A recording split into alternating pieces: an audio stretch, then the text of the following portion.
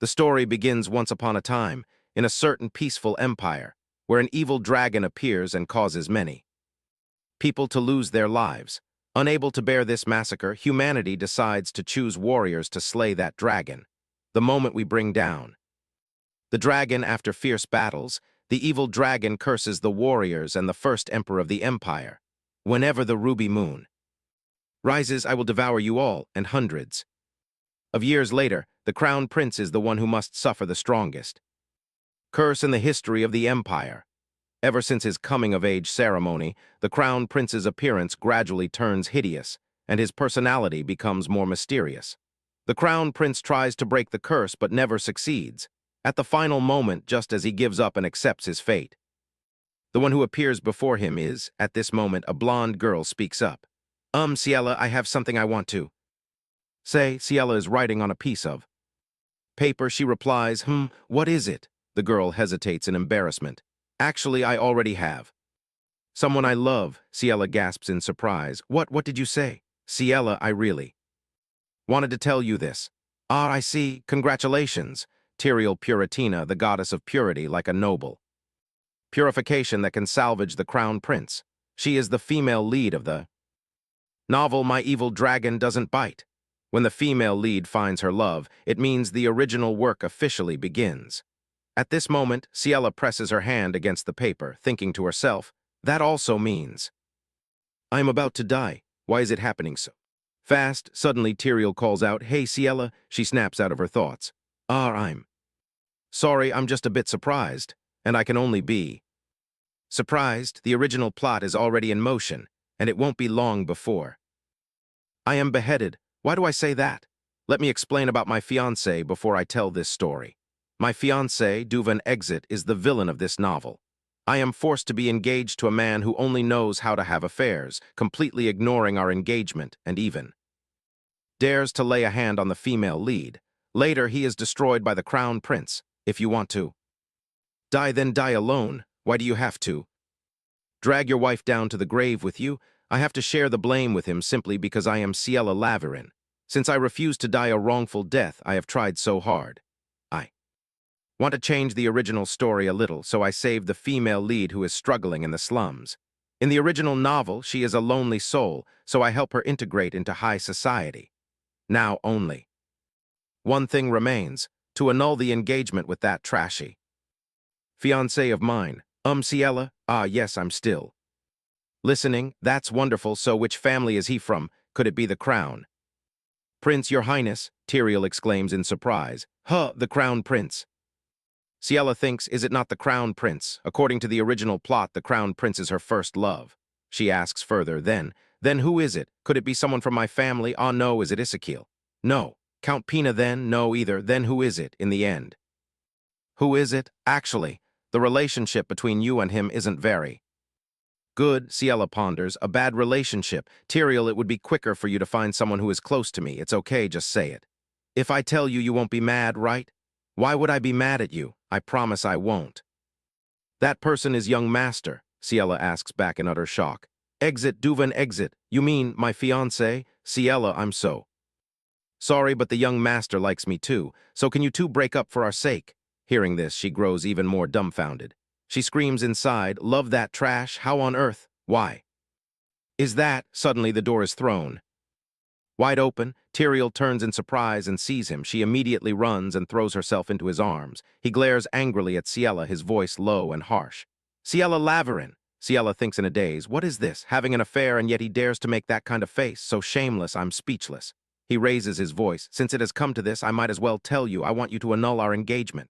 Tyrael looks back with a tear-streaked face. Ciela, I'm sorry.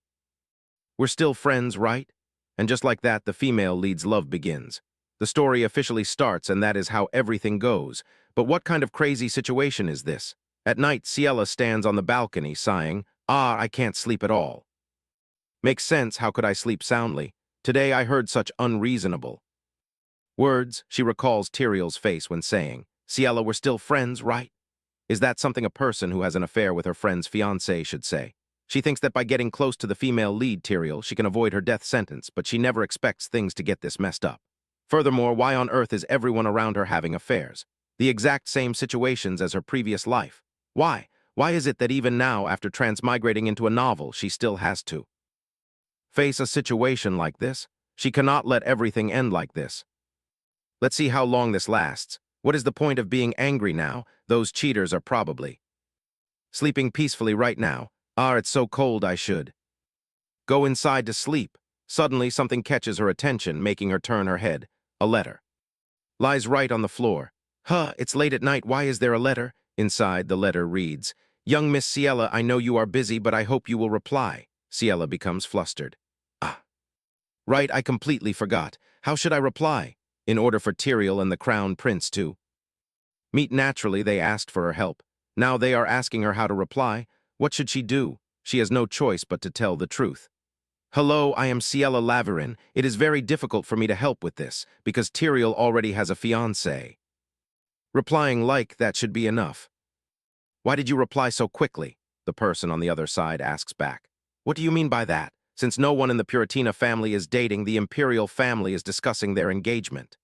She wonders in astonishment. Wait a minute, didn't they say they wanted them to meet naturally? Why are they already talking about engagement? Besides, Tyrael said she will get engaged to Duvan. What on earth is going on? Why is everyone saying different things? Duvan says, Tyrael and I are already engaged. Another says, the imperial family is pushing for the engagement of the two. If so, let the parties involved deal with themselves, but thinking about it, it is so infuriating. Do you all think I will meekly endure this like in my past life? I have had enough of being treated like a fool. If it has come to this, then I will go all out. Hello, Your Royal Highness the Crown Prince. I am Ciela from the Laverin family, although this is my first letter to you. I am sorry to have to say this. Your Highness's fiancé and my fiancé are in that kind of relationship. Can I meet you for a moment, if not, when are you free? Whatever. While those people are having an affair, why can't I do the same? Should cuckolded people have an affair with each other? A few days later on a peaceful morning. With birds chirping, everything is fresh and beautiful, but as soon as she sits up, she thinks gloomily, so this is what my life is like. A week passes, and there is still no reply from the Crown Prince. If I had known, I wouldn't have sent it. I shouldn't have sent it. The painful days pass by. I'm crazy, I'm doomed. I will be arrested for insulting the imperial family. She thinks so, but why does he ignore her letter? Right, after all, the protagonist is still Tyrael, isn't she? Whether she has an affair with another man or not, she can still be shielded by love, just like a damn spoiled female lead. Whether it's 2 or 3 of them, just stay together tightly. Suddenly a voice sounds out. My lady, may I come in? She quickly replies, yes, may, come in. My lady, are you all right? I heard you even skipped breakfast. You should eat this sandwich quickly. Thank you, May. All right, let's eat. Everyone must eat to live. Anyway, she already broke off her engagement with Duvan as she wished, so she is satisfied. May, why are you crying? Our lady is so exhausted that she can't even eat properly. How can those two act like nothing happened? I absolutely cannot just stand by and watch. I will ruin both of them. Calm down, May. I am fine. No, you are not fine at all. That's why, my lady, I have found a way to ruin both of them. May, what is this? This is the certificate of Tyrael's Love Control Squad. You probably don't know about it, right, my lady? Just hearing the name makes it sound like a matchmaking agency. But in reality, it isn't. It is a secret society that takes the lead in eradicating cheaters. I hear they have very good reviews. A series of reviews appear. My husband started coming home late. Thanks to this opportunity, I kicked him out and am now filing for divorce. Thanks to this opportunity, I am cured, even though I was exhausted trying to catch my husband cheating. May urges, let's go there, my lady, let's go ruin them together. She tries to stop her. Wait, May, wait a moment. But she urges, please put on your coat, my lady. Hurry up, my lady, I can only bring you this far. You must be careful. Huh, what? Actually, there are rumors that the master of this guild is a dangerous person.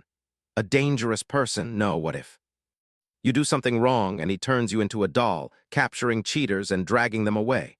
Some say they are tortured by him in the basement, so you must be careful. Of course, those are just exaggerated rumors. Suddenly, a man appears and speaks up. To some extent, it is the truth, the maid cries out, startled. Who are you? As you just said, I am the guild master. You two are here because you need my help, right? But only the client is allowed inside our guild. So, which of you is the client? May asks suspiciously. I have never heard of this. He asserts, however, whoever it is, there is no exception to this rule.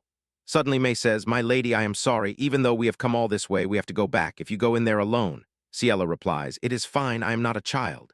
May is still worried, but Ciela cuts in. When I am done, I will call a carriage to return immediately. Don't worry. She turns to the young man and says, then please take good care of our young lady. Don't worry, we will serve the young lady with all our hearts. The thing is, because our young lady is very soft-hearted, you must not cancel the request midway and tell her to let it go. You must not do that. He thinks to himself, in the end, who is the soft-hearted one here? Ah, yes, I will do my best. Then I will trust you. You must take care of that person. Ciela waves goodbye. See you later, May. Then I will guide you this way. The two of them quickly go inside.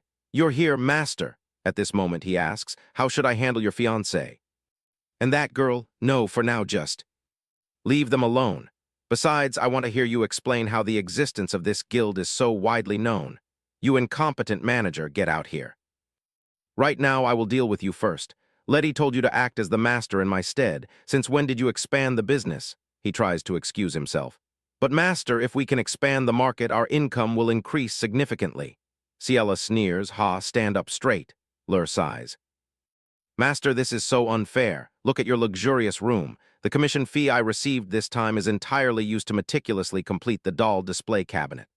Lur, if you want me to praise you, stop decorating the display cabinets. Instead, go quickly and gather evidence of Duvan's affair.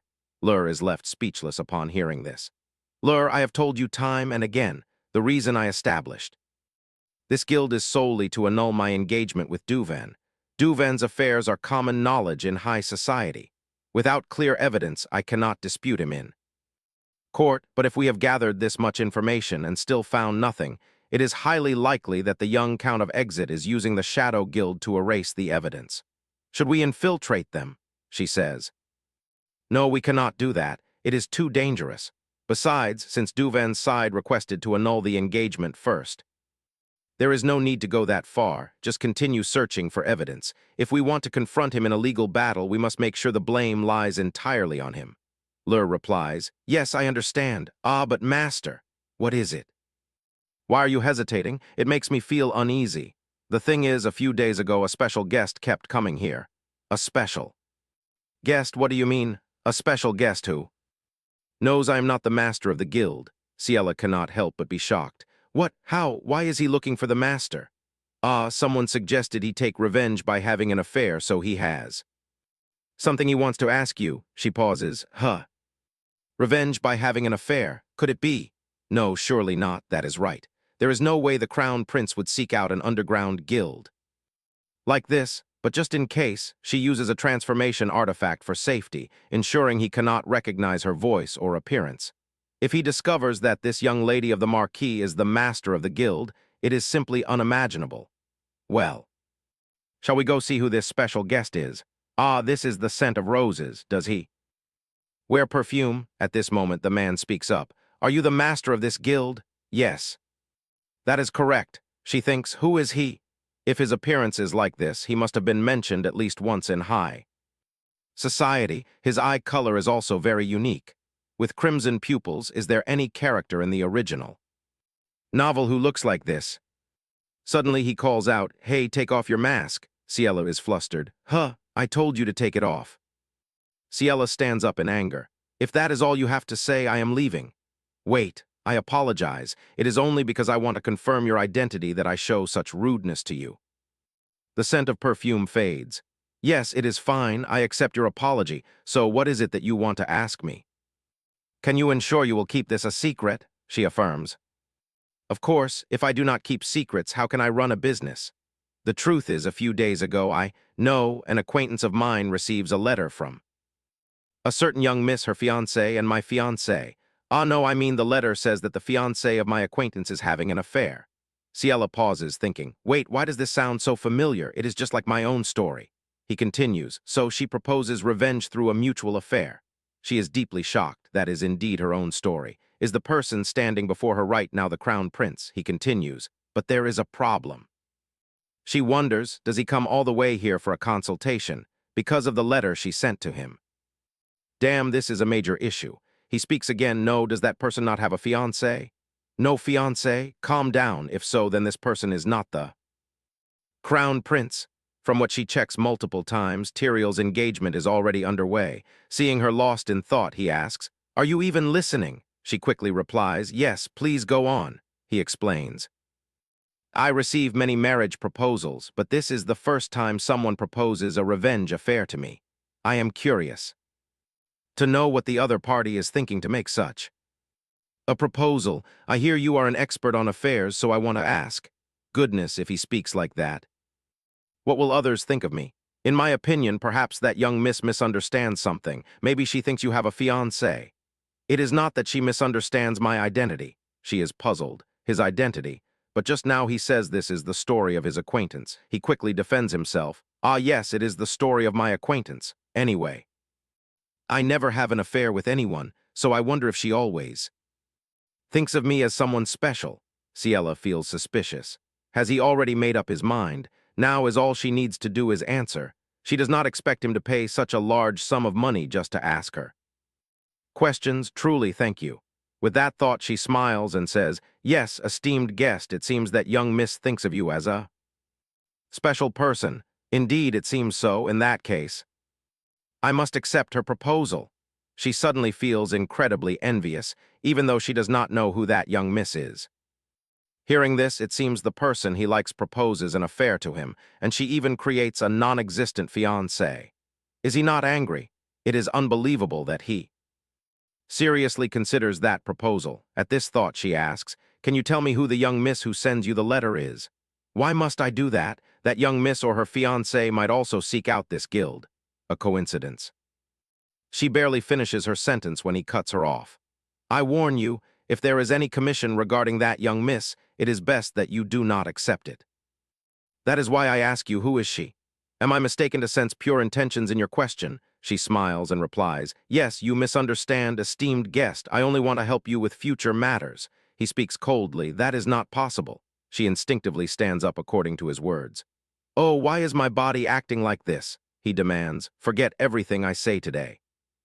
Now I can find out who is behind this mask." Ciela stands frozen, unable to move. "What am I doing? No. Wake up. If I take off my mask, my true identity will be discovered." "If so," she screams. "If so, then it is not allowed." Suddenly, he lowers his face and wonders. Is my ability not working? Ciela is also dazed and awkwardly scratches her head. "I am sorry, what do you just say?" She thinks. "Why am I like this? What happens to me just now?" He says, "I will visit you often in the future. I am leaving. You are always welcome, esteemed guest. Please go safely." He smirks, thinking she is the one who makes his power fail to manifest, and he must keep an eye on her. The next day, Lur asks in surprise, "Oh, master, why do you go to work 2 days in a row? If I stay at home, May will nag me. Besides, I have a very strange headache since yesterday, so I do not want to suffer any more pain." "If it is May, she is the maid who comes here with you yesterday, right?" "Yes, she asks me if I really submit a commission. She questions every single detail." "My lady, you do not submit a commission, do you? You just come back like that, don't you?" I have to quickly explain. "I submit it, I really do." Hearing this, Lur wonders, "Why do you not tell the truth to that maid?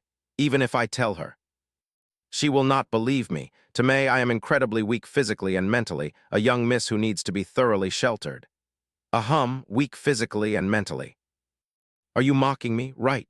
No, I am just surprised. Do you know what everyone says about you? Young Miss Laverin is the type who, even if she accidentally steps on a flower, will still apologize and shed tears. Honestly, you are more likely to make a doll and curse it. Just as he finishes, a pillow flies straight at his face, making him cry out. "Ouch!" Ciela screams. "Ah, it is not like that," Lur asks loudly in frustration. "Then what on earth is that doll? If it is not for cursing, who makes a human-shaped doll?" Ciela gently caresses the doll. "I like it, and besides, no doll deserves to be cursed." "You do not curse it. Back then you order it from a professional curse doll maker and describe every detail. I hear everything, you know. Hair and eyes like molten gold, lips that seem to invite kisses and delicate ears." Ciela feels a pang of guilt. Does he remember all of that? Lur continues, "If you are not describing a specific person, why do you go into such detail? I do not know who is being cursed, but if they find out about this, they will surely pass out from shock." Ciela cradles the doll in her hands and kisses it gently. "I do not use it to curse." she ponders. Is this her favorite item, the male lead and crown prince of this novel? This is a doll made in the likeness of Gino's. At that time, the puppeteer explains that because they have no money to pay the commission fee, instead of receiving money, she accepts the doll. She cannot explain this in detail. At this thought, she says, "Letter, you speak nothing but nonsense. I am leaving now." "Where are you going? Are you going alone? Do you want me to help you with anything?" "No need, it is my personal matter." "Personal?" As if knowing Lur's intentions, she threatens, "Ah, and one more thing, if you dare follow me, I will kill." "You," he cries out helplessly, "master." After a while, she arrives at a shop to buy many things. The shopkeeper lists a continental map, a compass, foreign language textbooks, a travel autobiography, and an immigration guide. Ciela replies, "Yes, sell me all of these, thank you, please come again." "Yes, it is already too late, no matter what I do." Tyrael, Duvan, and Gino's already start their love triangle. "If I get caught up in it, I will surely be doomed. So before that happens, I will leave this empire," she tells herself surely when she returns. May runs over anxiously to ask, "My lady, where do you go without telling me? What are you holding?" "May, only you know about this. I am about to leave this empire." "What? Why do you suddenly say that? I will tell master myself. He will definitely not let you leave." Just then the butler walks in to announce, "My lady, apologies for interrupting, but a guest is here to see you." "A guest? I do not have any appointments today." The butler replies awkwardly, "Well, although I do not know who he is, he says he must see the young miss." How strange, the guest does not reveal his identity. Could it be that something happens to Lur while she is out shopping? After hesitating for a moment, she tells the butler, "Let the guest in." The door immediately opens. The sunlight streams into the room and blinds her, making it hard to see who it is, and she only hears a greeting, "Hello, young miss." She slowly recognizes the golden hair and the eyes with a brilliant golden glow. The crown prince, her ideal type, her absolute favorite character is Gino's. He never even steps out of his room.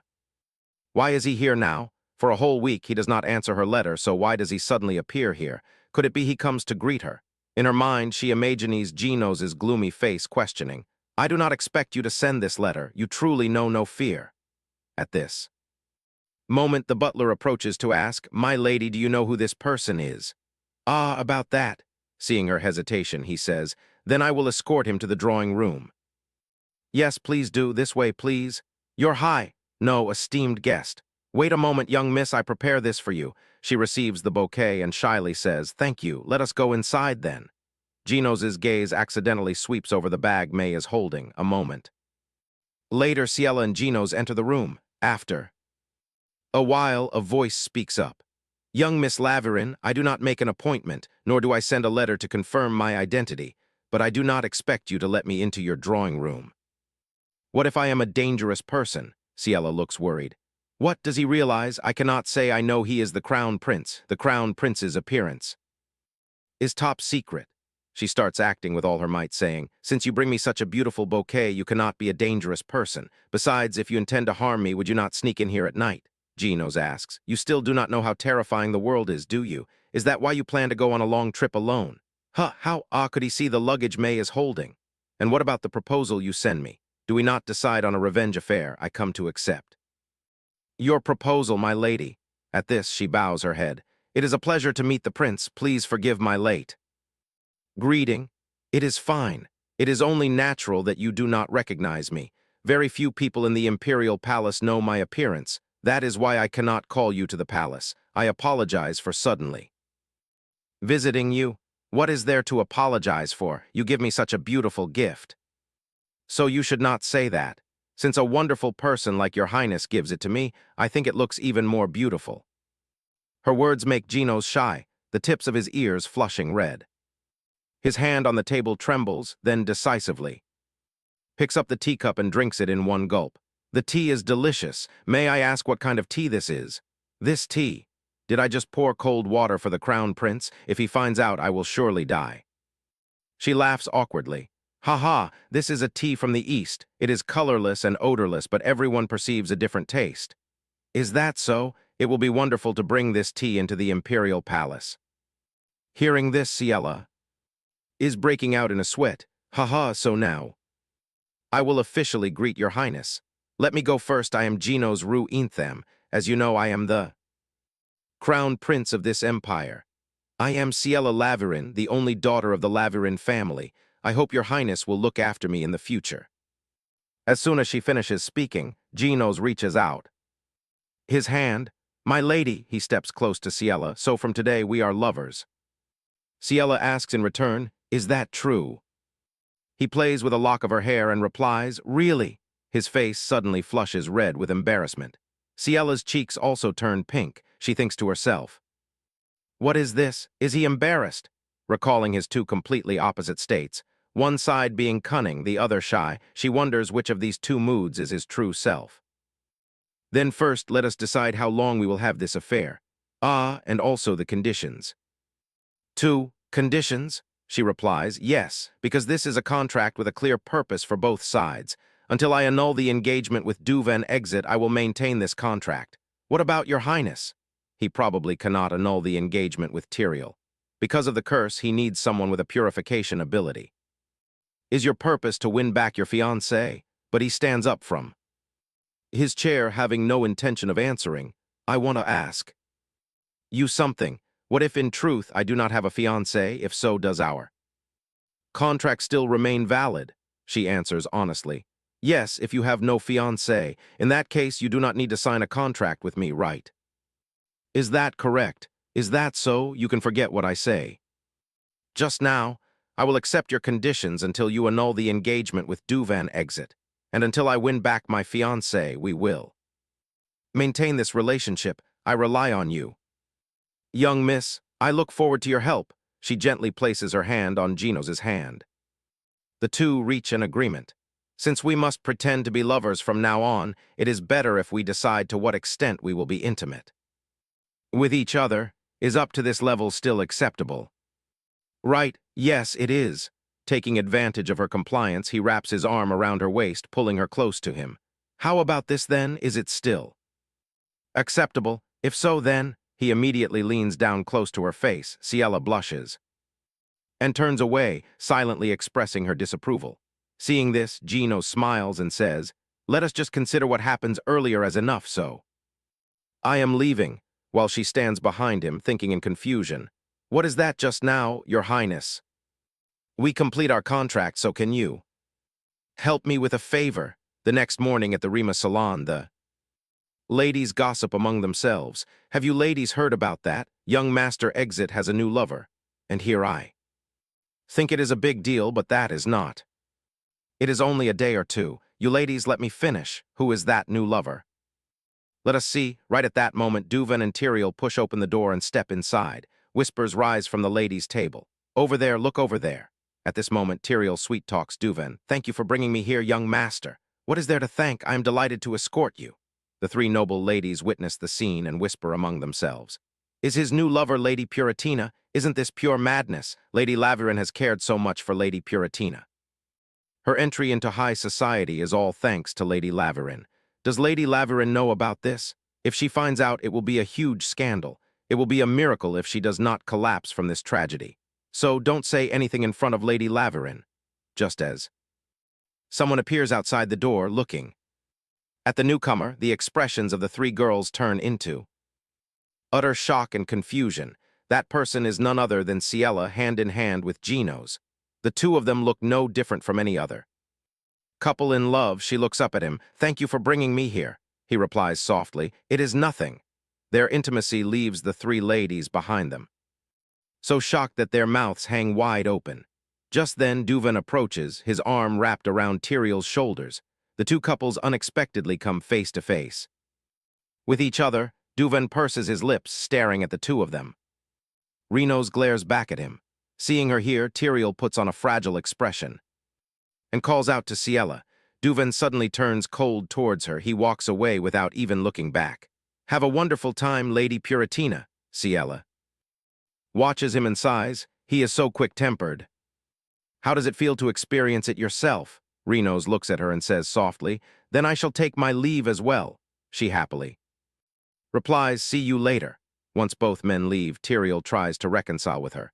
Ciela, I have been so eager to see you. It feels like we haven't had a proper conversation since then. She completely ignores her, sneering coldly. Well, is there anything left for us to say to each other? What? Wait, you and I still have things to say. Right at that moment, the black-haired girl chimes in, calling out to her loudly. Lady Laverin, you seem to be looking for a place to sit. Come over here, join us, my lady. Before moving away, she glances at Tyrael's expression. She stands frozen there. As the other girl pulls her back to the table, she speaks up in frustration on Ciella's behalf. I have no idea what Lady Puratina is thinking. Since she owes you so much, shouldn't she know better than to behave like this? Ciella says nothing, silently. Savoring her tea. By the way, my lady, I'm a bit curious. Who is the gentleman from earlier? Ciella beams and replies, he is just an older brother from the temple, whom I know, and then this temple brother accompanies me everywhere, and consequently he ruins the mood of that Duven, driving the bastard absolutely boiling mad. Several days pass, and it is now evening. Ciella looks at May and asks, has he gone to the court to demand an annulment of the engagement yet? But May only shakes her head. Ciella thinks to herself, even if he flies into a rage and cancels the betrothal immediately, it is still not enough. Why is there no news at all, in any case? She needs a powerful blow. She writes a letter to Geno's. Your Highness the Crown Prince, would you like to go shopping for clothes with me tomorrow? At this moment, May's voice carries a hint of anger. What on earth is that person doing? Huh, is he the man who has been accompanying you these past few days, my lady? Are the rumors of an affair true? Where do you hear that? You can hear it anywhere. High society talks about nothing else lately. Who is he, my lady? Why do you not say anything? He is not a strange person, is he? Ciella smiles and says, he is indeed a strange one, the man with whom I am having an affair. May blushes and gasps, what? What is it? Duven is having an affair, so why can't I?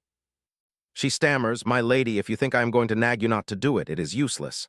No, I completely approve of you having an affair. But if you are going to do it, I think it is much better to do it with someone exceptionally handsome. Feeling a pang of guilt, Ciella gives a strained laugh and leaves May behind as she walks downstairs. May, I want to hear more of your thoughts, but at this rate I will be late. She hurries after her. My lady, he absolutely must be handsome, powerful, and wealthy, like His Highness the Crown Prince, for instance.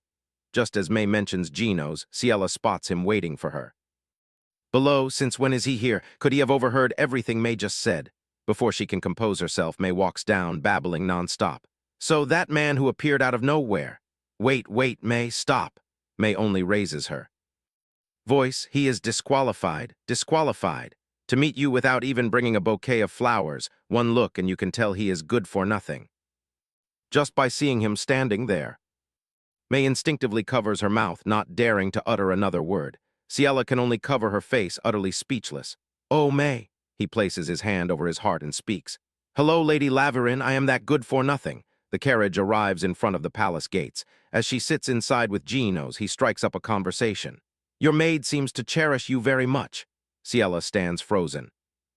Giving a forced laugh, he speaks again. To have an affair with you, one must be at the level of the Crown Prince. It seems I am in luck. She does not mean any harm. I beg your Highness to forgive her. No, it is quite all right. I am not offended. As your maid says, I am the only one in this entire empire who meets all those conditions. What do you think? She wonders if the Crown Prince is also human, so there is no way he hates being praised. Then let me try to play the socialite properly. Just this once. Ciella showers him with such confident flattery that it makes him blush.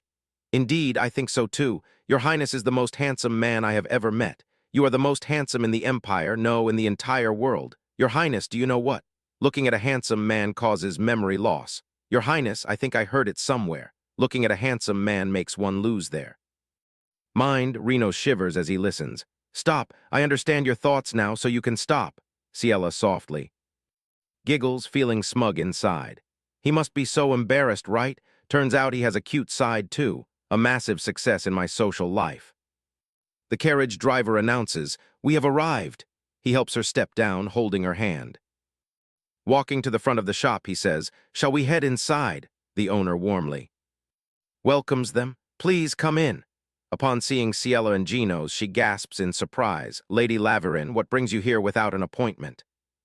She silently evaluates the situation. The owner's panic upon seeing her speaks volumes. So the rumors must be true. Duven, it seems you are here to wear matching outfits with Tyrael, aren't you? Let me watch closely to see if you will still send the annulment request. Even after being humiliated in front of everyone, I am just dropping by. I wish to browse some outfits. That's so, but my lady, I am terribly sorry, but what can we do? The shop's interior is currently undergoing renovations. I apologize, but please return on another day. How strange. You clearly welcomed me with a smile just a moment ago. Besides, a quick glance shows the shop is already repaired and spotless. The saleswoman stammers, well, that is, Ciela is determined to get inside this time. Watching her lie is so exhausting. Why not just let us in? Please come inside. The two of them walk straight into the shop. She smiles to herself. Just you wait, Duven. Today I will have a proper showdown with you. The staff introduces. Our new collection for this season is displayed. Over here, please look around and wait a moment. Do you normally come here? Occasionally. Usually they show me the garments beforehand, but not today. I will try to ensure we do not run into them. But we are here to meet them, aren't we? What should she call him in public? She cannot simply call the crown prince by his name. Sensing her hesitation, Renos prompts. Renos? Ciela is surprised to feel him taking her hand. Renos repeats, you may call me Lord J, my lady. She beams, all right, Lord J. Suddenly, Duven appears out of nowhere, shattering the romantic atmosphere. What are you doing here? Renos glances at her. Ciela also looks at him, signaling. He charges over in a rage to interrogate them. Look at you, answer me. Properly, is this bastard really your lover? She leans close to Genos, their bodies intimate. Ciela replies nonchalantly, of course, Lord J and I are extremely close. Can you not see for yourself? Duven's face darkens as he mutters, enough, I admit defeat. Her voice is full of annoyance. What defeat? Fine, I will do as you wish, no matter. How many girls I meet, the one I love most is still you. Is that enough? Suddenly, Duven rushes forward and grabs her hand, startling her. What nonsense is this? Now she quickly steps back. What, are you crazy? Renos, who has been watching the drama, finds it eyesore. How utterly mad are you? In your right mind? Duven steps close to him and points. You are the one who is out of his mind. I don't know which corner you crawled out of, but get lost while I am still speaking nicely. Do you want to fight? That sounds fine. Ciela rushes in to stop them. Both of you stop. Wait, why is this man so passionate about acting out this affair? Amidst the tension, someone suddenly calls out. And Ciela recognizes Tyrael's voice immediately. Tyrael appears out of nowhere. Ciela notices the outfit she is wearing. Wait, could that dress be? Ciela, why did you just leave like that yesterday? Did something happen? The more Ciela looks, the more familiar it seems. Is the dress she is wearing today her engagement dress? In that case, that Duven bastard came here to choose an engagement dress, yet he still confesses to me. Is he completely insane? Tyrael starts questioning again. Ciela, I have something to ask. Who is this gentleman? What, do the two of them not know each other at all? No wonder even when they accidentally pass each other in the beauty salon, they do not recognize each other. It seems their engagement was arranged without them ever meeting. Is this how highborn nobles always get betrothed?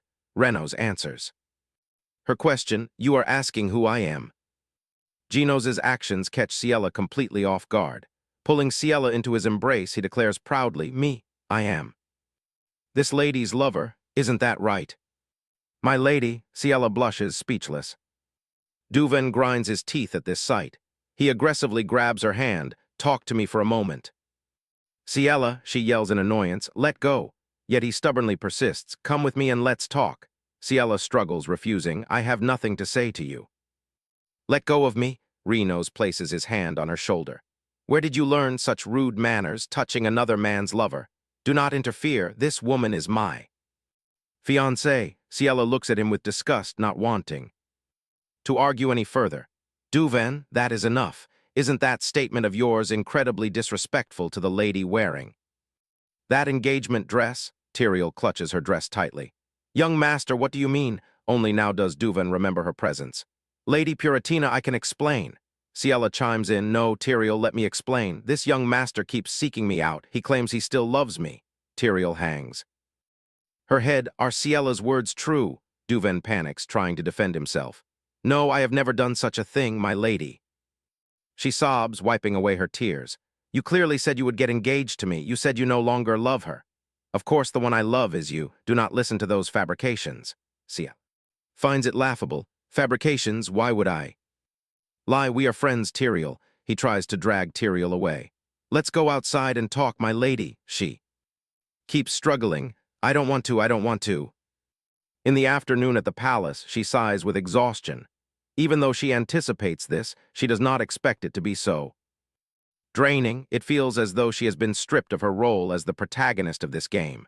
She recalls the scene of Duvan saying, "The one I love is still you," and a shudder runs down her spine. Does he really think behaving like that will yield success? Suddenly, Genos asks, "Why did you get engaged to such a person, my lady? It is a betrothal arrangement between two families. What else could I have done?" It seems that man will not let you go so easily. Oh, do not worry about that.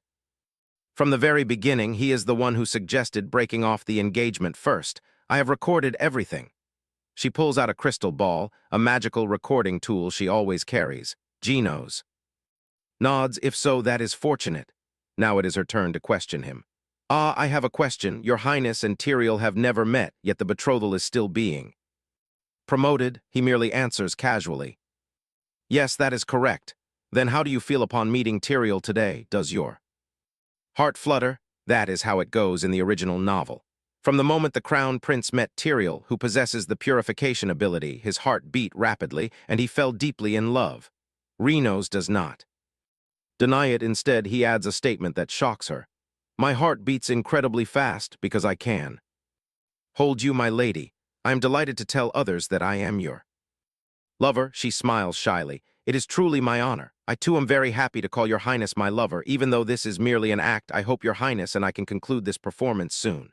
Yes, Ciela replies, it is coming to an end. After reflecting for a moment, her mood lifts slightly.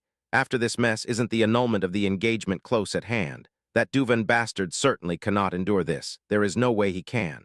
But is this always the way to win someone over? Outside the study, a sudden commotion breaks out. You must not.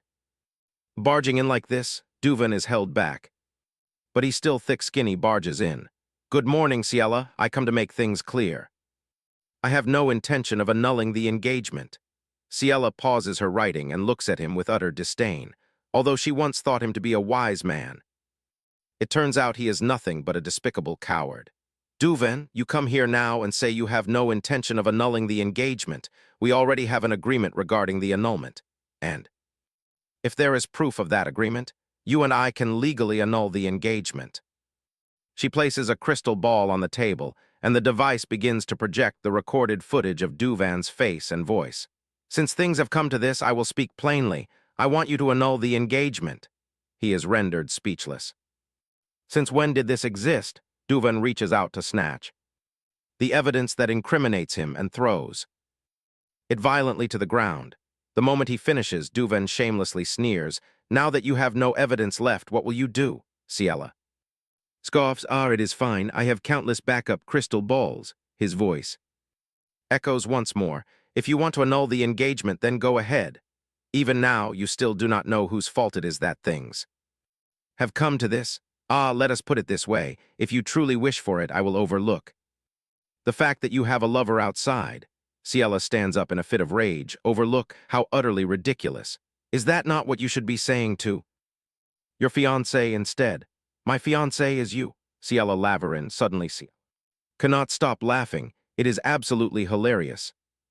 Anyone looking at you would think you are the most innocent man of the century. Fine, if you do not send the papers to annul the engagement, I will. Ciela, perhaps you have forgotten one important thing. Do your parents allow this annulment? Do you not? Remember that back then your family was no different from beggars. Who was the one who helped your family rise again? Surely you have not forgotten, have you? Your family will certainly never be able to escape mine. Annulling the engagement is not something you can decide. So that is it. That money has always been the issue. But do you really think I did not take that into account? How utterly pathetic. If you still have time to threaten me like this, you should go home and write the annulment papers. I give you exactly 3 days. If you do not intend to send them, then do not even think about showing your face in high society again. The man calls out her name in helplessness, but without letting Duvan speak another word, she calls out loudly, "Butler, the guest is leaving. Open the door at once." The butler arrives and advises him to leave before the young miss grows even angrier. "Young Count, you know very well how terrifying her power can be." Duvan clenches his fists. "You will regret this, Ciela, just wait and see." With those words, he turns away and slams the door. May enters and asks, "My lady, are you all right? Oh, why are there so many glass shards here? Are you hurt anywhere, my lady?" "I am fine. I am not hurt." May sits down and picks up each shard, putting them into her handkerchief, which startles Ciela. "May, why are you cleaning that up with your bare hands?" "I am all right, my lady. Also, there is still no reply yet. The letter sent to Count Valentine. You mean the matter of me asking him to sign the annulment agreement, right? Even if he replies now, it is too late. Ah, but another letter has arrived, my lady. I intended to read who sent it, but the handwriting is so bad." This handwriting belongs to Lear. After reading the contents, she clicks her tongue. "Huh, just as I thought." "May, can you prepare an outdoor outfit for me? Right now, where are you planning to go, my lady?" "To catch this runaway old man." Genos's voice can be heard within the palace grounds. "How strange. Normally, Count Valentine would pass through the park at this hour, but we have been waiting for an hour. Are you tired?" "I am fine. I only worry that because of me, Lord J is getting exhausted. You really do not need to come here, but you might face danger." "What danger could there be? I only need to get the signature required for the annulment." "Do be careful. I hear that the Exit family and Count Valentine are very close. You must not let your guard down. Even if it is dangerous, it is better to face that old man than to find no trace of anyone at all." "Please do not say that. Why must you think of such things?" Genos looks at her in silence. He reaches out and gently places his hand on hers. Surprised, she calls out, "Lord J." He holds her hand and leads her away. "Come over here for a moment. You like sweets, right? I like them too. But that is cotton candy. I hear that eating sweets helps lift one's mood." "How do you know this is sweet? Is there cotton candy in the palace too? This is a street snack." "No, it is not like that, but I have heard of this treat before. I only know that it is very sweet." Hearing this, she teases him. "Cotton candy must be washed before eating, but there is nowhere to wash it, so this is quite tricky." Ciela asks innocently, "Do we wash it before eating?" "Yes, that is better for your health. Why don't we go over there to wash it? The water at the fountain." "Come on, hurry, Lord J. Will you wash it for me?" He immediately agrees, saying that if she wishes, he will tear off a piece of the candy and actually dips it into the water. The cotton candy melts away and vanishes, startling Genos. Flustered, he says, "The cotton candy is gone." Ciela bursts into laughter at his sheer cuteness. Only now does he realize he has been tricked. "My lady, this does not need to be washed with water, right? I am sorry, Lord J. I suddenly just wanted to tease you." "Lord J. You look so adorable at times like this." While enjoying the moment, she catches sight of a figure dressed in black. "Wait, that person is definitely Count Valentine." Ciela turns around and signals to Genos. Night falls and the man stealthily walks through a dark alleyway. He looks around warily. "What is this? It feels like someone is following me. Could it be?" His face shows signs of anxiety and exhaustion, and the growing unease forces him to look behind him. "Who is there?" Ciela speaks up. "Hello, Count Valentine. Since you kept ignoring my attempts to contact you, I have come to meet you directly." Damn it, I must run. But the moment he turns around, Genos is standing there, cornered by both of them. He can only curse in anger. Damn it. Afterward, they go to a place to talk. Ciela says, "I was wondering why finding you, Count, was so difficult." "So it turns out you have been hiding in a place like this." Seeing him remain silent with his eyes darting around, she asks, "Are you planning to run away? How could you? You cannot go anywhere until you have a serious discussion about my annulment." "My lady, I will be frank, I cannot possibly sign those annulment papers. With that signature, I would be in conflict with both the Count and the Marquis. Count Valentine, pray tell, since when have you been so close to my family? Please tell me the truth. Did Duvan Exit bribe you with something? Why do you say such hurtful things to me? I only wish for your relationship to mend." Ciela knows all too well that he will never tell the truth. She clutches the hem of her skirt and warns him, "It seems we do not understand each other, so speaking further is pointless. As a member of the Laverin family, I have no other choice, if this is what you prefer instead of a polite conversation. Then I am more than willing, Genos. Realizes Ciela wants to use magic. My lady, instantly the Count is enveloped by a dark aura. He cries out in panic. Save me. Ciela shows no sign of stopping. He rushes over to calm her down. If you keep this up, you will faint. Only now does Ciela regain her composure, thinking to herself, asterisk, damn it. Because his lie was so blatant, I lost my temper. He screams, is this an abuse of power? Even now I am still being followed and threatened. And to be precise, the witnessing of the engagement back then. Ciela thinks to herself, asterisk, I feel so dizzy. I only used a little of my power, yet it drains so much mental strength. He urges Ciela to leave. My lady, let us go back. She feels a bit reluctant, but he insists. No, come back with me. In any case, he will never understand my intentions. Yes, I will return and find another way, she resolutely declares. I will find a way to annul the engagement without this person's signature. It seems this is the only way left. Without the notary's signature, even the imperial family cannot annul the engagement. Ciela uses her magic again to terrify him. She storms out in frustration. Just wait and see whether I can annul this engagement or not. In her study, her mood is extremely foul. That bastard Duvan, did he bribe the Count? Yesterday, I planned to use my power to get his signature. Thinking back, it almost became a disaster. If Lord J had not stopped me, what would have happened? Thank you, asterisk. Lord J, but what should I really do now? Wait, is it true that Duvan bribed Count Valentine with money? No matter how I look at it, he is not someone who can be bought with money. Just then, Lear walks in from outside. Greetings, master, are you pleased with the letter I sent last time? Yes, I must admit your information-gathering skills are outstanding. That is only natural. I have brought one more piece of news here. Not long ago, there was a request for assistance in divorcing a cheating husband. I want to divorce my unfaithful husband. He has been in a secret relationship with a certain young lady for quite some time now. It is shameful, asterisk. But my husband's name is... She reads up to that line and suddenly gasps. Count Valentine? Lear speaks in a mocking tone. Yes, and let us see who his mistress is. If it is Layla, then she is Duvan's sister, she asks. Lear, if there is any concrete evidence. Of course, master. In the projection, the images of the two appear. She acts coquettishly. My lord Count, between me and your wife, who do you love more? Of course I love you more, young miss. If she did not hold a noble title, I would have divorced her instantly. Oh, Count, last night you were wonderful. At this point, Ciela frowns and tells him to stop. This is too disgusting for me to hold. No wonder, with such a relationship between them, he chose to side with Duvan. This is simpler than I thought. Suddenly, Lear asks, do you have nothing to say to me? Understanding his meaning, Ciela praises him. As expected, our master's assistant is the best. Then I will show you the fastest problem-solving speed since the guild's founding. Later, at a grand building, someone speaks. This artwork is the legacy of Maldiria. The value of this piece has increased because of the will he left behind.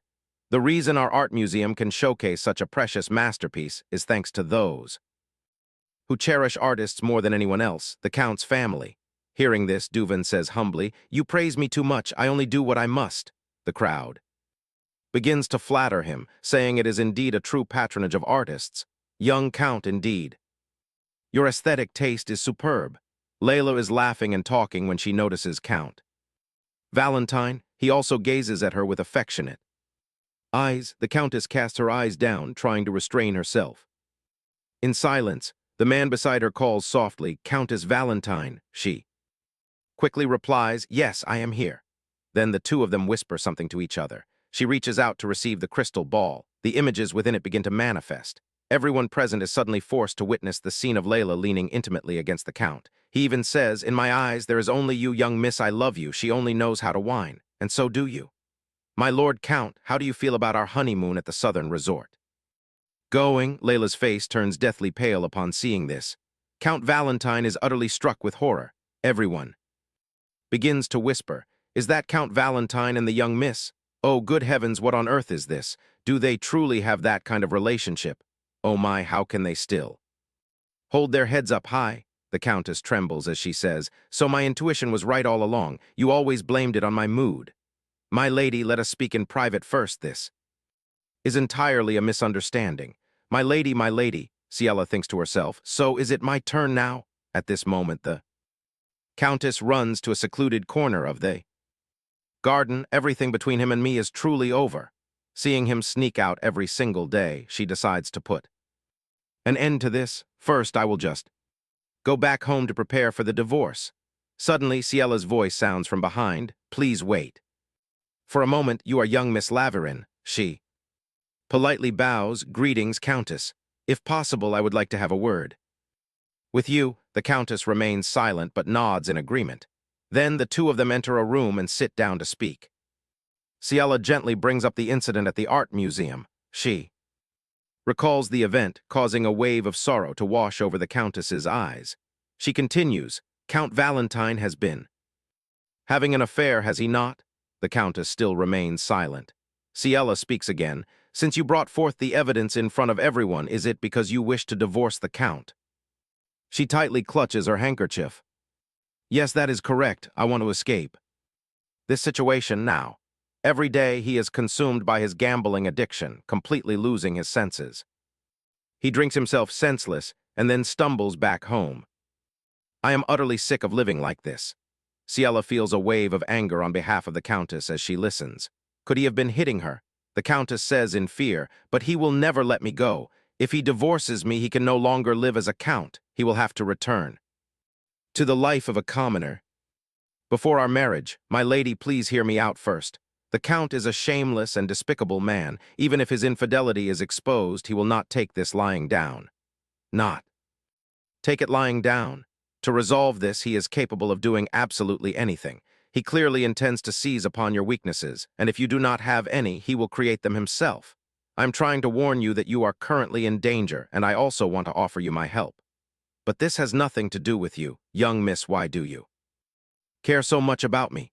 Ciela thinks that, of course, helping the Countess and obtaining Valentine's signature is highly crucial, but compared to that, she says aloud, you are right, I have no personal stake in this. I know that very well, but I deeply empathize with the pain of being betrayed by someone you trust. Therefore, my lady, please let me help you.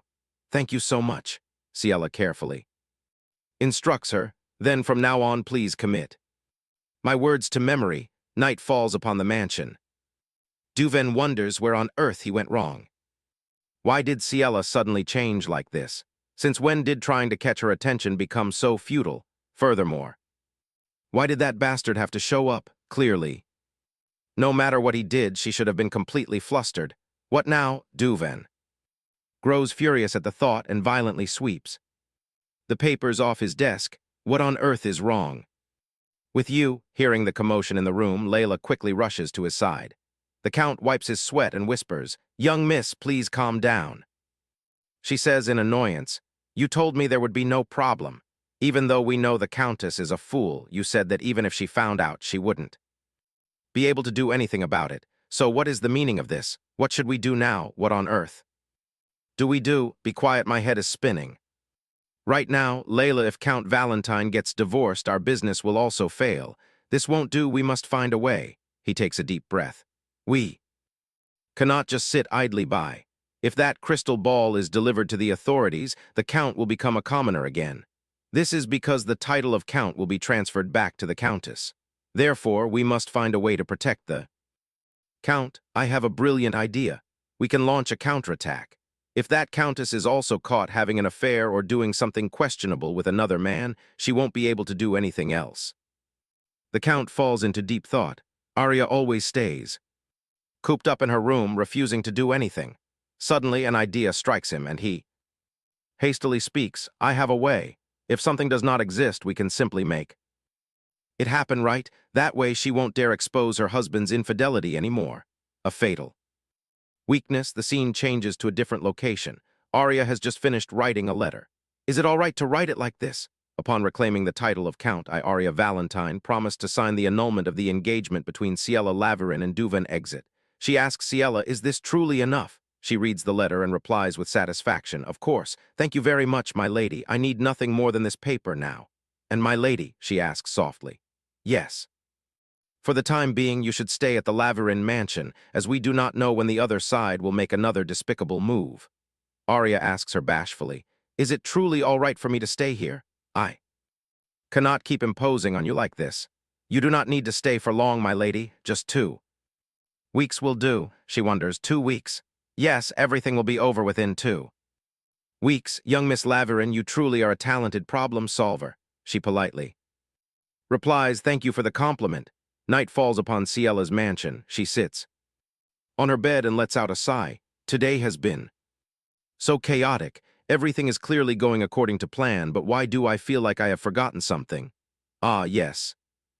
Lord J, when I asked him to accompany me to the boutique, and when he went with me to keep an eye on Count Valentine, I was unable to thank him properly. Is he not far too kind? This is troublesome. In a world so harsh, if he continues to live so naively, he will surely be taken advantage of by people like me.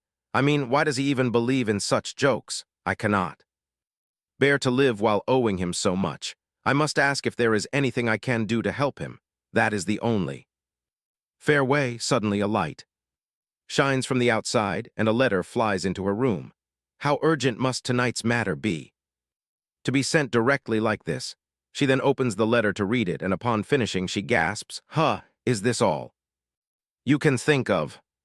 But unexpectedly, this is much easier than I thought, isn't it? The Countess's complexion improves day by day. It is only natural when living far away from that awful husband. However, according to the letter I received last night, the real issue lies in today. Ciella reassures the Countess not to worry. This is the Laverin estate, and I am a Laverin. At night at Ciella's mansion, there are 2 suspicious figures observing the estate. They quickly approach and peer inside the room through the window. They swiftly pry open the door to slip inside, making their way to the bed.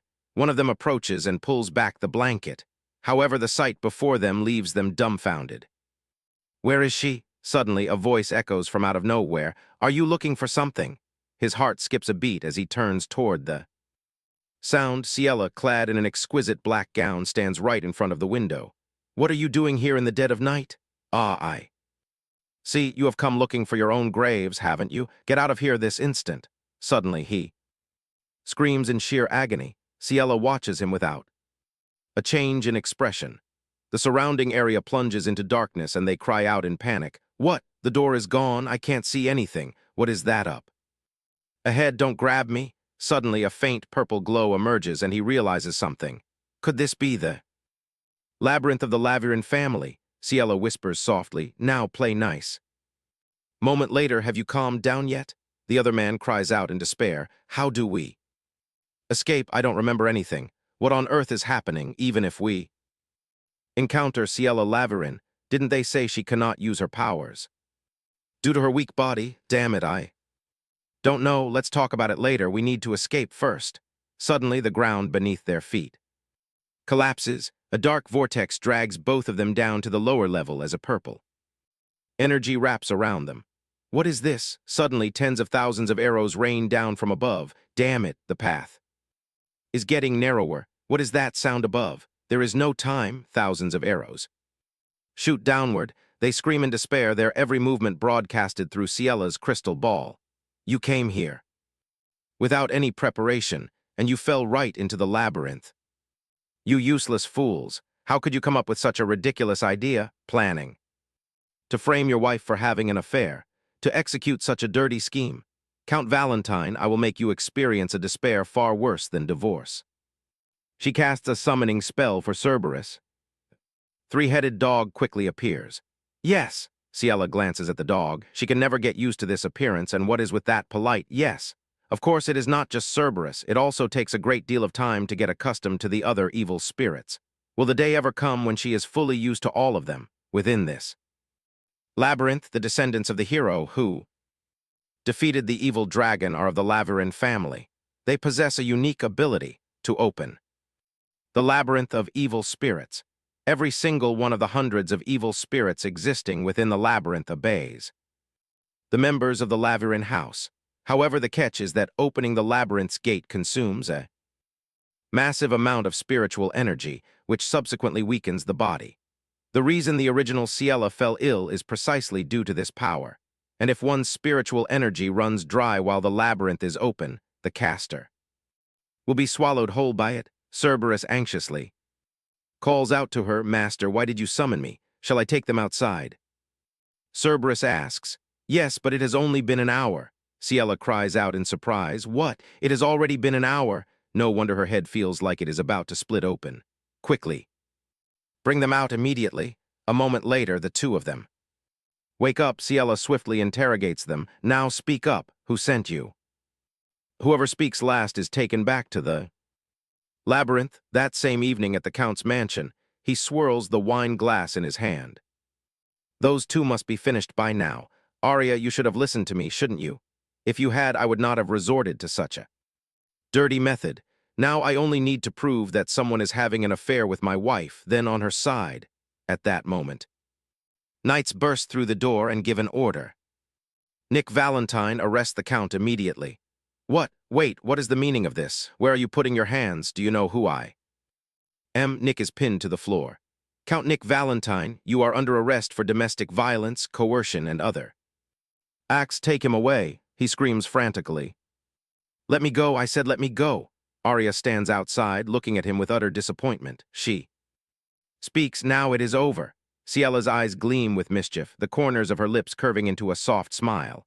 "No, it is still not over." Arya wonders, "Why is it not over yet?" Ciela replies, "Those adulterers must be taught a lesson, the true taste of life inside a dark dungeon." Nick sits there muttering, "This cannot be. There must be some problem. It cannot turn out like this. How could that foolish woman?" He is cursing when he suddenly freezes as someone approaches. "My lady, I know you will come." "Bail, yes, they say if the bail is paid, they will release me. Did you bring the money?" "I told them that once I return home, I will give them the money immediately, but they still refuse." "My love, why are you not saying anything?" "Nick, let us divorce. I no longer wish to live with you." "What are you saying? Is it because of the incident last time?" "Whatever it is just a misunderstanding." "Yes, only a misunderstanding." Arya remains unswayed, stating flatly, "Tomorrow I will submit the evidence of your affair to the authorities. I will also surrender all your assets to them." Nick desperately pleads, "My love." Suddenly, Arya pulls out a piece of paper and says, "But there is still one thing I want to give you. This is the deed of transfer of Count Valentine's assets to you." Nick's face darkens as he gasps. "What?" Arya explains. "The title, the land, and the mansion are transferred to me, but with the gold mine and the remaining assets, you can still live comfortably." Before she can finish, Nick flies into a rage, snatching the contract as he screams, "Give it to me. Do you think giving me your assets will work? Still as foolish as ever. So I just need to sign here, right?" With that, he signs the contract, then throws the paper toward Arya and asks, "Is this enough? To me, a title is nothing as long as I keep the gold mine and these assets. I do not need you." Arya remains silent all this time. Ciela approaches and calls Arya. Arya says quietly, "Just as you predicted, young miss, how tragic." Ciela remains silent, her expression deep in thought. She steps in front of Nick and speaks in a mocking tone. "Congratulations, you are now drowning in debt." "What debt? Is there something wrong with your eyes? It is written clearly on this paper. She transfers all assets to me." She slowly picks up the contract. "But I am congratulating you, is it not?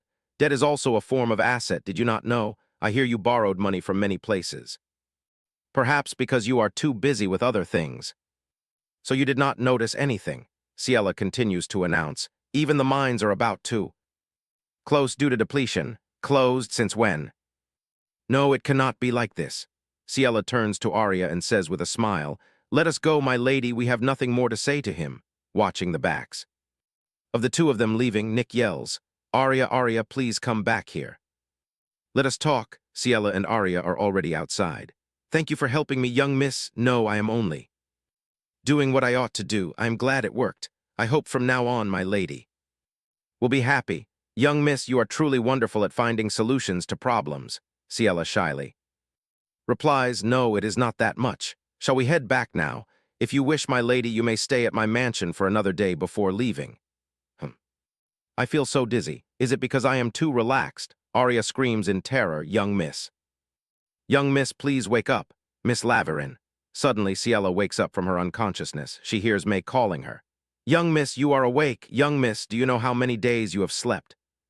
Or not, I was so worried I thought you would never wake up again.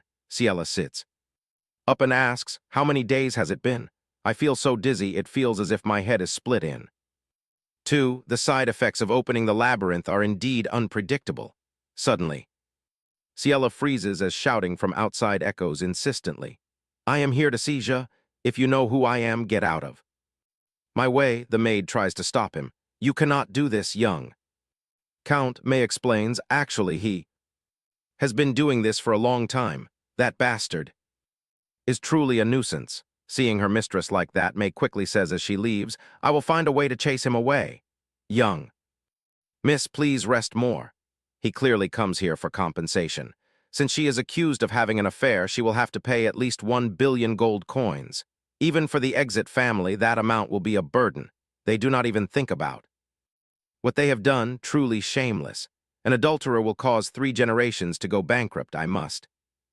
But before she can finish her sentence, she falls asleep. Until midnight, the bedroom sinks into silence and something quietly arrives.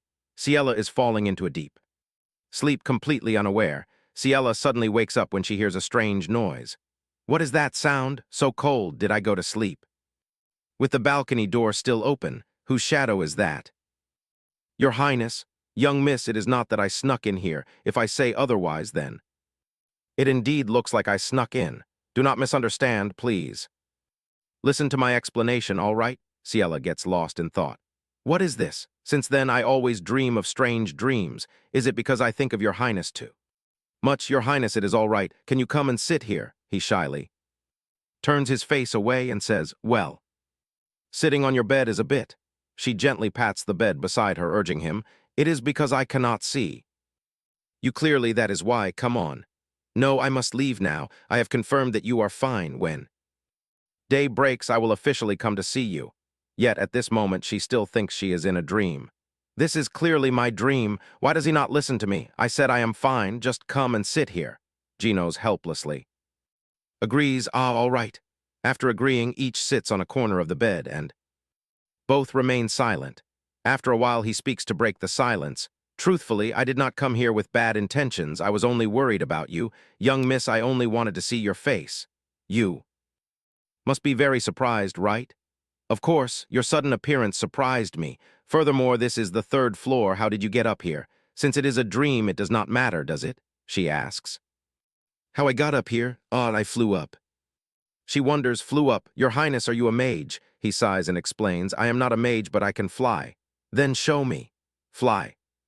Here, right now, she responds, and at the same time gets off the bed. Yes. He looks up at her and says, right now is a bit difficult.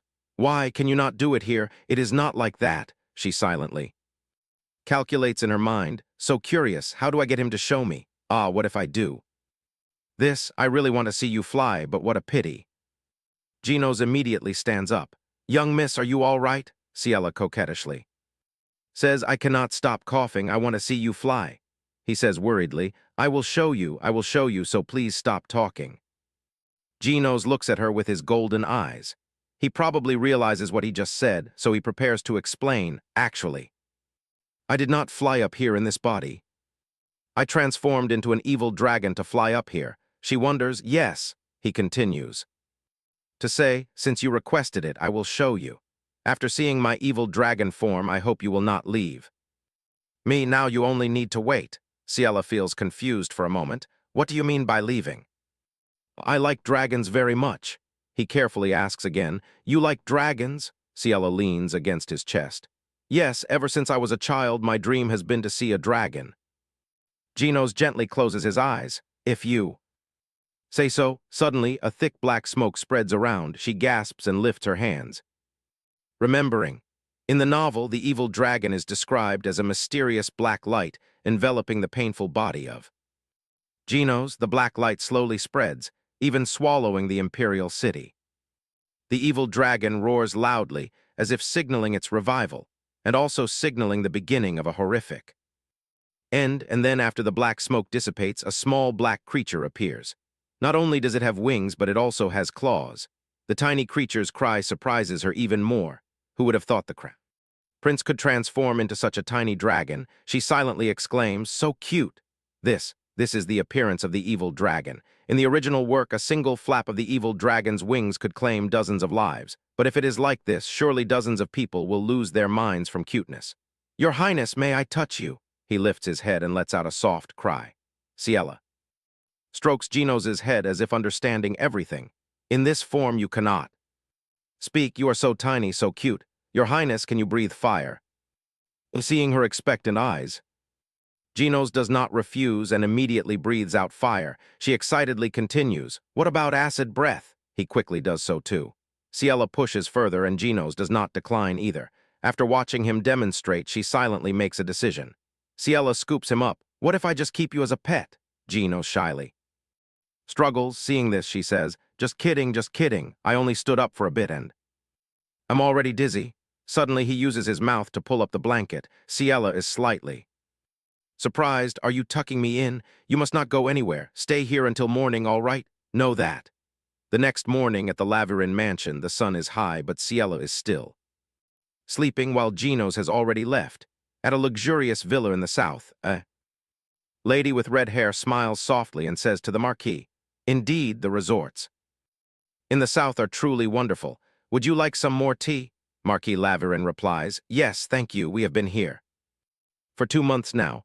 "Yes, that is right. Time truly flies since arriving here. I have been hesitating about that matter, but I think it is time. As soon as we return, I will start preparing for Ciela's wedding." Hearing this, she pauses, then replies with a bright smile, "That is a wonderful idea. I really want to see our daughter in her wedding dress." In her heart, she smiles deviously. At last she will enter the Count's family. In that case, the headship of the Marquis family will naturally belong to our Jiro. Let us quickly choose an auspicious date, as I still have to let Jiro at the academy know the wedding day. This is the wedding of his only sister. So surely, the Marquis suddenly interrupts. "Wait, a messenger pigeon." She opens the letter to read. "We are returning soon anyway. What could be so urgent?" In an instant, the atmosphere freezes and no one speaks a word. Then suddenly they shout in unison, "W what?" Annul the engagement. Scene transition. Tyrael follows the footsteps. A servant's footsteps approach Duvan. She blushes with shy anticipation, yearning to see young master exit as soon as possible. According to the rumors, the Imperial Bureau has officially recognized the annulment of his engagement. This means Ciela and the young master no longer share any ties. It is truly wonderful. The young master must be ecstatic as well. She wonders where they should hold their engagement ceremony. She hopes the venue matches the dress she has chosen. Tyrael pushes open the door to Duvan's study, eagerly calling out to young master exit. But his gaze radiates a chilling, murderous aura directed straight at her. "How dare you barge in here? Young master exit, I have just heard that you annulled your engagement with Ciela. Is that true?" Are you here to mock me?" Tyrael stands in a daze. "No, it is not like that. I only want to talk about when we should hold our engagement ceremony. An engagement between you and me? Why me? Why, young master, what are you saying? You clearly promised to get engaged to me once the matter between you and Ciela is completely resolved. You truly know nothing. Yes, I needed you, but only when I needed to draw Ciela's attention." He adds coldly, "Since you do not understand, I will explain out of sheer goodwill. You are nothing but a tool to provoke Ciela." Tyrael collapses to her knees, unable to believe she is facing such a humiliating day. "But you clearly said you love me. Ciela is always thinking about breaking up with you. Why do you still love her? Why can it not be me instead of her?" "That is right, it cannot. I will change. I will become just like Ciela. If I do, you will surely love me again." "That will never happen. Besides, you are too loud, which irritates me. Take her away and do not let me see this ever happen again." She refuses to accept this. It cannot end like this. It shouldn't be like this. In a garden blooming with flowers, Genos and Ciela converse. "Ciela, how have you been? Are you doing well?" "Yes, I feel much better." "Now, what a relief. You look much better than the last time we met." Ciela is bewildered. Wait, when was the last time? The last time they met was when they pursued Count Valentine. Suddenly, his hand reaches out, resting gently on her forehead to check her temperature. "Your fever is gone." Her cheeks flush as she thinks, that is true, not long ago we met in a dream. Back then he also swept my hair aside. Genos looks at her flushing face in confusion. Young miss, your face is red. Are you running a fever again? Ah, no, it is just that I feel a bit warm. Anyway, I am relieved that all the complicated troubles are finally over. It has been so long since I met your highness without any worries. It feels wonderful. I miss you too, young miss, if you keep your distance from me. What am I to do? Why would I keep my distance from you? He leans his face close to hers. Then let us stay this close from now on. Ciela blushes. Oh, of course. He takes her hand and slips a bracelet onto her wrist. By the way, I want to give you this. This is a gift to celebrate your annulled engagement. She happily accepts it. It is so beautiful. I am happy, but this is hardly the time to celebrate since I annulled the engagement myself. How is your highness doing lately? How are things between you and Tyrael? It is slightly complicated because an annoying obstacle appeared in the midst of things. Is that annoying obstacle Duven? In any case, it will take me some time, so I would like to maintain this relationship with you, young miss. Is that all right? Ciela happily agrees. Of course, that is how our contract was from the very beginning. I will help your highness until the engagement between Tyrael and your highness is successfully restored. You have nothing to worry about. Thank you, young miss, is the reason we are meeting here today to renew our contract of revenge. Through an affair? Ah, only partly. Here, take this. This is the invitation to the upcoming Ruby Moon Festival. The House of Laverin is a founding family of the Empire, so your attendance is highly expected. She suddenly realizes that in the midst of her busy annulment, she completely forgot. The Ruby Moon Festival is fast approaching, by default. During that festival, Lord J, the Ruby Moon rises once in summer and once in winter. The Ruby Moon, because when that moon appears, the power of the evil dragon is amplified, which has long made it a source of terror for many. Thus, every time the Ruby Moon appears, the imperial family holds a grand ritual. They pray that the evil dragon will not resurrect, while organizing a grand festival to pacify the public. This is the origin of the Ruby Moon Festival. Nowadays, everyone views it as a mere annual event, but this time it is different. Lord J transform into the evil dragon and destroy the entire area. In truth, this is the very chapter designed to highlight the female lead, Tyrael. In the original plot, the purification succeeds because Tyrael is by his side. But now I should quickly restore their relationship. Is the fate of the Empire truly in my hands? Seeing her in such a state, he asks with worry, young miss, as I thought, you are not feeling well, are you? Since you belong to the founding family, you must attend, but if you are unwell, I will make alternative arrangements for you. Ciela quickly explains, no, I am perfectly fine. What should I do? What can I do now? Shouldn't I lock Lord J up somewhere? With that thought, she asks, I wonder if you will be attending the festival, your highness. Why do you ask? Ah, it is nothing. I simply think you should not go out during the Ruby Moon. But for this festival, I truly wish to go with you. Young miss, dating at a festival carries a different charm. No problem, but now is not the time for dating. If this man is not careful, the Empire will fall to ruin. Oh, how on earth am I supposed to say this? Ciela turns to look at him, her gaze meeting his eyes, which are filled with tender concern and worry. I know what you are worried about, and I will not let it happen. What you fear will not come to pass. So please trust me. That is why I ask, will you accompany me to the Ruby Moon Festival? On the day of the festival, a joyful atmosphere fills the air. Ciela hesitates for a moment before speaking up. Lord J, do not tell me you plan to keep wearing that. Is there a problem? Yes, a massive problem. I will die of embarrassment. Genos looks slightly bewildered. Embarrassed of what? You put it on me with your own hands. I ought to declare it a national treasure. Please do not make such terrible jokes. I only wanted to give it to you to return the favor for the bracelet you gave me, but it is broken. Broken. Liar, so it was your doing? I was so worried, yet he still has the leisure to joke around. Is it thanks to the medicine he mentioned yesterday? Ciela recalls his explanation. At the temple, they concocted a medicine for me. With it, I can suppress the power of the evil dragon. She shyly covers her mouth with her hand, letting out a soft cough. I suppose so. Otherwise, the Empire will face destruction every time the Ruby Moon rises. At that moment, a voice calls out, it is about to begin. the limited performance that can only be seen at the Ruby Moon Festival. The Legend of the Evil Dragon, it seems to be a highly popular play. Noticing her interest, Genos inquires gently, "Do you wish to watch it, young miss?" "Shall we head inside? Not that I particularly want to see it, of course." Suddenly, the crowd behind them pushes forward.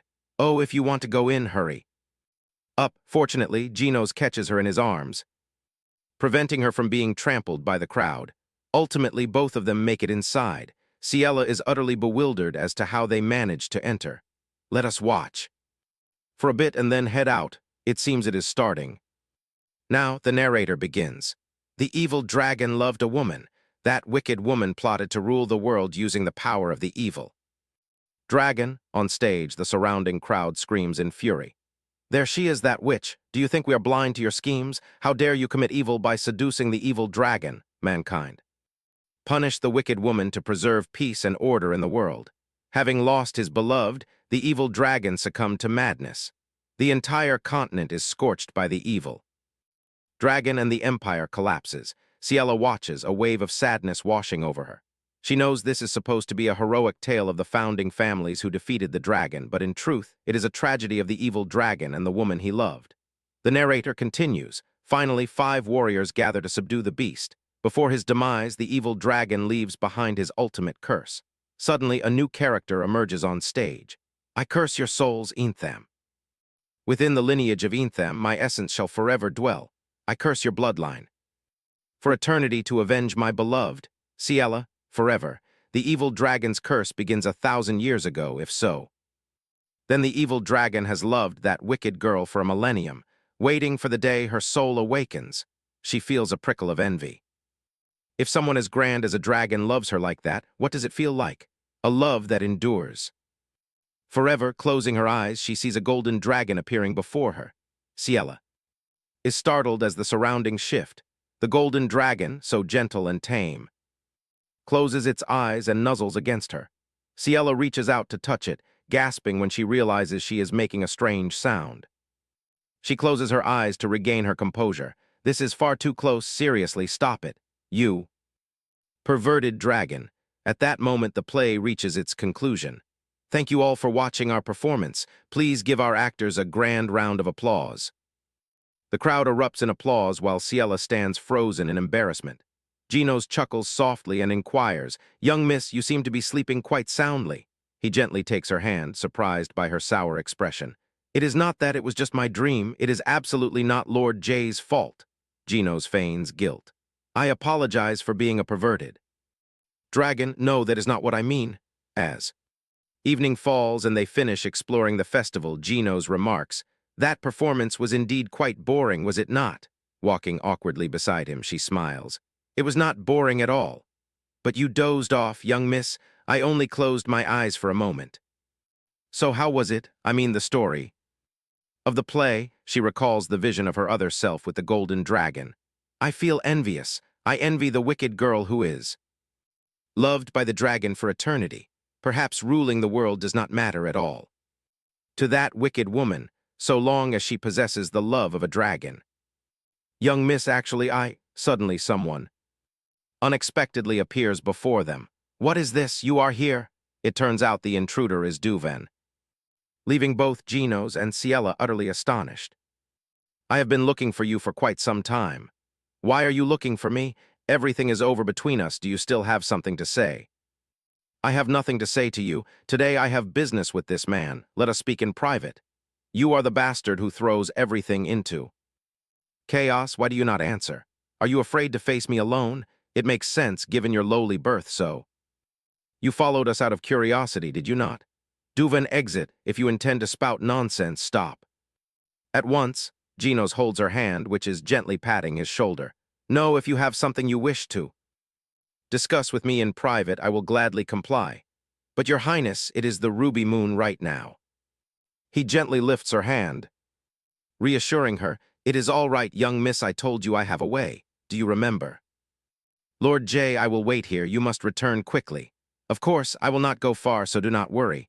"Then let us go. I will speak with you in private as you desire." In the depths of the forest, the two walk in silence. Duven suddenly speaks up. She bought clothes for you last time, did she not? Do you not even have enough money to buy clothes? What a nuisance. Where on earth did a worthless beggar like you come from? If your goal is money, I will give you as much as you desire. Take the money and get lost. Genos remains silent in the face of Duven's contemptuous words. Emboldened, Duven presses on. There is no room for a bastard. Like you to interfere, do you understand? Duven suddenly feels a sharp, piercing pain in his throat. He clutches his neck in agony and falls to his knees, coughing hoarsely. Genos finally speaks. Indeed. On that matter our opinions align perfectly. I cannot allow a scoundrel like you to occupy the place beside Ciela. Duven can only produce choking, meaningless sounds from his throat. Do you know, if I wish, I can take your life right here, but this time I will restrain myself, for Ciela is more fragile than she appears. If trash like you make Ciela sad, even in the slightest, my mood will turn rather sour. Stand up. Now, Duven is so consumed by fury and fear that he is rooted to the spot. I will grant you a single chance. Run from me. Before I cause you harm, go back and forget everything that transpired today. In the end, the only remnant of that night is a staggering figure, walking soullessly as he departs from the forest. He shakes his head tiredly. Ah, this should solve it. Suddenly, he feels a wave of trembling. Genos grows dizzy and raises his hand to support. His forehead then reaches inside his coat. I only used a little of it, but I am already like this. I must take the medicine quickly. He takes out a small vial and brings it to his mouth, but his hand trembles too much to hold. The vial drops to the ground and shatters completely. Outside the forest, Ciela leans against the wall and talks to herself. Yes, that bastard Duven is useless anyway, so he probably cannot do anything. He only has a big mouth from the start. Truly a pitiful villain. There is no need to worry at all, but why does she feel so uneasy? Perhaps because it is strangely quiet all around. Wait, indeed, it is too quiet. At this hour, why is there no sound at all? If it is that bastard Duven, I should have heard his screams from here, right? Did something happen? Lord J, he clearly went this way earlier. Lord J, suddenly she spots something on the ground, broken glass scattered. Around immediately jogs her memory. Lord J. This is Lord J's coat. Why is it here? She kneels down to pick up the coat, only to see a shadow looming over her. Ciela freezes in shock. This shadow. She backs away in fear. Ciela instinctively raises her arms to shield herself. No, the evil dragon has awakened. Damn it. Is this how it turns out in the end? Ciela only sees that he has now turned into a small black dragon, making rather cute noises. She cries out in joy, Lord J. When May and the other servants see her return, they panic. Heavens, young miss, you said you were going on a date. What is this? She tightly hugs the coat, wrapping Genos to her chest. What do you mean, nothing happened? Nothing happened. What you are holding is clearly a man's clothes, and your clothes look like you just rolled on the ground. Young miss, could it be? It is not like that. I only held his hand in a wholesome way.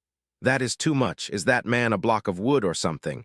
A perfect date should start with a kiss, shouldn't it? Ciela rushes into her room and says loudly, I told you it is not like that.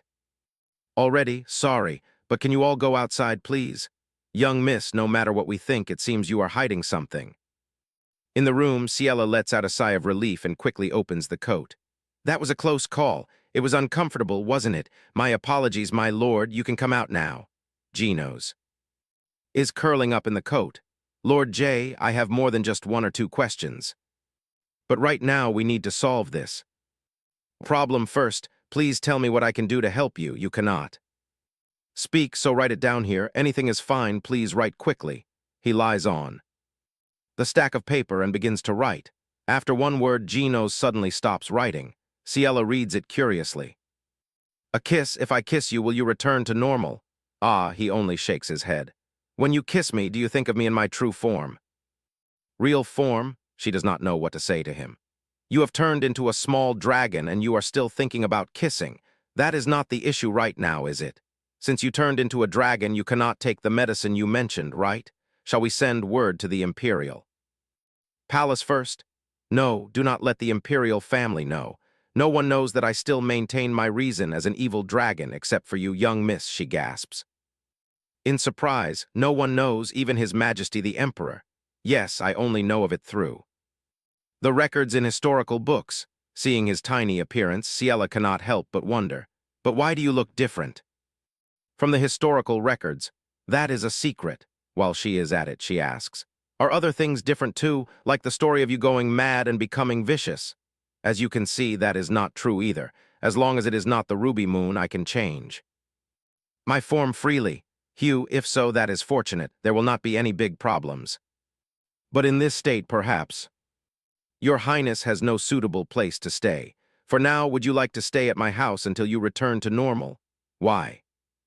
Are you so surprised? I cannot leave you in the forest. If you stay with me, at least you will not be in danger. If anything happens, I will use my power, so please make yourself at home.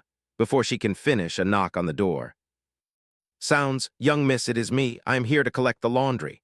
Wait a moment, May, wait. May, standing outside, hears a loud noise in the room and rushes in out of fear. Young miss, what is wrong? Ciela is flustered because she has not had time to hide. May looks at the small dragon in complete surprise. Ciela frantically explains, wait, this is.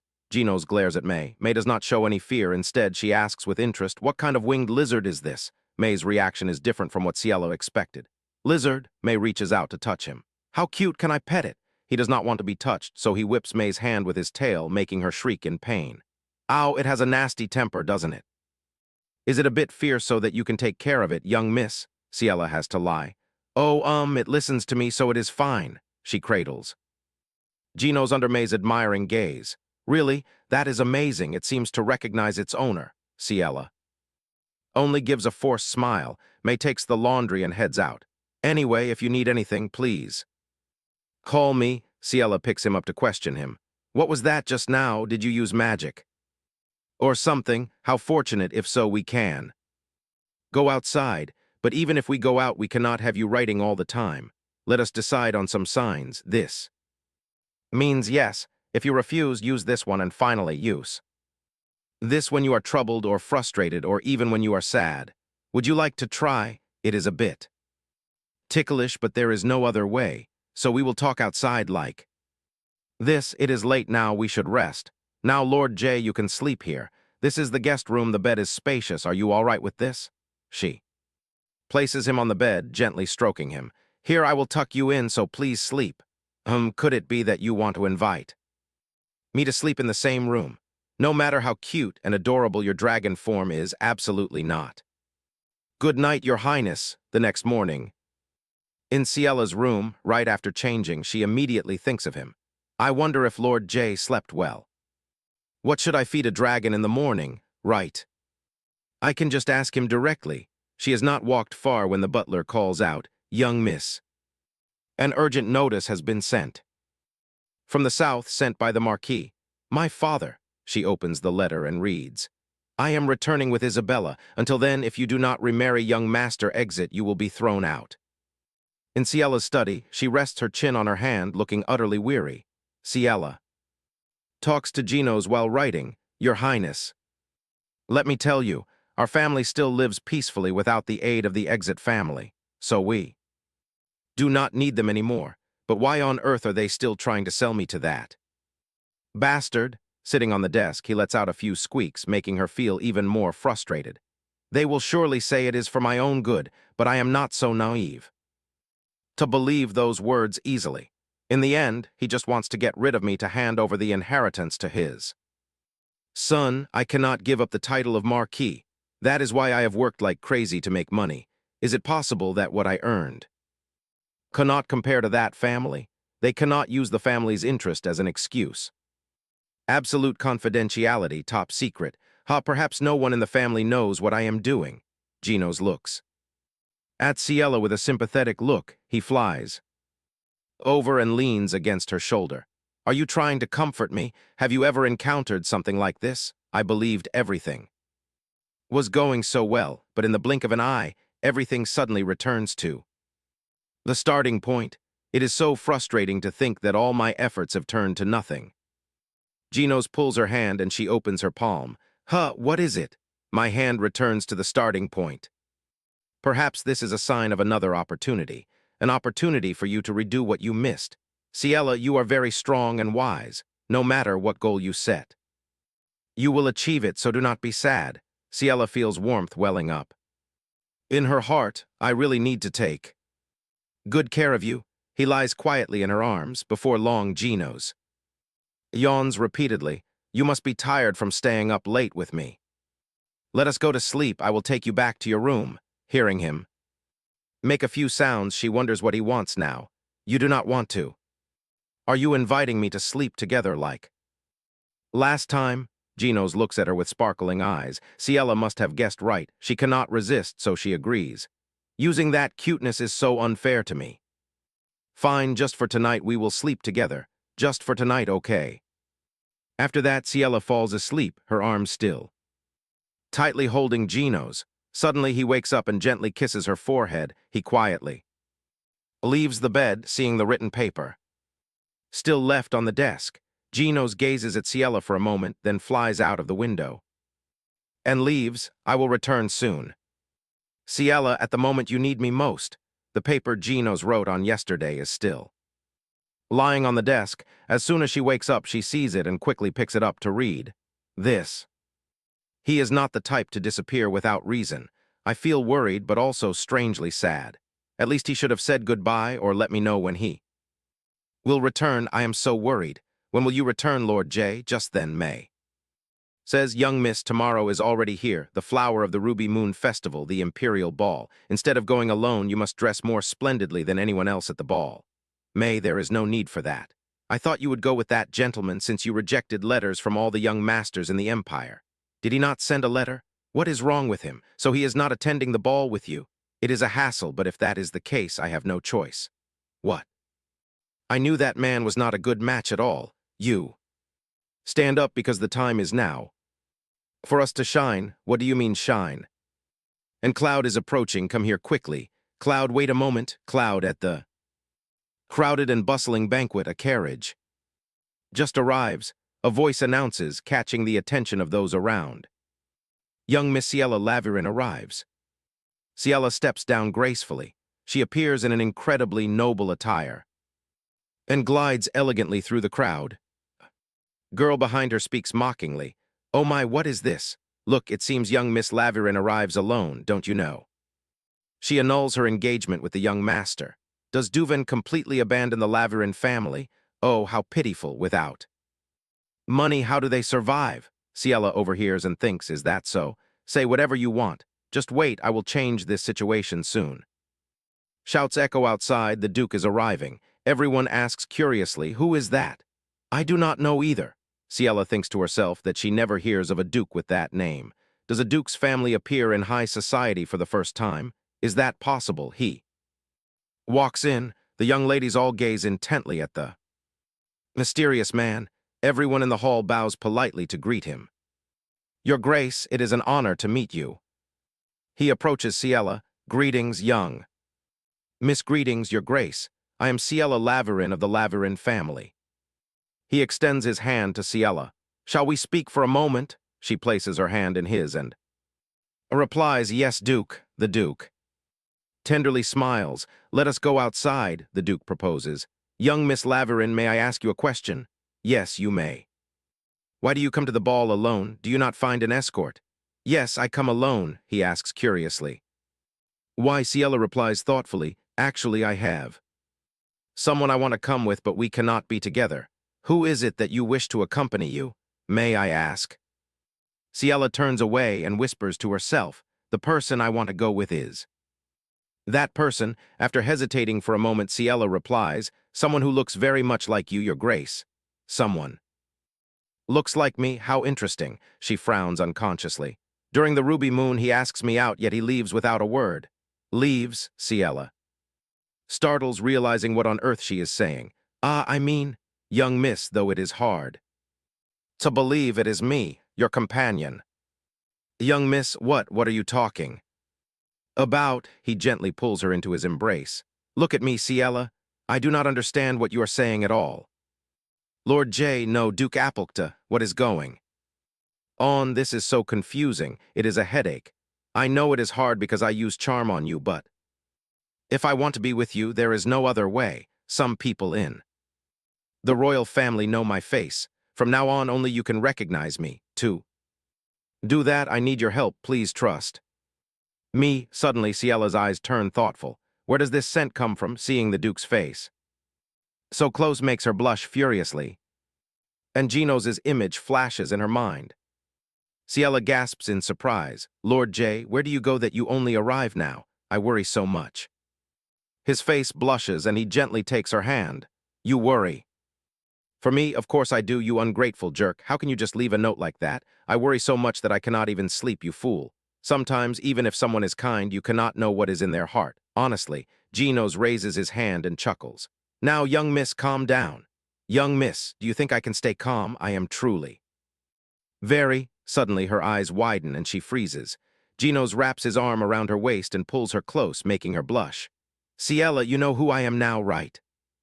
Her hands tremble with embarrassment and she quickly struggles to push him away. This is crazy, absolutely crazy. Am I grabbing the crown prince's collar? I should just jump down before I die from the crime of offending the royal family right now under this romantic starry night sky. Ciella covers her face and blames herself. The more she thinks, the more embarrassed she gets. She must be losing her mind. Lord J, am I going to die now?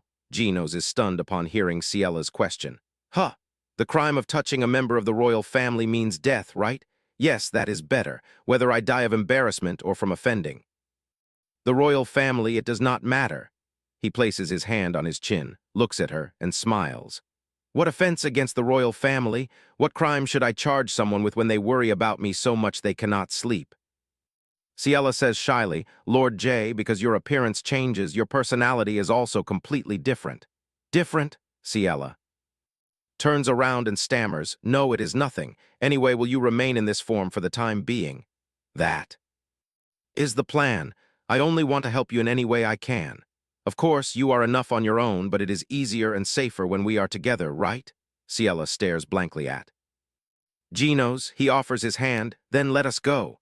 And so the two happily hold hands, merging into the joy of the ball. Inside, everyone sways to the music when someone suddenly asks, Is that young Miss Laverin? The man next to him turns around in surprise. Hello, young miss, what a coincidence. I also want to formally greet you. I do not know if you are aware, but wait a minute. Looking closely, is that not young Miss Laverin? What are you talking about? Oh my, I am so rude, I apologize. Young miss, we shall leave now. You see it too, right? That person shushes him right there. Honestly, how could she lose her mind? Meanwhile, Tyrael looks around, searching and whispering, where is she? Clearly I see her walking in this direction. Where on earth are you, Ciella? Suddenly she raises her head and looks over, seeing her walking together with him. Tyrael's face suddenly brightens with joy. Found you. Ciella, I searched for you for so long. Ciella tightly grips the fan in her hand, whispering to herself, her dress is just like mine. She quietly recalls, I still remember that day, a winter day enveloped by freezing cold, sadness, and hunger. I live in this place since childhood at an age I cannot clearly remember. Life in the slums is a swamp one cannot escape. How long must I live like this? I want to give up on everything in this harsh cold.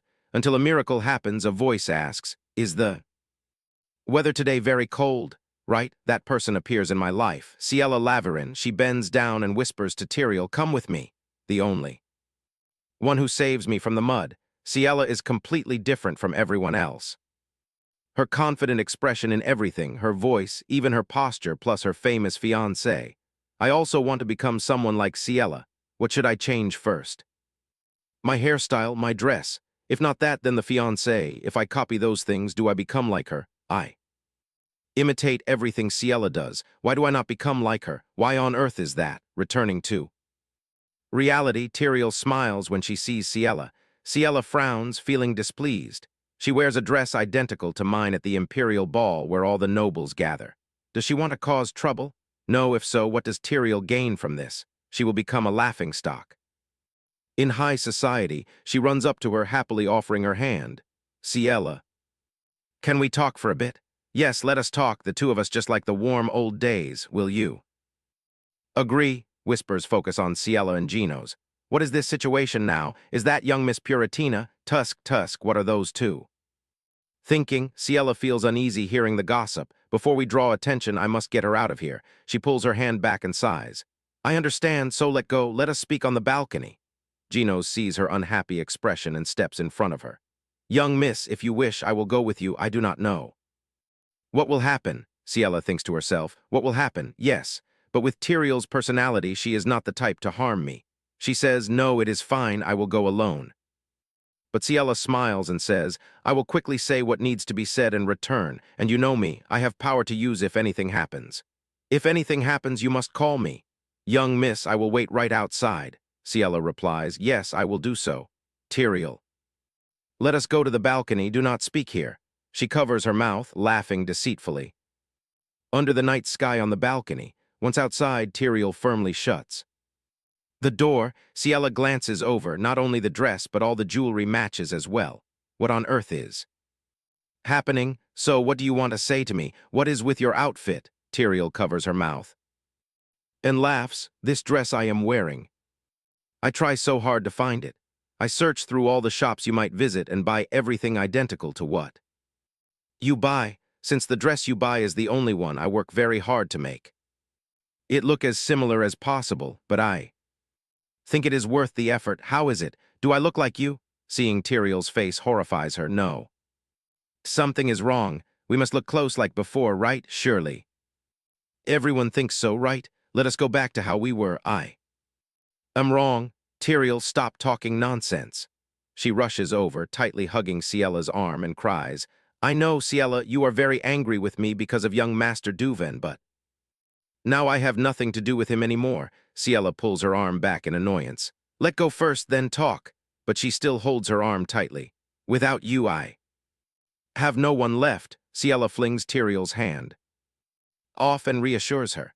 Tyriel, calm down, go back to before. From the very beginning, you are the one who ruins our relationship. Tyriel, but because you feel regret over your situation, you now want to go back.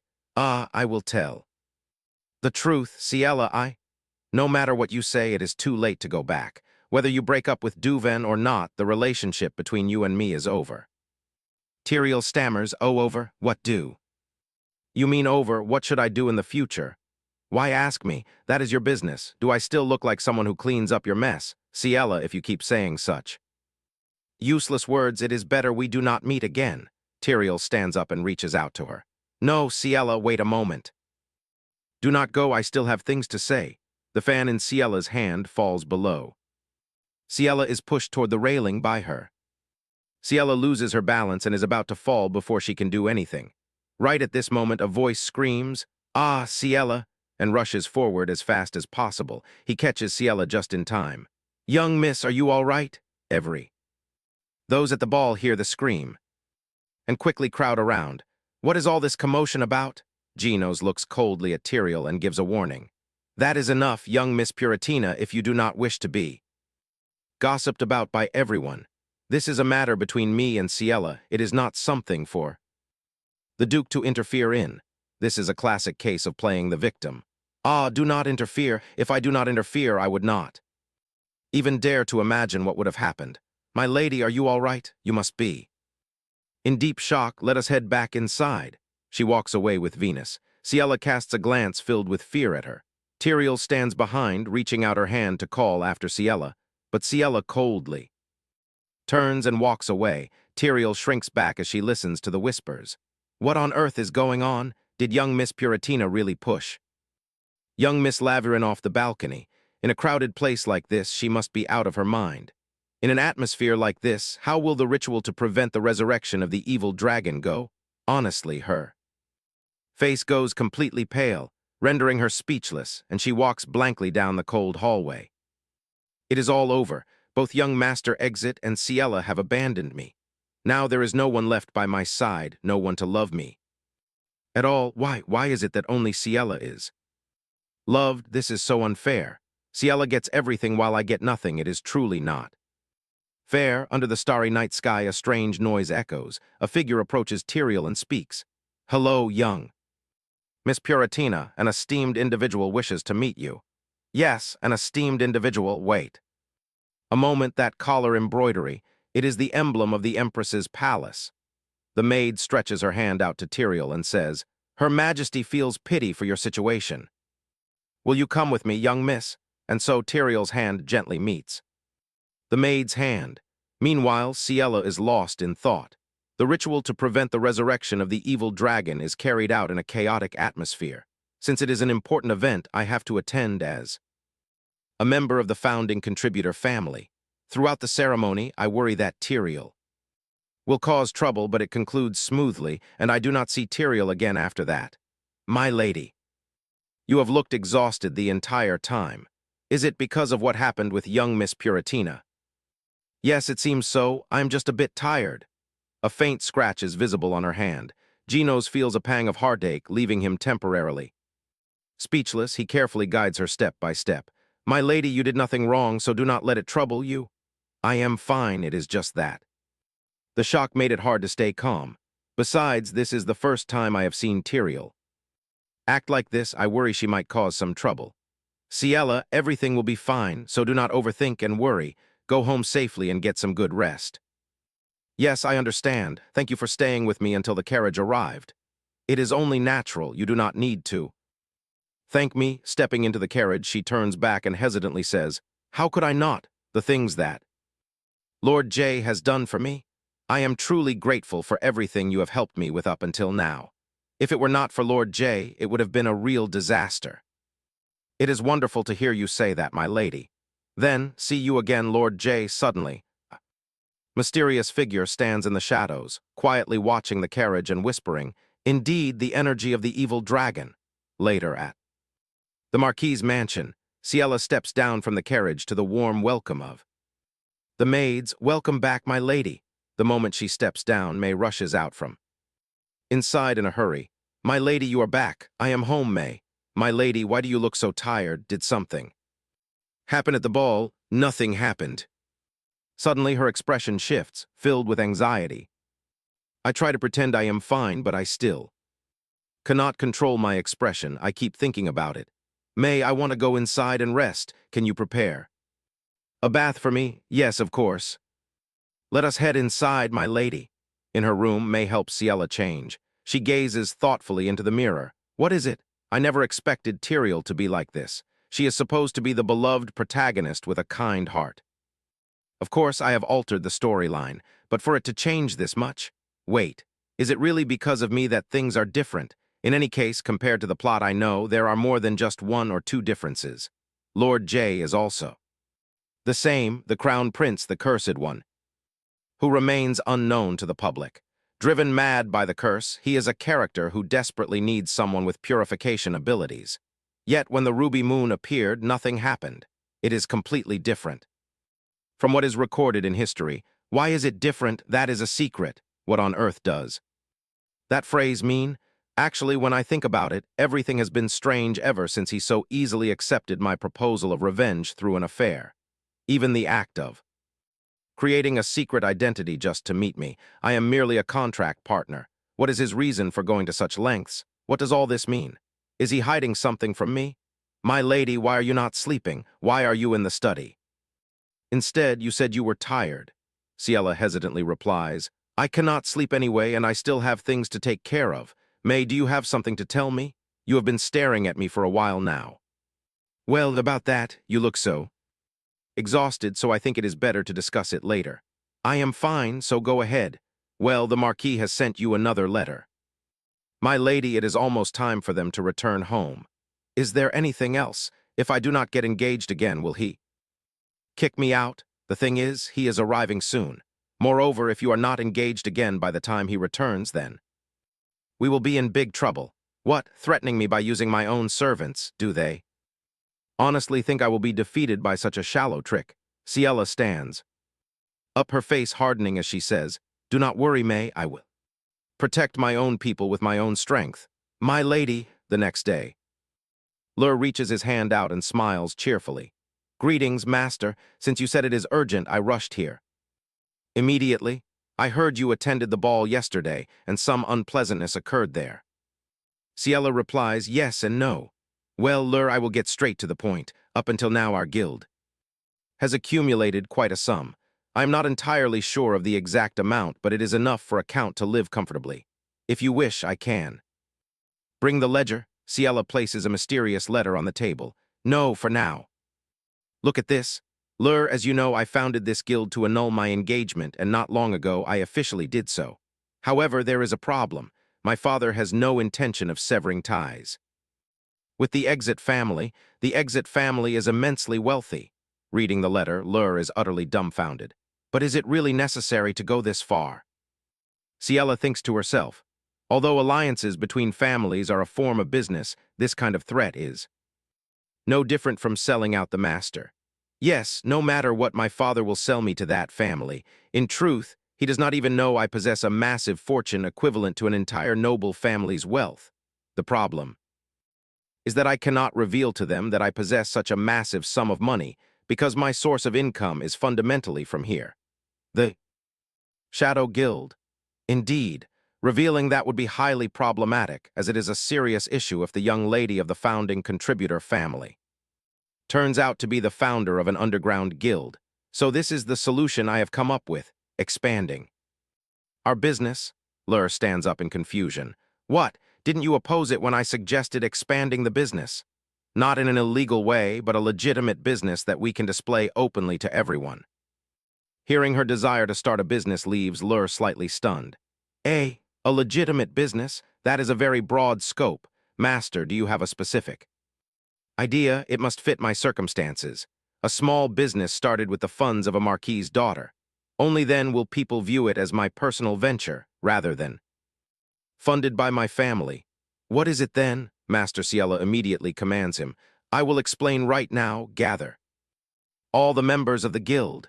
Looking at the paper in their hands, the members' faces display a myriad of expressions. Holding the paper, they ask dismally, Master.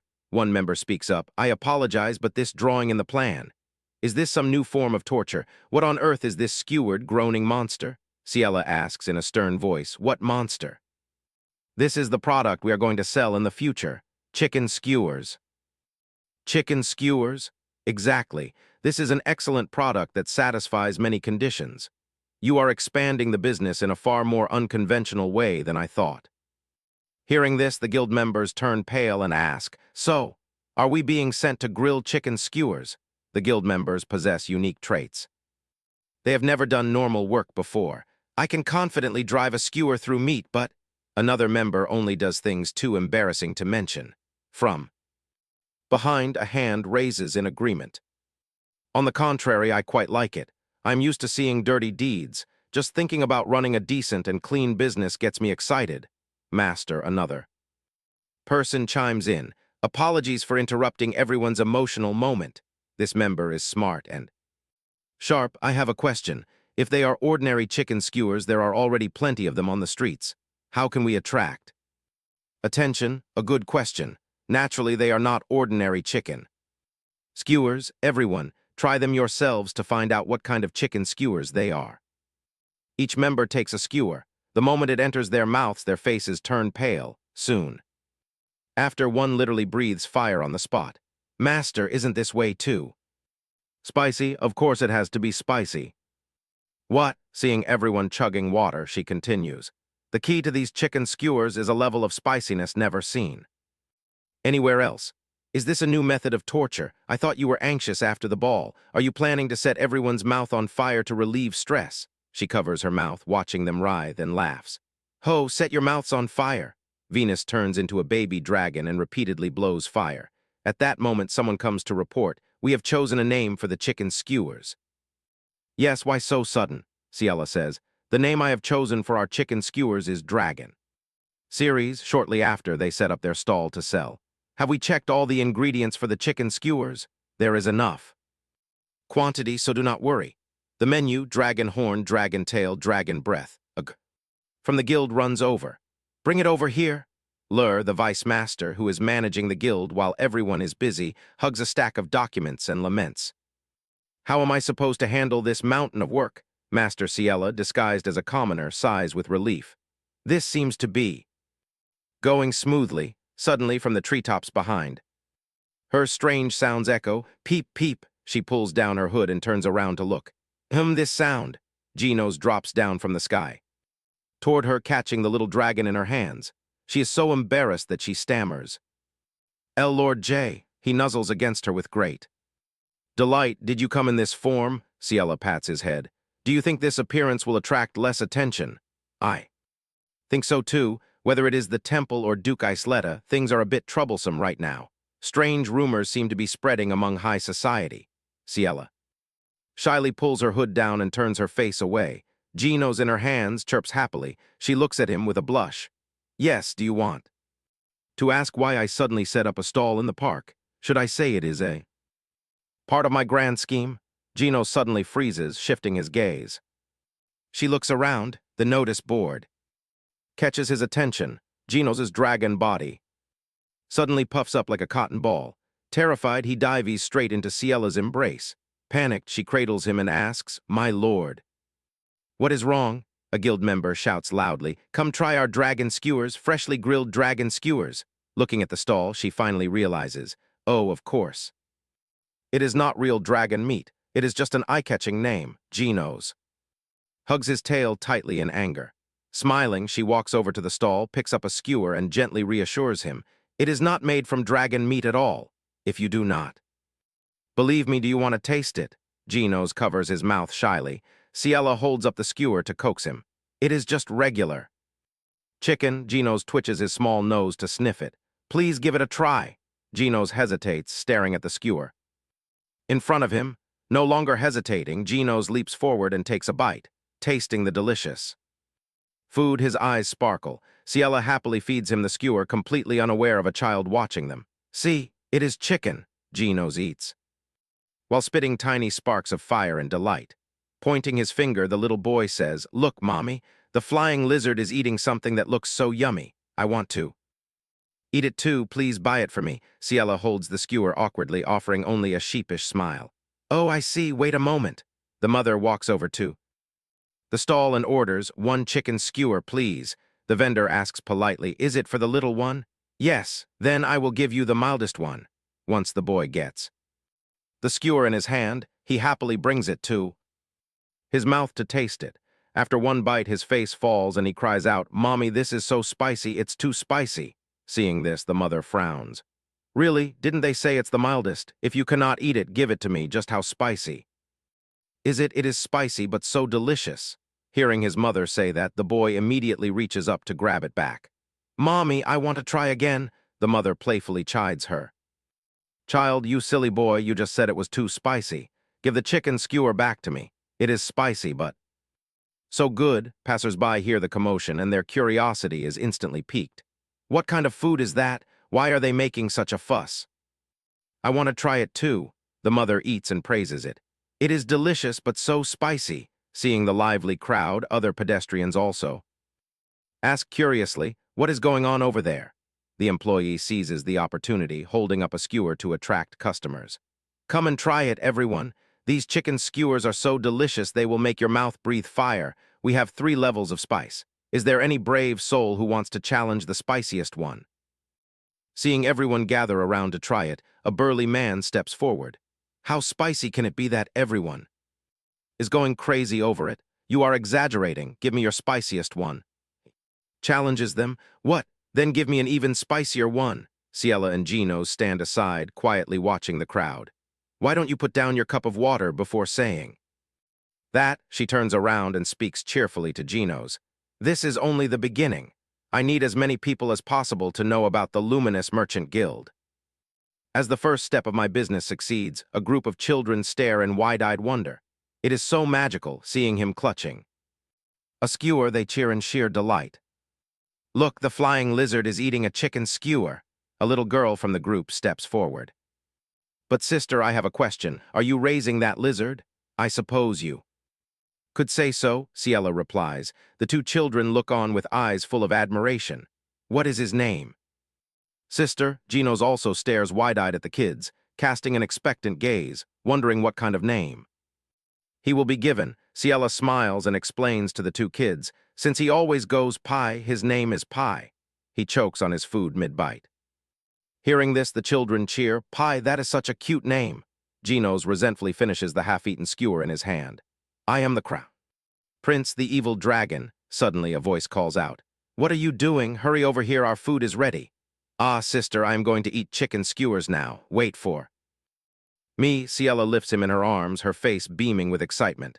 We are striking it rich thanks to you. Thank you, Lord Pie. He happily squeaks several adorable sounds. Pie, in the blink of an eye, night falls. Who would have thought we would sell out of so many ingredients? Where is the master? She was just here. It looks like she is talking over there. The employee walks over to Ciela with the report. Master, here is the revenue report. I see, you have worked hard today. What about the additional terms in the report? I have informed all the customers just as you requested, Master. A large portion of the profits will be donated to the temple. Well done, please continue to announce this to all customers in the future. But Master, is it absolutely necessary to donate a portion of our profits to the temple? We sold so many skewers, but the net profit is already not that high. Indeed. Even if things go smoothly in the end. This is just a small stall, so the money we make is bound to be limited. However, the amount of money does not matter. From the beginning, my goal has not been money. I only need as many people as possible to know about the Luminous Merchant Guild. So everyone just keep up the good work like today.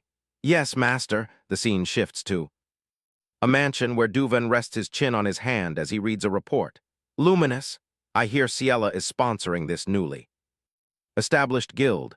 Yes, young Count, it seems she has decided to become the backer of that guild. This is what she does after annulling the engagement. How utterly annoying. She is definitely trying to make it without our family's help. However, judging by their cheap chicken skewer business in the park, they seem to have been short on funds for some time. That is obvious, since most of the partners allied with our family have turned their backs on Laverin. In the end, all she can obtain is a small, newly founded merchant guild. Even if she partnered with a large merchant guild, it would not be enough. It seems she has already forgotten how troublesome they are. This business of hers must completely fall apart before she wakes up to reality, without me even lifting a finger. Everything will crumble. By the way, Marquis Laverin said he would come to the capital. Why is there still no news from him? Compared to Ciela, he seems much easier to talk to. The assistant stammers, about that. They say their carriage suddenly broke down, so they are stranded. It might take more time for them to arrive. Damn it, why is this happening? Keep in constant contact with the Marquis. If necessary, send our men to bring them to the capital immediately. Understood. Should we leave the Luminous Merchant Guild alone? The man smiles and replies, HMPH, keep monitoring them and report the situation to me. I want to witness her pathetic state. When she fails, the scene shifts to another mansion. Sitting on the swing, Genos looks at Ciela's exhausted state and reminds her with concern. You are overworking yourself lately. Young miss, you go to check on the stalls every single day. I have no choice, since this is my guild. I must oversee it. Are you afraid that the Exit family might interfere? Precisely because of that, knowing his personality, he will not sit still and watch things go well. So far, there is no unusual news. But we cannot let our guard down. There is nothing to worry about. If Duvan Exit makes a move, I will not let him get away with it either. Ciela grits her teeth and says, actually, the one I am most worried about is not Duvan. I am more worried about my father. Genos speaks softly. Even so, it will take some time for the Marquis to return. In the meantime, we might find a solution. I will also help you, young miss. She turns around completely to look at Genos and asks, in curiosity, the fact that my father cannot come immediately. How do you know about it? I only just heard that there is a problem with the carriage causing the delay. I have not told Lord J about this yet. Suddenly, his face blushes. Ciela asks, in concern, did you intercept the carrier pigeon? He smiles awkwardly and stammers, intercept a pigeon, that is not it. Then how exactly do you know? Don't tell me the sudden breakdown of the carriage carrying my parents is because of you. Bombarded with questions, Genos grows flustered. It is nothing too serious. I only made the wheels break down a little. because I want to help you with something, young miss, of course. I know you can do well on your own. Yet I cannot bring myself to do nothing. Lord J, do you know? Actually, I have always wanted to ask you something. Why are you so good? To me, he hesitates slightly, saying, that is because we are in a contractual relationship.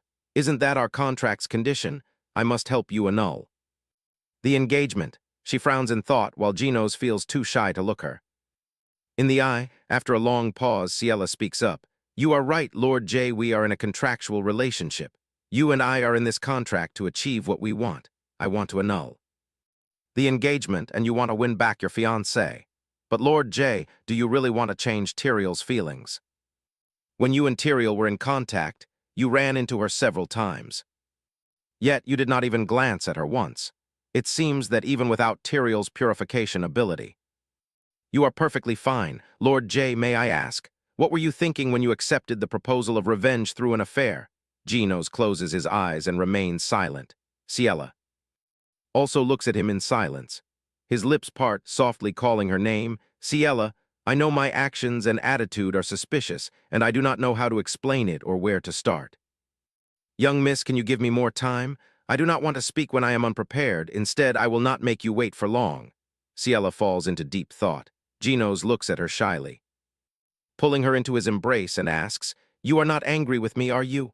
Ah, human desires are truly hard to understand. I am the one who asks, yet I fear the words Lord J might speak. Perhaps those are words I should not hear yet. She forces a smile. Why would I be angry? That is not it. I asked too many questions, didn't I? I am sorry. Genos looks at his empty hands, feeling a bit downcast. Ciela gathers her skirt and stands up. It is fine even if you do not tell me right now. It is just that I was curious. He looks at her retreating back. Ciela says, I must head back. It is already very late. Genos quietly watches her figure walk away. Sitting on his chair, he hugs his arms and sighs. Ciela sits in her chair, holding her arms, and lets out a sigh. I could not sleep at all last night, and then I had that kind of dream. Why does that perverted dragon keep showing up, in the end? It is just a ridiculous dream. Outside the door, Letty's voice calls out, Master, it is me. Come in. Did you have fun selling chicken skewers without me? Stop talking nonsense. Get in here. She replies, yes. Holding the report, he enters with a smile. There is good news and bad news. Which one do you want to hear first? Tell me both. Yes, first, the good news is just as you wished. Rumors about Luminous have spread through high society. Everyone is curious about this newly established guild backed by Laverin. Congratulations, Master. Ciela reads the report and smiles with satisfaction. I see. Make sure we maintain this momentum. If we want to expand the business later, Luminous's recognition is very important. Leave it to me, Master. She looks at him and asks, and the bad news? Letty smiles and replies, well. Ciela reads the report, then looks up and asks, what is it? Why did you stop? He hands her another report to read. Actually, an offer has been made to Luminous. The Exit family wants to strike a deal. They ask us to sever ties with Laverin and cooperate with them. Word is they will increase their sponsorship to an unprecedented level, double or something like that. Honestly, it is a bit tempting. Ciela glares at him. Seeing this, Letty scratches his head and laughs nervously. I am just joking, only joking. I know how to refuse them, so do not worry. Who is coming to see the master at this hour? Ciela lowers the report and says in a serious tone, what is it? Come in. A guild member peeks in from outside and calls out, Master, I am sorry, but there is a guest looking for you, saying it is urgent. Urgent? That person says they have visited before. A cloaked person with a covered face sitting outside asks the guild member to convey a message. The person says they need relationship advice.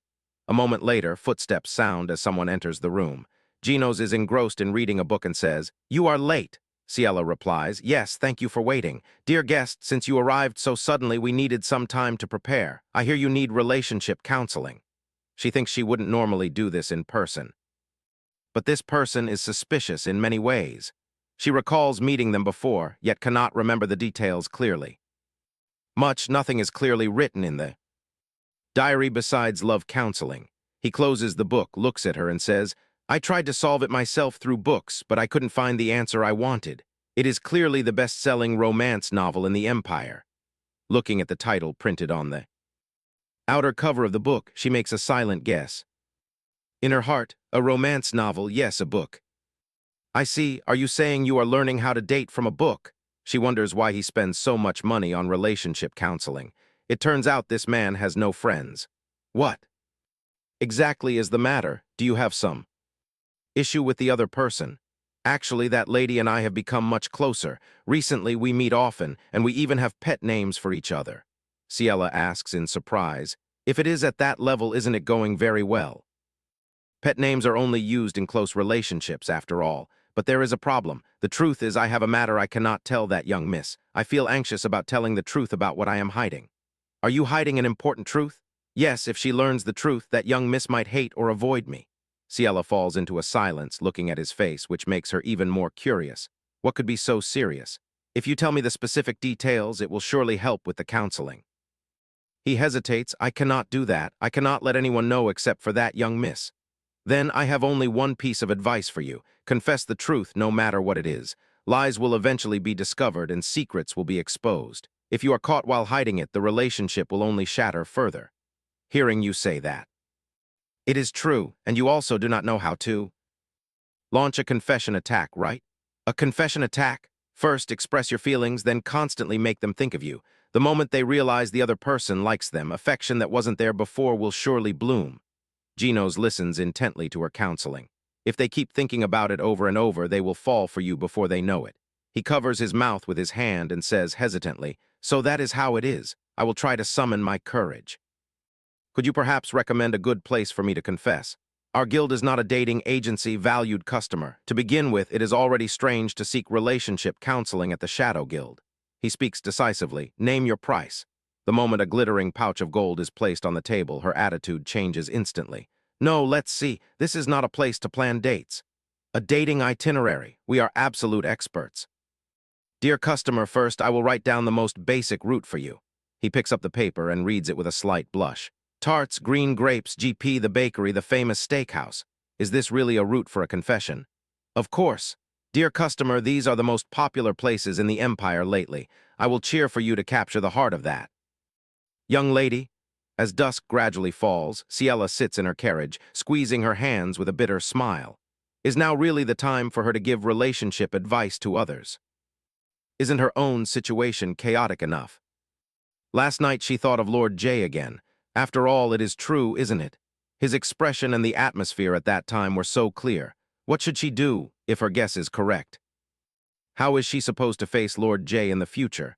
The carriage stops and the servant calls out, "We have arrived, my lady. Please step inside." Young miss stepping down from the carriage, Ciela frowns and thinks to herself, isn't it? On the contrary, this might even be an opportunity, a chance to escape Duva and exit as quickly as possible. Yes, I will ask Lord J for help. If I say I am seeing the Crown Prince, father will surely allow me to annul the engagement.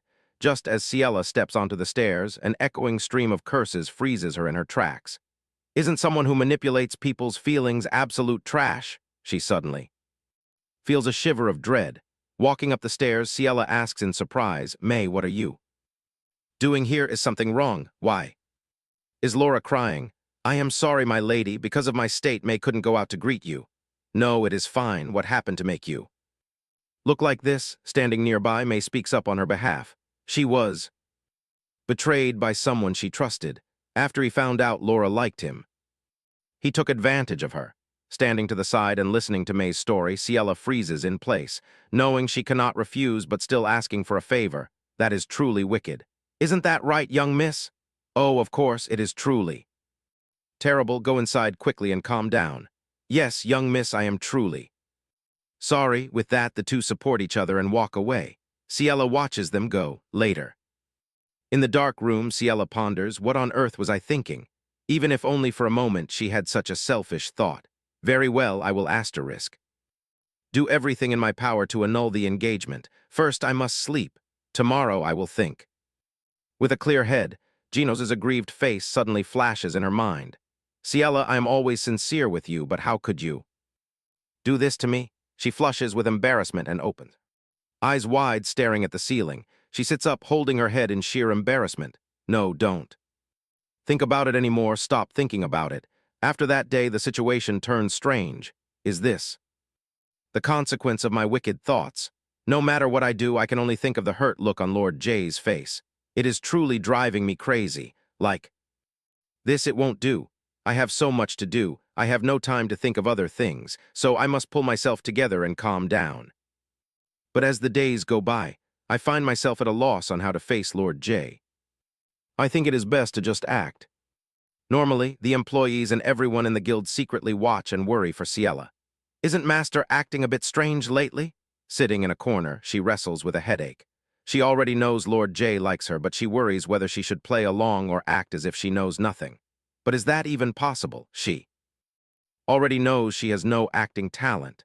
In the midst of this chaos, it is so difficult to write a letter saying there is something she absolutely must say. I have something important to say. Anyone reading that would see the deeper meaning. What do I really think of Lord J? Right now, I cannot just say I like him, but at least I want to maintain this relationship. The most selfish thing is that I can only postpone meeting Lord J, at least until I sort out my feelings for him. To Lord J, I will be a little busy for the time being, so I cannot meet you. On the other hand, the employee asks, business is doing great today, isn't it? Lately, even nobles secretly seek us out, right? Seeing Ciela lost in thought, a member of the guild calls out to her. Master Ciela snaps out of it and answers absent-mindedly, "Ah, is that so? Is everyone done cleaning up?" "Yes, everything is finished. Let's head back then. As I mentioned last time, the patrols around here are still going well, right?" "Yes, of course. We are taking turns monitoring the stall." "I see. Since we don't know what might happen, do not let your guard down. There is no telling what Duvan might do. You may all go home now. Thank you for your hard work." After that, a few people stay behind to check the inventory and patrol. In the darkness, voices whisper to each other. "When did they say the patrols are?" "It seems they circle this park every 30 minutes. The two of you will move in pairs. I have calculated the moment they are furthest from the stall. You can proceed then, sir." "Is that so? I trust you are thoroughly familiar with the details of the request." "Yes, of course. Won't this hinder the growth of Luminous? Indeed, we must make the client feel that hiring Dark is worth it. Isn't that right?" With that, they loom in the shadows, holding a bucket of some liquid, and splash it violently onto the stall. A flame is ignited, and without hesitation, he throws it straight into the stall. Before long, the entire stall erupts in flames. The items soaked in fuel instantly catch fire and burn furiously. By morning, only a heap of ashes remains. "Master, we are truly sorry. The moment we discovered it, we rushed over, but I no longer have the face to see you." So they poured oil and lit it. They must have been very determined. Indeed, there is no way that man would just sit idly by and watch her succeed. Sigh, but what should I do about this? Anyway, I don't plan to continue asterisk the chicken skewer business. On the contrary, should I thank him for this? Looking at the pile of items burnt to ashes, she speaks her gratitude.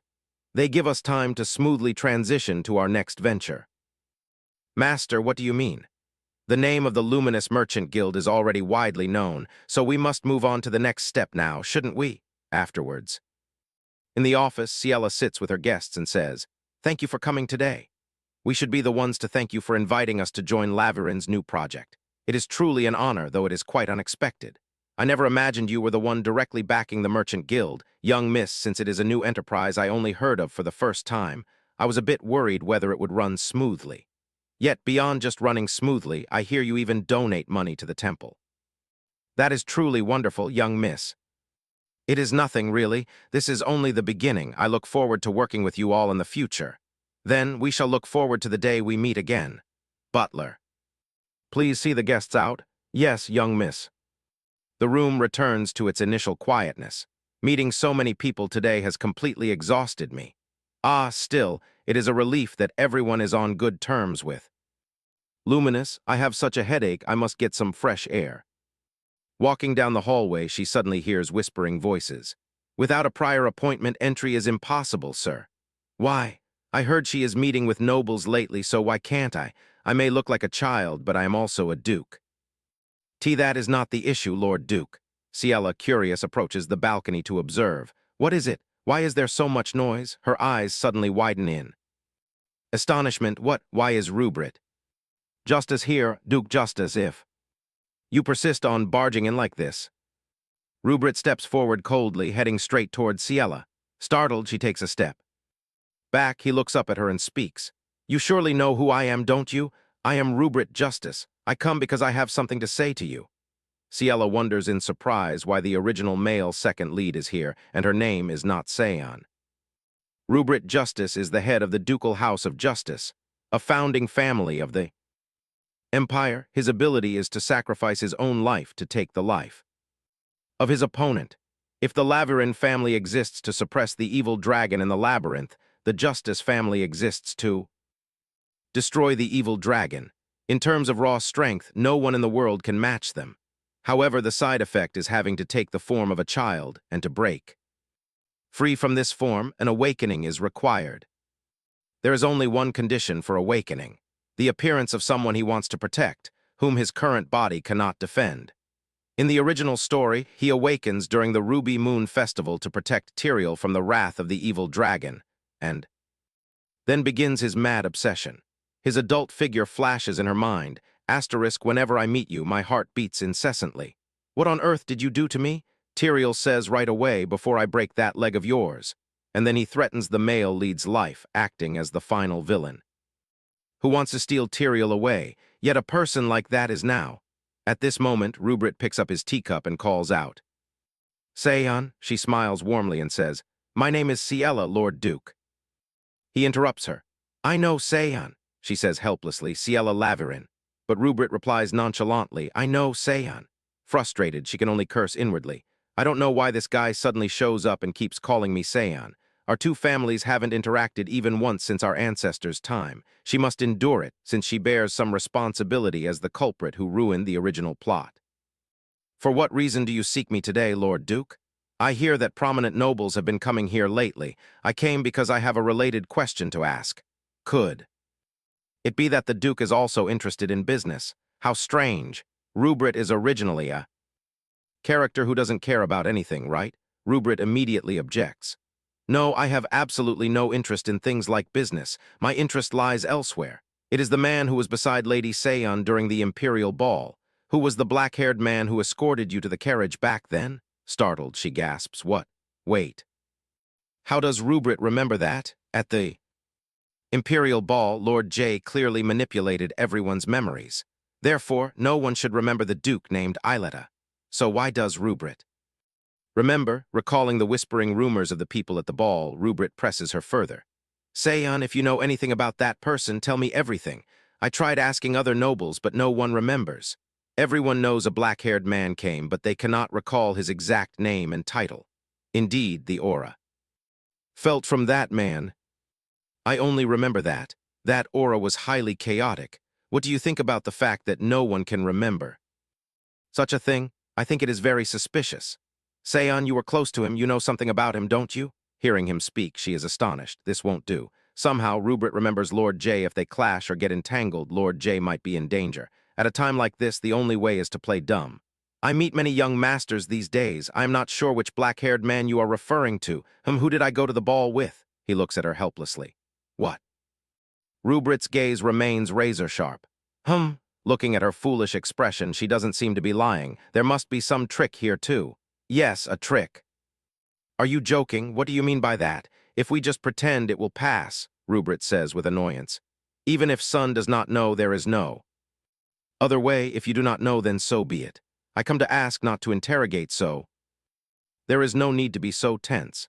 It is because I am before the Duke that I am this tense, coming here out of nowhere today and causing such discourtesy. Please accept this. She looks surprised. Yes, this is a necklace. This necklace looks far too precious, Duke.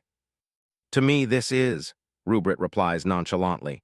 Because it is precious, I give it to you. Since I barged in so stubbornly, consider this an apology. No, there is really no need for such a thing. Must you not accept it no matter what? She fires back immediately. I am truly fine. Rubrit crosses his arms and speaks in a stern voice. Take it, son. She immediately corrects. Her name, it is Ciela. I will only leave once you accept it. Do you understand? How did it turn out like this? I have no choice but to accept it. I must take it then. If you put it that way, then I understand. Since it is a gift from the Duke, I will gladly accept it. Upon a closer look, she is certain this is no ordinary item. Since the Duke gifted it, she must wear it. She only grows more flustered. Otherwise it will be rude, which only makes her more flustered. Then I shall take my leave first, son. If you recall anything about the black-haired man, be sure to find me. Yes, of course, she thinks to herself, he wants me to find him. Afterwards, Cielo escorts him to the main door. Outside, the shadow of someone is quietly watching. Cielo inside remains completely unaware, laughing and chatting happily. Rupert maintains his cold expression. Gino's perched on a tree has observed everything. Suddenly he notices something. He lets out a soft peep and then spreads his wings and flies away. Cielo turns around with a start. Huh, what is that? I think I hear some sound, Rupert asks. What is wrong? Why are you not opening the door anymore? Ah, it is nothing. I will escort you to the gate, Duke. The door opens. Rupert steps out of the room but does not forget to look back and say goodbye. See you later. Door is then shut tightly. The box holding the necklace is still open. On this side, Rupert clenches his fist and turns his head to look back. He gazes at Cielo's silhouette through the glass window. There is no way my intuition is wrong. That man is with Sun. I feel the aura of the evil dragon from that guy. I do not know what he has done, but surely I can find out through that necklace. Is that man really the evil dragon? At night, sitting in her study, she writes a letter while speaking to the sphere on her desk. How is the guild lately? How is Letty doing? Since we have no master, we are slowly going under. Do not lie to me. You say it is a lie, but it is the truth. Does my face not look pale right now? Ah, you are exploiting my labor. Exploitation, pure exploitation. Letty, how much is your monthly salary again? Is that so? Take this opportunity to report it then. I hear the Shadow Guild is exploiting you. My guild, it is good if you have no work, right? No way. Why are you so extreme? I am just grumbling a little. Anyway, how is your new business plan progressing? Yes, it is starting better than I thought. The reaction of the nobles is also quite good. It is fortunate because the family of Count Exit controls the business funding. So to be honest, I am a little worried. Worried about what? Do you not trust me? Since the business is similar to Duvan Exit's, I am confident I can make their side collapse completely. I will send you some documents on this. Secretly monitor those nobles and win them over to our side. If it is secret surveillance, is that not my specialty? Then I will wait for the documents you send. Once the exchange ends, the sphere connecting the two also goes dark. Processing the documents up to this point should be enough, right? Time passes so quickly. Suddenly a flash of light appears. Next, a letter flies in front of her. Cielo glances at the outside of the letter, her eyes widening in surprise. A magic letter at this time of night. Who on earth could it be? This is the Imperial Seal. Cielo curiously opens it to read the content. The letter is brief. Cielo, are you asleep? Yet, as she finishes reading, her cheeks flush red. This is no time to smile. I still cannot decide how to face him. She returns to her desk and sets the letter down. First, I should write a reply, right? That is right, I cannot be rude. To the Crown Prince's letter. Are you not asleep yet? Lord J. The next letter arrives. Have you been very busy lately, young miss? It feels like we cannot meet even for a moment. She replies, yes, I have absolutely no free time at all. Very quickly. The next letter flies in. There is a place I want to go with you, young miss, what a pity. Reading this makes Cielo doubtful. If you are so straightforward, how can I pretend not to know? Lord J is not some large puppy seeking his master's attention. The two of them keep sending letters back and forth like that. Let us go together next time. If it is next time, when is it? Tomorrow. Tomorrow it seems I will also be busy all day. How sad. If it is not you, young miss, I do not want to go with anyone else. Cielo falls into contemplation. I guessed as much. Because of the curse, he is known to be unable to take a step out of the palace, and wherever he goes, he must act like someone else. He must be so lonely hiding his true identity. Even a simple, ordinary life like back then is probably something he cannot enjoy. Lord J was very happy back then. Cielo gazes thoughtfully at the letter in her hand, and the next letter arrives immediately. Since you are busy, I am so lonely. No, even if he is pitiable, handsome, and sweet. No, no matter what I feel, I cannot overlook this. The angel and demon inside her speak up. No, why not? He is handsome, affectionate, and even the crown prince. What could possibly be wrong with being liked by someone like him? Of course it is wrong. Now is not the time for dating, and can you be certain that those feelings will always remain the same? She thinks gloomily. There is no such thing as certainty. The human heart is so easily changed. The one who knows this best is none other than myself. After thinking for a moment, she decides to reply, "Since I am less busy now, let us meet. Lord J, it is also late. I am about to sleep. Good night." After writing it, she tosses the letter into the air and steps out of the study. Not long after, a letter gently flies in. The content of the letter reads, "Good night, Ciela." Very quickly, morning comes. Ciela listens to the butler's report. "This is the list of expected visitors for today. Young Miss Count Kethelin will arrive soon." Ciela asks, "When he arrives, please bring him here." Suddenly, a knock sounds on the door. Is he here already? Come in." Just as the door opens, black rose petals shimmer. The servant steps inside and announces, "Young Miss Count Kethelin is here." The room is suddenly filled with a strange atmosphere. Ciela is secretly on guard. Wait. Hold on this scent. Ciela stands up and looks toward the main door. Could it be? The sound of footsteps gradually approaches and the figure of a man appears. Seeing the familiar form, she cries out, "Lord J." The servant bows politely. "Then I shall leave you to speak with the Count, please." Call me if you need anything, young miss, she thinks. Wait, even if anyone looks, this is not Count Kethelin. The real Kethelin is fast asleep in the carriage. Lord J, what is going on? Are you all right? Why did you suddenly? I came because I also want to ask what is happening. Young miss, are you not discussing business with me, Count Kethelin, about business, Ciela, today? Please do not avoid me, I beg you. The scene shifts to the bustling street outside. Ginos asks, "The weather is beautiful, is it not, young miss? To be able to go out with you on a day like this makes me truly happy." She smiles and replies, "Indeed, the weather is wonderful." She silently thinks, his earnestness. He is appealing to my empathy with that earnest face. Flashing back to a few minutes earlier in the room, Ciela listens to Ginos as he says, "If my sudden arrival ruins your mood, I apologize, but being confined in the imperial palace makes me feel so suffocated.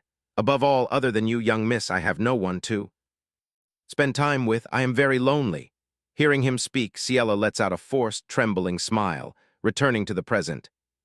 She thinks, since he has put it that way, how can I ask him to go back? Gino suddenly calls out, "Ciela?" She replies cheerfully, "Yes, Lord J." In her heart, Ciela whispers to herself, "No, no, do not overthink it, just act normal."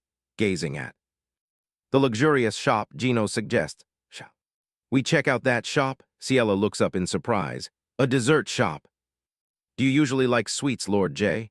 "Well, let us just say I am starting to like them." "Starting to like them? Why is that?" "The grape tart of this place is said to be very famous. Shall we try it? We absolutely must try it." Ciela covers her mouth and giggles. "Is it really that serious? All right, I will try it." Looking at the pastry, Ciela exclaims in excitement, "It looks so delicious. I do not even know how long it has been since I last went out for dessert. I am so glad it suits your taste, young miss." After finishing her first bite, Ciela looks at him and asks, "Lord J, why do you not try some too?" Seeing Gino struggling to read something makes her curious. "What is that? A notebook? A slip of paper?" Gino's quickly hides the paper and says shyly, "It is nothing." She thinks the grape tart is delicious, and we are here because Lord J says he wants to eat it, but why does it feel like I am the one eating it all? After leaving the dessert shop, they eat crepes by the roadside. Next, they go to a very famous steakhouse. Everything is delicious, but is there not something a bit strange? This is exactly like the dating course she recommended to someone not long ago. Perhaps because these places are too famous, the courses are overlapping. But anyway, I am on a date right now. Gino steals a glance and asks, "You do not look very well, young miss. Are you tired or feeling unwell?" "No, not at all. I am perfectly fine." The angel and demon appear. "What do you mean fine? Right now, I do not even know who I am." "Lord J," Gino says again, "shall we go and watch the sunset as the final thing?" She replies in surprise, "The sunset, but it is almost time to return home. Is a little longer not allowed?" To be honest, since I was young, going outside is never easy for me. Because going out like this is so fun, that is why. Time flies so fast, can we not stay just a little? Longer, what a pity. Hearing this, she contemplates for a moment and then. Ciela shyly replies, all right, but only for a very short while. Let us watch the last thing and then head back. Geno's replies happily, yes. The sunset sky is a fiery red. Standing side by side, the two of them watch closely as her hair flutters in the wind. Gino steals a glance. At her, Ciela catches his eye. Why are you looking at me like that, Lord J? Is the view not as beautiful as you think? No, it is. Just that it is too beautiful, Ciela shyly averts her gaze and replies hesitantly, yes, indeed. The sunset is beautiful. Ciela, no, not that, she interrupts. Today is indeed very fun. Lately it is always boring business talk with the nobles, so getting some fresh air like this is truly wonderful. Thank you, Lord J. After that, the atmosphere becomes tense. The two of them stand in silence, gazing at each other without a word. Suddenly, a stray leaf floats onto her hair. Seeing this, Gino's gently reaches out and says, wait. A moment, young miss, there is a leaf. Her face turns red, and she quickly looks away. Thank you, my lord. Why does he stare so intensely from earlier until now with eyes full of longing and expectation? Gino softly calls her name. Ciela, actually today there is something I must say to you. Before the rain. Ciela, first let us seek shelter from the rain. Let us head that way. Yes, the rain pours harder and harder and they find a place to hide. Gino's blushes and thinks everything is perfect until we have to seek shelter. This is so embarrassing. The rain pours heavier and heavier, leaving both Ciela and Gino silent from the tension. Occasionally, Ciela steals a glance at him, but when her eyes lock with his, she quickly averts her gaze. She wonders, why is this so incredibly awkward? Then she smiles and says, acting as if nothing is wrong, the sudden rain must surprise you, my lord, it seems. Summer is coming, so this is likely a passing shower. It will stop soon, so let us wait here a while before we go back. She shivers slightly. Is it because of the rain? Suddenly, it is a bit cold. Suddenly, Gino's drapes his coat over her shoulders. Ciela, at least wrap this around you? Once again, they face each other with shy glances. He says that even if the weather is warm, she should still be careful, or she might catch a cold. I am fine, but I am not. His words leave her speechless. She presses her lips together, deep in thought. I cannot. It seems I am getting swept away by this atmosphere. Gino's calls out softly. Ciela, please let me finish what I could not say earlier. Ciela tells herself she wants to avoid it. No matter who looks at his affectionate eyes and devoted demeanor, she wants to escape. But she cannot. Thinking of this, she says, Lord J, do you want to hear my story first? To be honest, I keep trying to avoid this. I also thought that if I just pretended not to know, everything would be fine, but that is not the answer. I know, Lord J, that I am not someone who can be as honest with myself as I think. Though I look strong on the outside, I also have my own problems and no time to resolve them. That is why I am a little afraid of what you are about to say.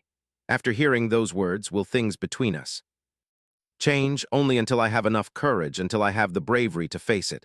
Whatever you want to say, I want to hear it when I am fully prepared.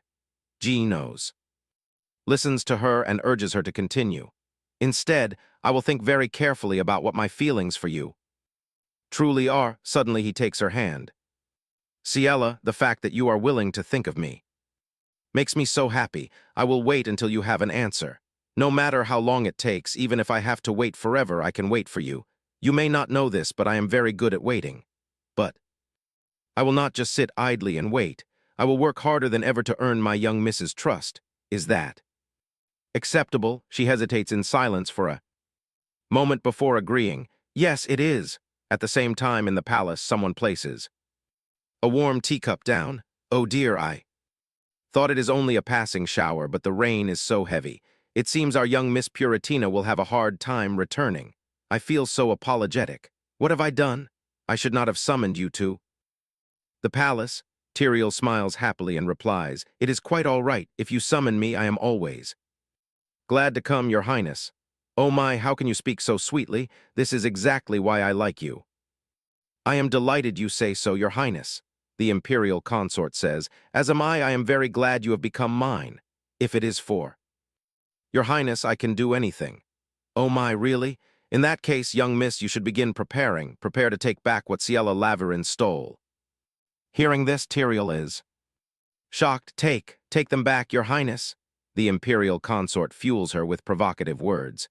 Is it not true that what young Miss Laverin possesses should have belonged to young Miss Puratina? Think about it, young Miss Puratina, from the very beginning.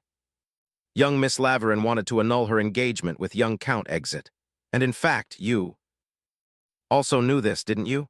But when you said you loved Lord Exit, she suddenly changed her attitude.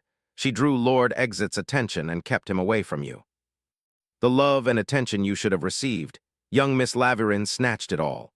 On the surface, she pretended to help and act like a good person, but in the end, she made you a laughingstock before everyone. Is that not so? Tyrael replies. Yes, it is. Thinking back to what your highness said, she indeed used me in front of everyone.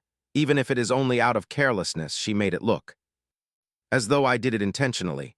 Oh, our poor young Miss Puratina. Do not worry, I will help you. I know you are not someone who should be treated like this. I will place you in the highest, most honorable position in the empire. Afterward, the imperial consort stands by the window looking out. She sneers. She is truly foolish, isn't she? This is like taking candy from a baby. To keep the crown prince under my control, I desperately need that foolish girl's power. Besides, it is a good thing for her. She will obtain the position of the imperial consort, the seat right next to that cursed prince. The next morning, the sound of a carriage clopping down the street echoes. Ciela sits inside, looking out. Today is beautiful, isn't it? Yesterday's heavy rain lasted until late last night. Surely Lord J returned home safely. Yesterday was madness. Did Lord J know what I wanted to say, which is why he said he would wait?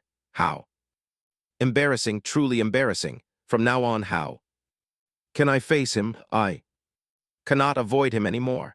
Remembering Genos's pleading face. Do not avoid me. Ciela, that truly breaks my heart. I promised to look into my feelings, so I cannot hide anymore. The carriage stops in front of a mansion. We have arrived. Arya walks up, calling out cheerfully, young Miss Laverin, Lady Arya, it has been a while. Have you been well? Of course, thanks to you I am living comfortably and happily. Seeing you doing so well after your divorce makes me happy. Let's not stand here, let us head inside. I have much to tell you. Very well, Ciela says as they walk. The financial support for the merchant guild is a bit too much, isn't it, Arya? She quickly replies. Compared to the help I received from you, it is nothing. I want to assist you and Luminous. Of course, I feel grateful, but you do not need to feel pressured. This is not just to repay you. I also possess an eye for business. I understand. Thank you very much, Lady Arya. Do not mention it. I will do my absolute best to support your business rather than focusing on myself. It will be better. For high-ranking nobles, that is a great strategy. The Summer Star is awarded by the Imperial Consort once a year. If you receive the Summer Star, your connections will naturally expand. However, to earn the Summer Star, one must make a significant contribution to the Empire. Of course, that is difficult but not impossible. Therefore, let us accelerate our business. I am certain that if it is you, you can achieve this. Ciela falls into contemplation, then suddenly smiles. Lady Arya, in that case, I have a very small favor to ask of you. Meanwhile, a young man stands hesitantly in front of the Marquis's mansion, groaning as he clutches his head. No matter what, I should not have shown it off back then. She will surely scold me for saying such strange things, yet I cannot keep my promise to meet her. Besides, why does the daughter of a Marquis wish to see someone like me? I really cannot do this. I should just go back. But right at that moment, a voice calls out. Where do you think you are going? Turn around. He turns around timidly. Ciela smiles warmly. Welcome, Giro. I am waiting for you. Giro replies in a trembling, flustered voice. You sent me a letter saying you wanted to meet me. Ah, no, the young miss wants to see my invention. Ah, no, she wants to hear my presentation. Ciela says, yes, that is correct. I sent it. Let's go inside to talk, shall we? In the original novel, he is described as someone who knows nothing but inventions, but he turns out to be far clumsier than she thought. However, she knows that the man trembling with anxiety in front of her right now will become a great mage, etching his name into history. She comforts him, "Do not be so tense, but I cannot help it, the daughter of a founding family of the empire is looking for me. Is it not a good thing that I came to see you? That is why it is even more extraordinary. People usually mock my inventions and treat me like a fraud. No one takes them seriously. You are the first to call for me like this, young Miss Laverin. Is it really so? Could this be a trap? It is not a trap. I am genuinely interested in the inventions you, Jiro, have been working on lately. I mean it. I hear they're called scrolls. I wish to assist in developing them. Are you serious? You do not think my work is meaningless? Jiro pulls out a stack of papers, making Ciela jump in surprise as he places a pile of blueprints on the table. Regarding the magic paper, I will explain it to you in the greatest detail possible. This paper is called a scroll. It is an innovative creation designed to gather natural mana into a single sheet of paper. If we establish a proper process, we do not need to trouble ourselves with carrying mana recovery potions anymore. Just by tearing a piece of paper, you can restore your mana instantly. I tell them this, but everyone says it is a delusion. They tell me to stop trying to scam them and chase me away.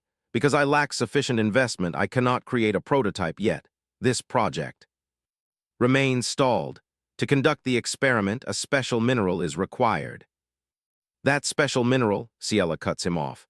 Are you talking about Javin? He asks in astonishment. How do you know that? Everyone else views it as a mere impurity and does not understand its value.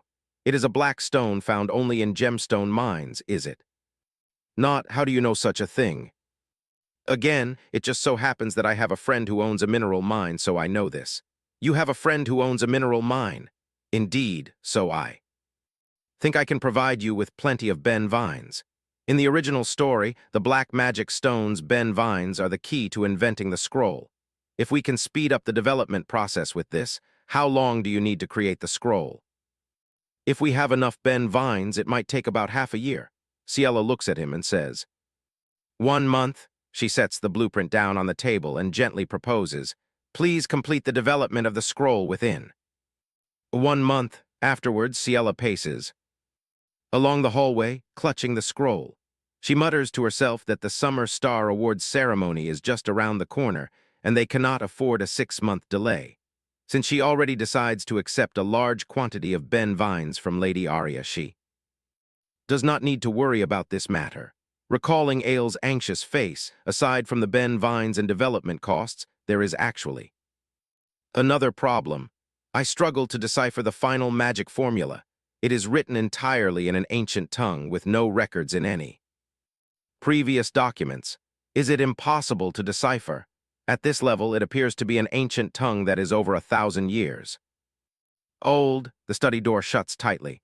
Holding the scroll in her hands, Ciela wonders if sending this to him might yield some answers. Suddenly, she is drawn by a strange noise and seeing him outside the window, she gasps in surprise. Lord J, why are you here? No, have you been standing here for long? Genos flies in excitedly, immediately lunging to hug her tightly. Ciela shyly embraces him, whispering to herself, coming here in this form is cheating. What is this ribbon for? Did you tie it yourself? Genos uses his 2 tiny paws to excitedly paw at the bow. She picks him up. Lord J, did you actually do this? Because you know you are cute, right? He immediately shows it off to her. Ciela gazes at him intently. I am 100% sure this feels like an attack on my heart. Is it just my imagination? I will leave the office door open from now on. If I knew you were waiting, I would have come sooner. Genos picks up a pen and writes, it seems you have a guest. Who is it? Is it a man? Is that so important? Of course, Ciela laughs and says, yes, it is indeed a man, but he is someone I need to expand the business. He is a magician named Aile, and he is currently developing a type of paper called scroll. If Aile can turn this idea into reality, the history of magic will surely be rewritten. But there is a problem. He says the formulas are all written in an ancient tongue, since it is an ancient language from thousands of years ago. There is no concrete information about it. We might have to give up halfway. Lord J, is there anyone around you who is about 1,000 years old? Lord J looks surprised. She intently reads the paper he writes on. After reading it, she cheers in excitement. How can this be so easy? Did you just solve it? Genos chirps happily. Lord J, how did you solve it? He proudly makes a squeaking sound. Could it be that you know the ancient language? According to Ale, there is clearly no one left who can speak the ancient language anymore, but is it really this simple? It looks a bit suspicious. Lord J, is it because he is a dragon, he solves it without even batting an eye? Genos looks at her curiously with a squeak. Right now is not the time for this, she calls May. Promptly, May runs in from outside. Yes, young miss, you called me. Can you deliver this letter to Ale? The formula is completely solved. The scene shifts to another location. This is my first time visiting a place like this. Why does it have to be a suspicious house hidden away in a corner? I wonder. If I knock on this door, it won't break, right? The door opens, leaving her. Startled, Ale greets her. It is you, young miss. Ale, are you all right? Your face is so pale. My complexion does not matter right now, young miss. Please come in quickly. I feel rather embarrassed inviting a noble lady to such a shabby place. It is fine. If we want to try applying the formula, we need to go to your lab anyway. By the way, the formula, may I see how it is solved? Of course, here, Ale takes the paper and exclaims, these ancient words turn out to be formulas substituted by numbers. So if we do it like this, we can deduce the synthesis formula for the Ben vines. But did you solve all of this yourself, young miss? Ciela gently replies, no, my lizard solved it. A lizard? This flying lizard understands the ancient tongue? Yes, the formula is solved correctly, right? Yes, it seems correct. Wait a moment, I will try mixing the Ben vines according to this formula. According to the formula, we add to the treated solution this amount of powdered Ben vines, then soak the paper in the solution.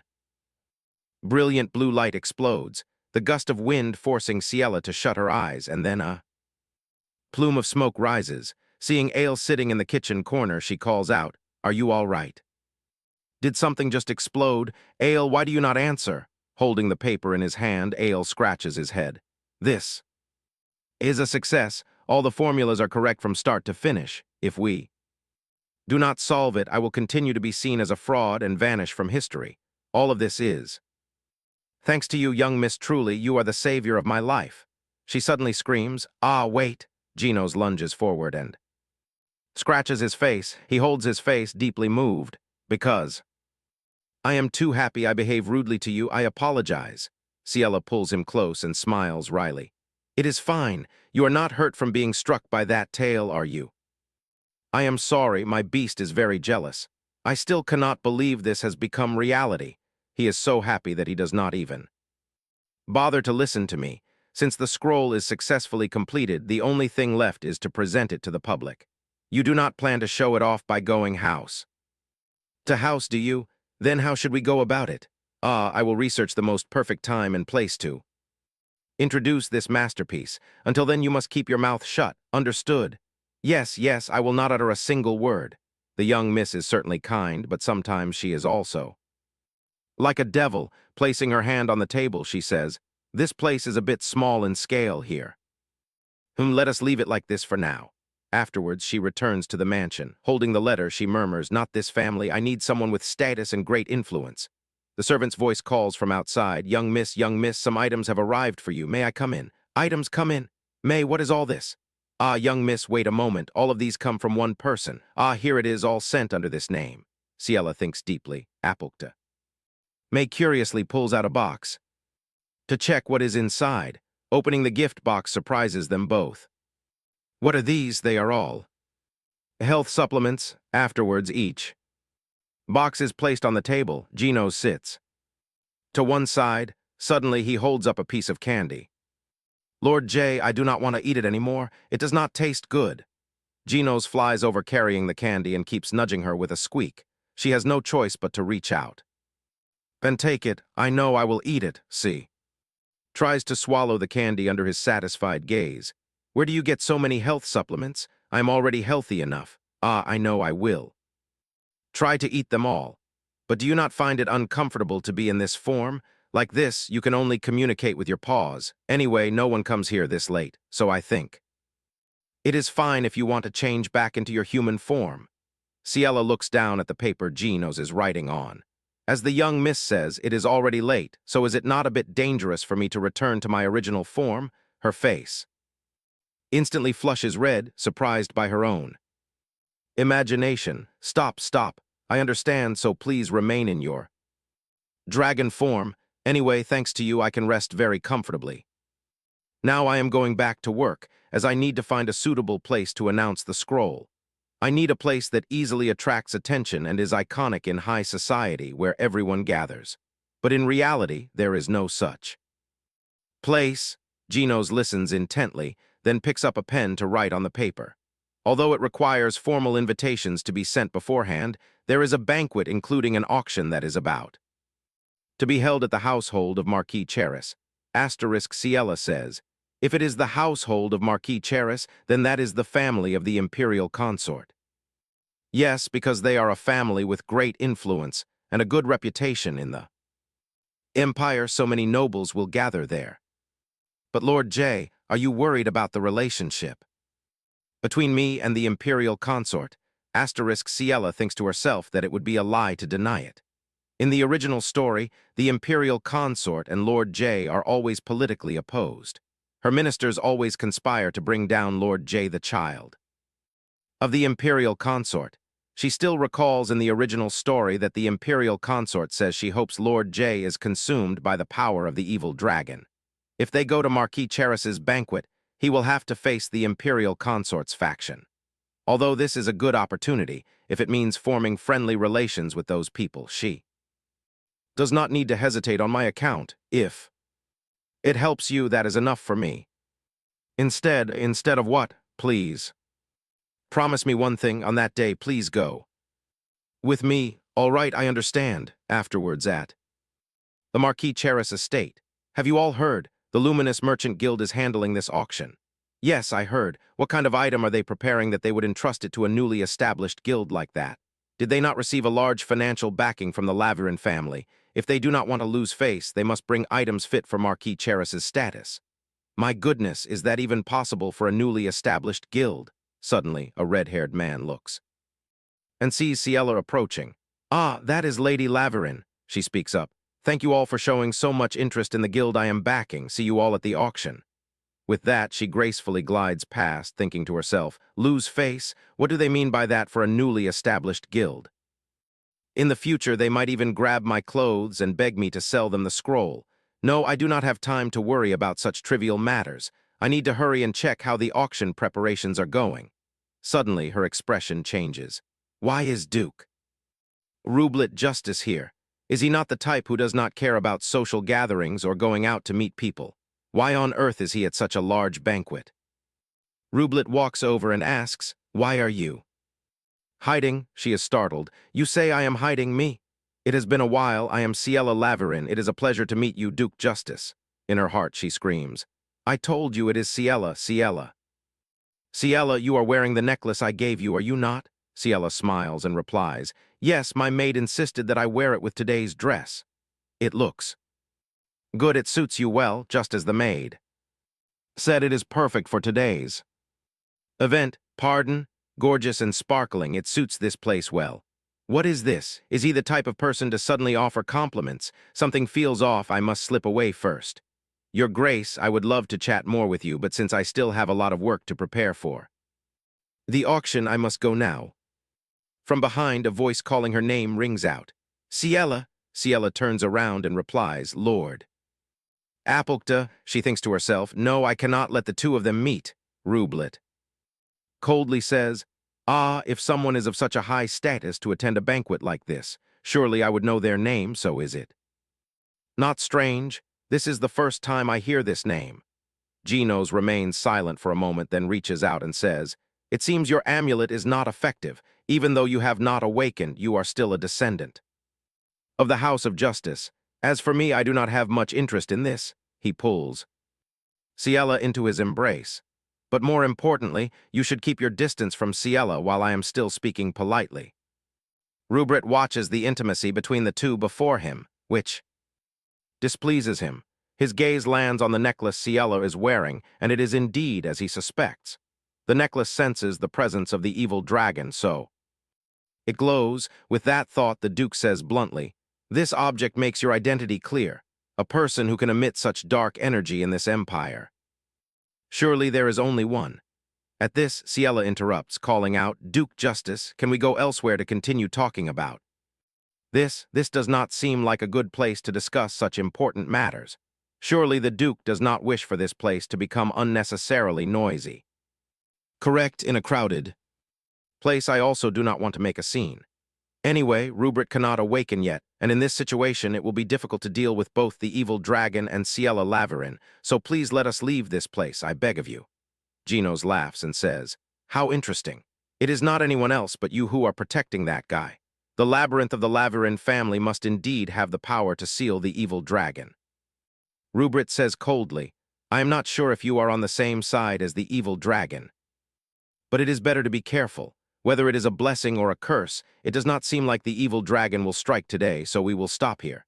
However, I cannot guarantee whether we can depart so peacefully next time." Rupert looks at the necklace around her neck and says, "Since the necklace detects the evil dragon, I cannot simply sit by and watch. Be careful. Keep an eye on you." Cielo watches. Rupert's retreating figure then turns and grabs Genos's arm. "I think we will be caught again. Cielo, are you okay?" "Yes, although my legs are shaking a bit and I feel completely drained, it seems I am fine." "What? Why are you smiling like that?" "You protected me, so how can I not smile?" Cielo holds her head, complaining inwardly with frustration. "Now is not the time to be happy about this. Lord J, what should I do about this expression of affection? I just stood up to Duke Justice." "Well, this is why. You look even cooler. Cielo, you always exceed my expectations. Since you protected me, I must repay your favor today, even if it costs me my whole body." Cielo purses her lips anxiously. She screams inwardly, "Wait a minute, this is way too close." Suddenly, an announcement echoes from the stage. "Everyone, please lend us your attention." He and Cielo look up to see, and now the highlight of tonight's banquet, the auction items. From rising artists and inventors, Genos takes her hand and raises it. "Show the world just how cool you are." "Leave it to me." Cielo glances over the crowd. "All right, it is time to show the world, because all preparations are complete. Now shall we bring out tonight's main protagonist?" Ale holds the paper, hands trembling. Tonight the item to be unveiled at Luminous is an item covered in a red cloth and a black paper. Appear inside the scroll box. Everyone asks in curiosity, "Scroll? What is a scroll?" Ale explains, "Just like its name, this scroll is a small piece of paper that can store and retain mana. It opens up a world where anyone can use magic." "With just this piece of paper? Do you mean that even without mana and without being a mage, one can still use magic?" "Yes, that is correct." "Is such a thing even possible?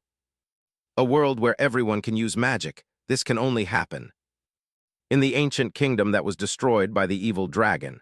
Someone speaks up disdainfully, "Just looking at it, I can tell it is a scam. How can such a thing be possible? If you are so confident, then show us directly." Ale glances and signals Cielo with a smirk. "Is that so?" "Indeed, just as we planned." Ale immediately opens the box. "At everyone's request, I will invite someone up here to test the scroll.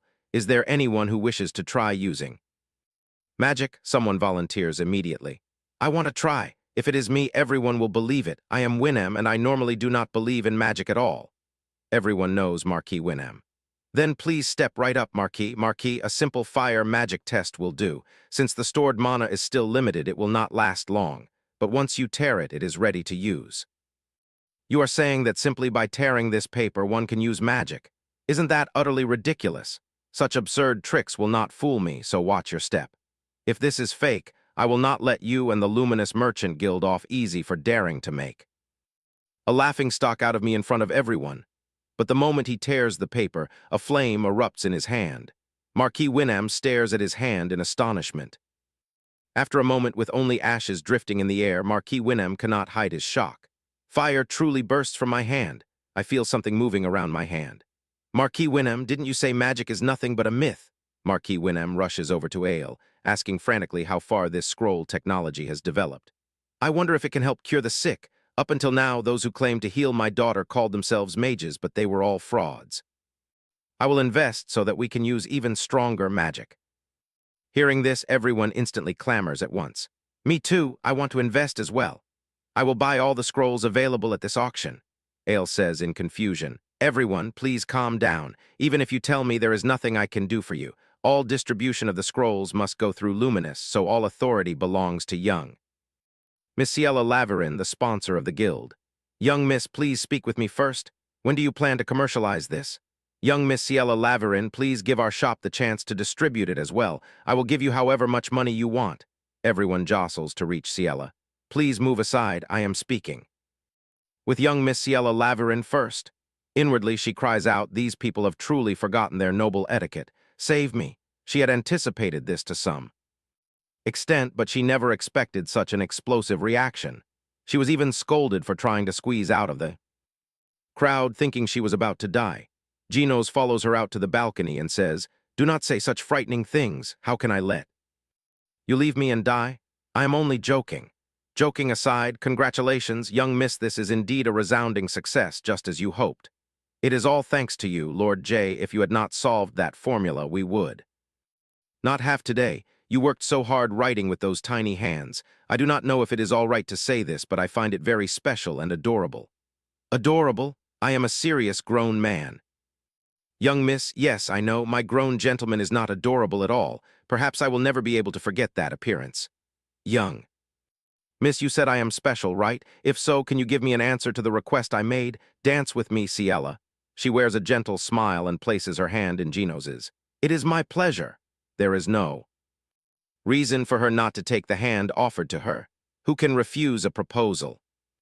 Like this, at her happiest moment, he takes her hand and invites her to dance, a request so affectionate and lovely. She entrusts herself to him, having someone truly happy for her achievements, and joy is wondrous. And on the other hand, makes her heart flutter. Ever since becoming Ciela Laverin in this story, her life has been nothing but a struggle to survive. But now, she is no longer like that. At this moment, Ginos holds the necklace and says, this necklace, I will remove it. Ciela looks up at him and whispers to herself, I am extremely happy. Meanwhile, a servant standing to the side reports, the so-called scroll has just been announced, and not only the magic tower but the entire empire is in an uproar. The Empress Consort says, a scroll that can use magic even without mana. It is only natural that such an invention would cause an uproar. The sponsor and the largest distribution network for this great invention are the most interesting part. It is neither a renowned mage nor a large merchant guild, but Ciela Laverin. Yes, and because of this, nobles are competing fiercely to impress Ciela Laverin. Saying this, the maid thinks to herself, because of this news, the Empress Consort's mood is sour, especially with the Summer Star Award ceremony approaching. Lately, the Empress Consort has been meeting with young Miss Tyrael Puratina almost every day, so she must have secretly decided to award the Summer Star to Tyrael Puratina. But why, of all times, must Ciela Laverin now? The Empress Consort asks, is this not good news? The servant replies with a start. Yes, I was extremely worried about what pretext to use to award the Summer Star to Ciela Laverin this time. Is she not praiseworthy, because she has created such a reason herself? The servant standing to the side asks in surprise, awarding the Summer Star to young Miss Ciela Laverin, why are you giving young Miss Ciela Laverin the chance to become the most prestigious lady? The Empress Consort asks, why Ciela Laverin? Oh. She suddenly holds her head and laughs out loud. The servant nearby asks anxiously, Empress Consort, my apologies, I cannot. Stop laughing. Did you think I would award the Summer Star to Tyrael Puratina? To that foolish child, of course. Tyrael Puratina is a very useful pawn of mine. Through her, I can control the Crown Prince with her purification ability. But is it not too dangerous to entrust everything to a single pawn? Therefore, I must prepare another pawn. Ciela Laverin, you have had your eye on that child for a while, have you not? Yes, that is true. Was she not originally the matchmaker who bound the Crown Prince to young Miss Tyrael Puratina? Is that so? But Tyrael Puratina, the one who was matched, is not even fully committed. That lady always wanders off elsewhere. I have heard that her secret outings from the palace have become more frequent. Who could have guessed that all of this is actually the plan of Ciela Laverin? The Empress Consort lifts her gown and stands. Would it not be better to draw Ciela Laverin, the lady the Crown Prince is infatuated with, to our side? If I win her over, everything else will be much easier driving.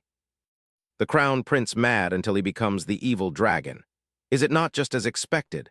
That hideous creature will be dethroned, and then comes the scene where my beloved son, the second prince, ascends the throne. Therefore, prepare the list of nominees for the Summer Star immediately, and ensure both Ciela Laverin and Tyrael Puratina are included. Let us see who will be the clever one to choose. Power and strength.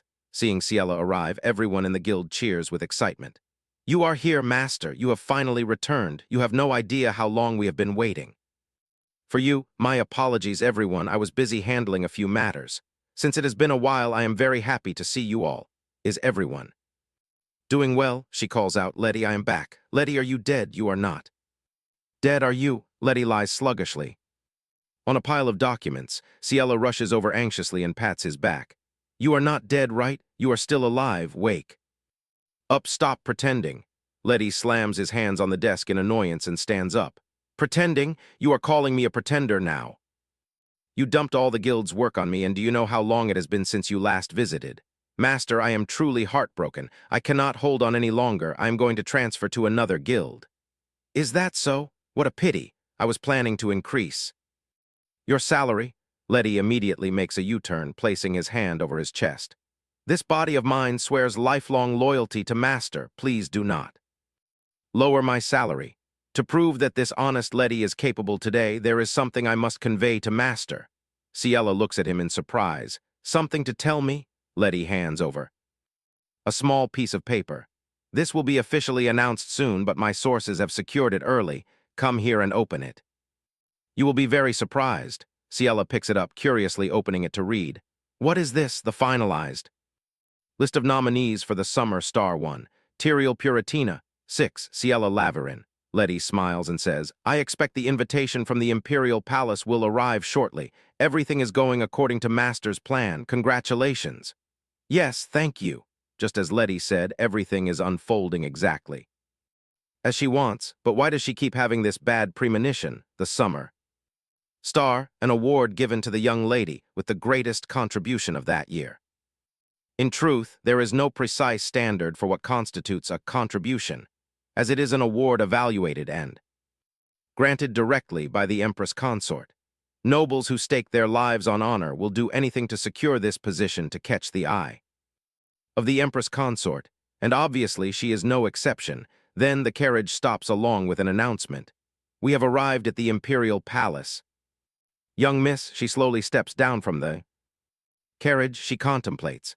Lady Arya said that with the invention of the scroll, the possibility of her receiving the Summer Star as a nominee is very high, although she expected this. Suddenly Tyrael's loud voice calls out from within. Oh, my Ciela, she thinks with annoyance.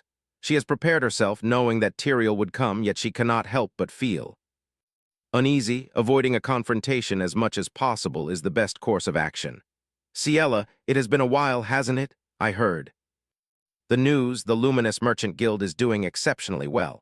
I am truly happy for you, and also congratulations on becoming a nominee for the Summer Star. Is that so? Thank you. Ciela, are you still mad at me? I am sorry about Lord Exit. I wanted to apologize to you at the ball. Hearing this, the other young ladies whisper, Are those two having a conflict? She continues, but because I was too hasty, I caused a misunderstanding with you, Ciela. I am truly sorry. Even so, since that day, I have reflected on myself a lot. Hearing her crying, the young ladies run over to watch. What? Is young Miss Tyrael Puratina crying? Even on a fine day like this, young Miss Ciela Laverin is? She is continuing her act. Ciela, she throws herself forward and hugs Ciela, please. Forgive me, she then whispers in Ciela's ear. Ciela, everyone is watching, so you.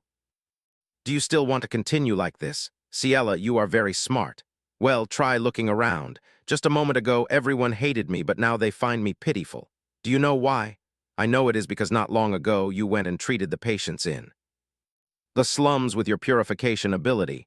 As expected, you know everything, I thought you were too busy making magic scrolls or whatever to notice.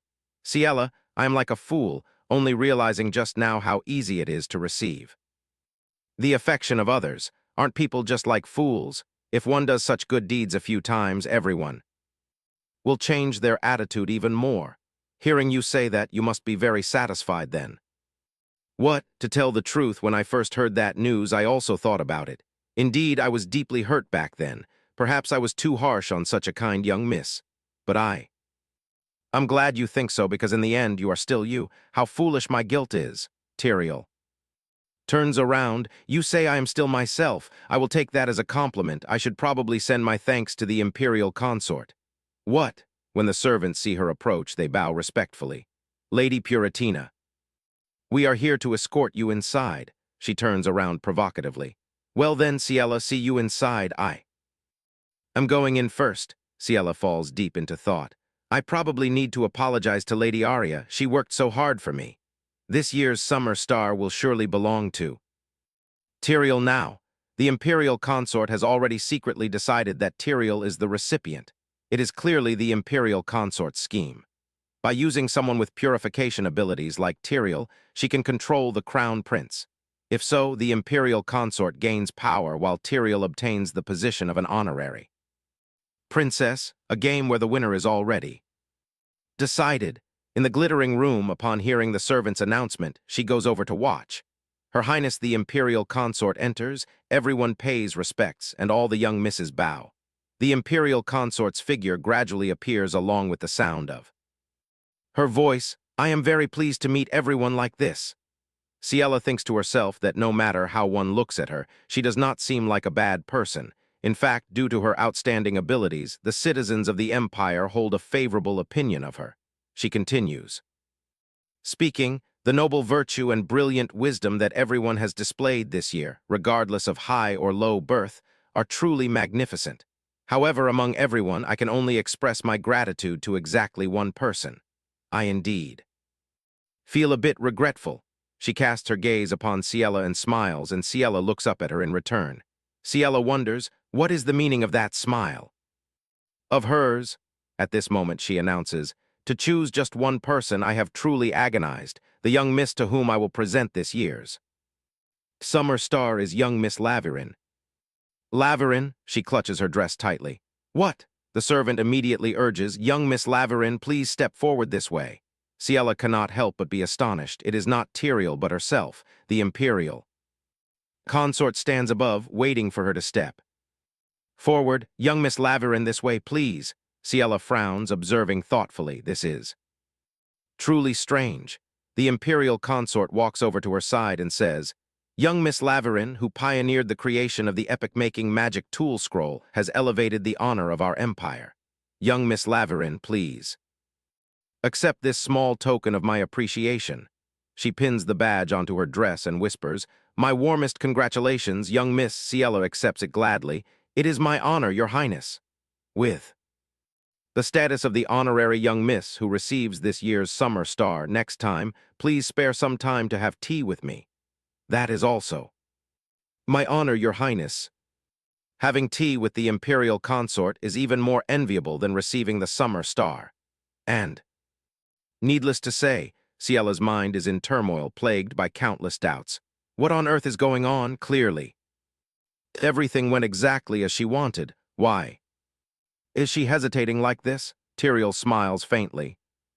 Congratulations, she says, clapping her hands. With a meaningful smile, Ciela walks out of the room but cannot bring herself to be happy. Tyrael, what is the meaning of that smile? After the awards ceremony ends, many people come over to strike up a conversation and congratulate me.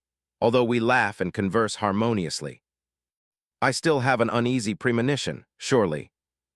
It is not because we also competed for the summer star. Why did she award the summer star to me instead of Tyrael? A servant suddenly stops her.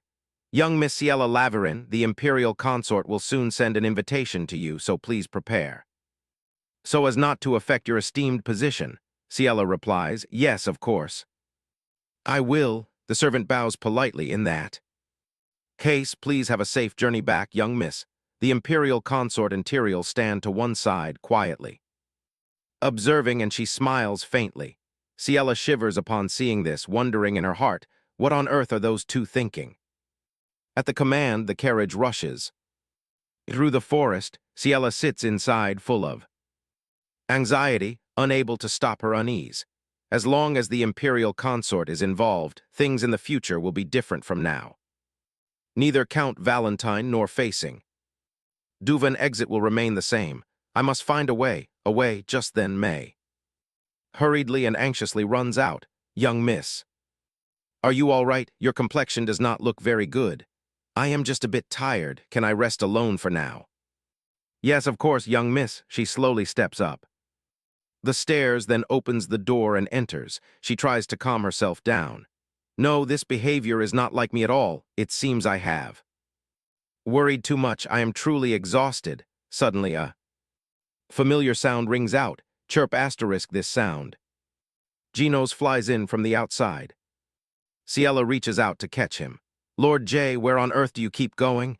Even so, it is fortunate that someone is here for me to confide in. Today was really hard for me, he lets out a cry. He was so worried, not knowing what is going on. He is truly warm. The cold tension that has gripped my entire body until now feels as if it is being released. All at once, having Lord J lying in my lap makes me feel so warm. Come to think of it, Lord J is always like this. In this unverified story where nobody knows who is right or wrong, he is the only one who gives me faith. So between me and this person, suddenly he taps his paw against her shoulder. Lord J, you can stop now. Don't touch my shoulder, it tickles. Wait, but is it really all right to have the Crown Prince massage me? Why are you trying so hard? Anyway, Lord J, where was I? Ah, right, about how thanks to the scroll, I received the Summer Star and also got an invitation to have tea with the Imperial Consort. I think I should tell you beforehand, Lord J, because if the Imperial Consort summons me, I cannot refuse, in case you misunderstand. He flies down to the table as if wanting to write something. He frantically searches through the pile of papers on the desk.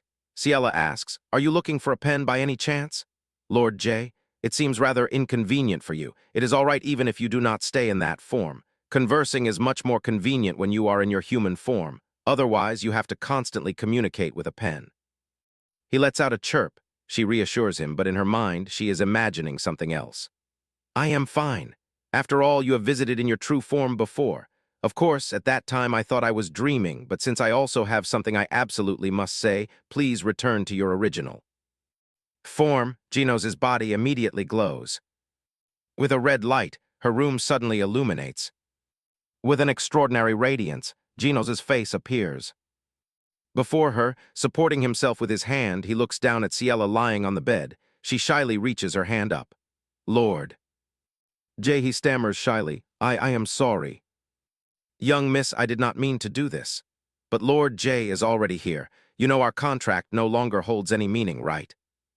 Genos hesitates and does not answer. If through this award ceremony, the Luminous Merchant Guild develops fully, even my parents will find it hard to force a re-engagement. If so, our relationship in the future will become strangers, right? And supposing we want to end the contract here then. Genos suddenly interrupts her. Young miss, wait, I cannot end our relationship like this. Ciela sits up and asks, Lord J, do you intend to continue staying by my side even without the contract? Genos falls silent for a moment, then sighs. Young miss, you surprise me every time. Why do you ask me such a thing? Of course, I will always and forever stay by your side. For a moment she is speechless. She smiles softly and replies, yes.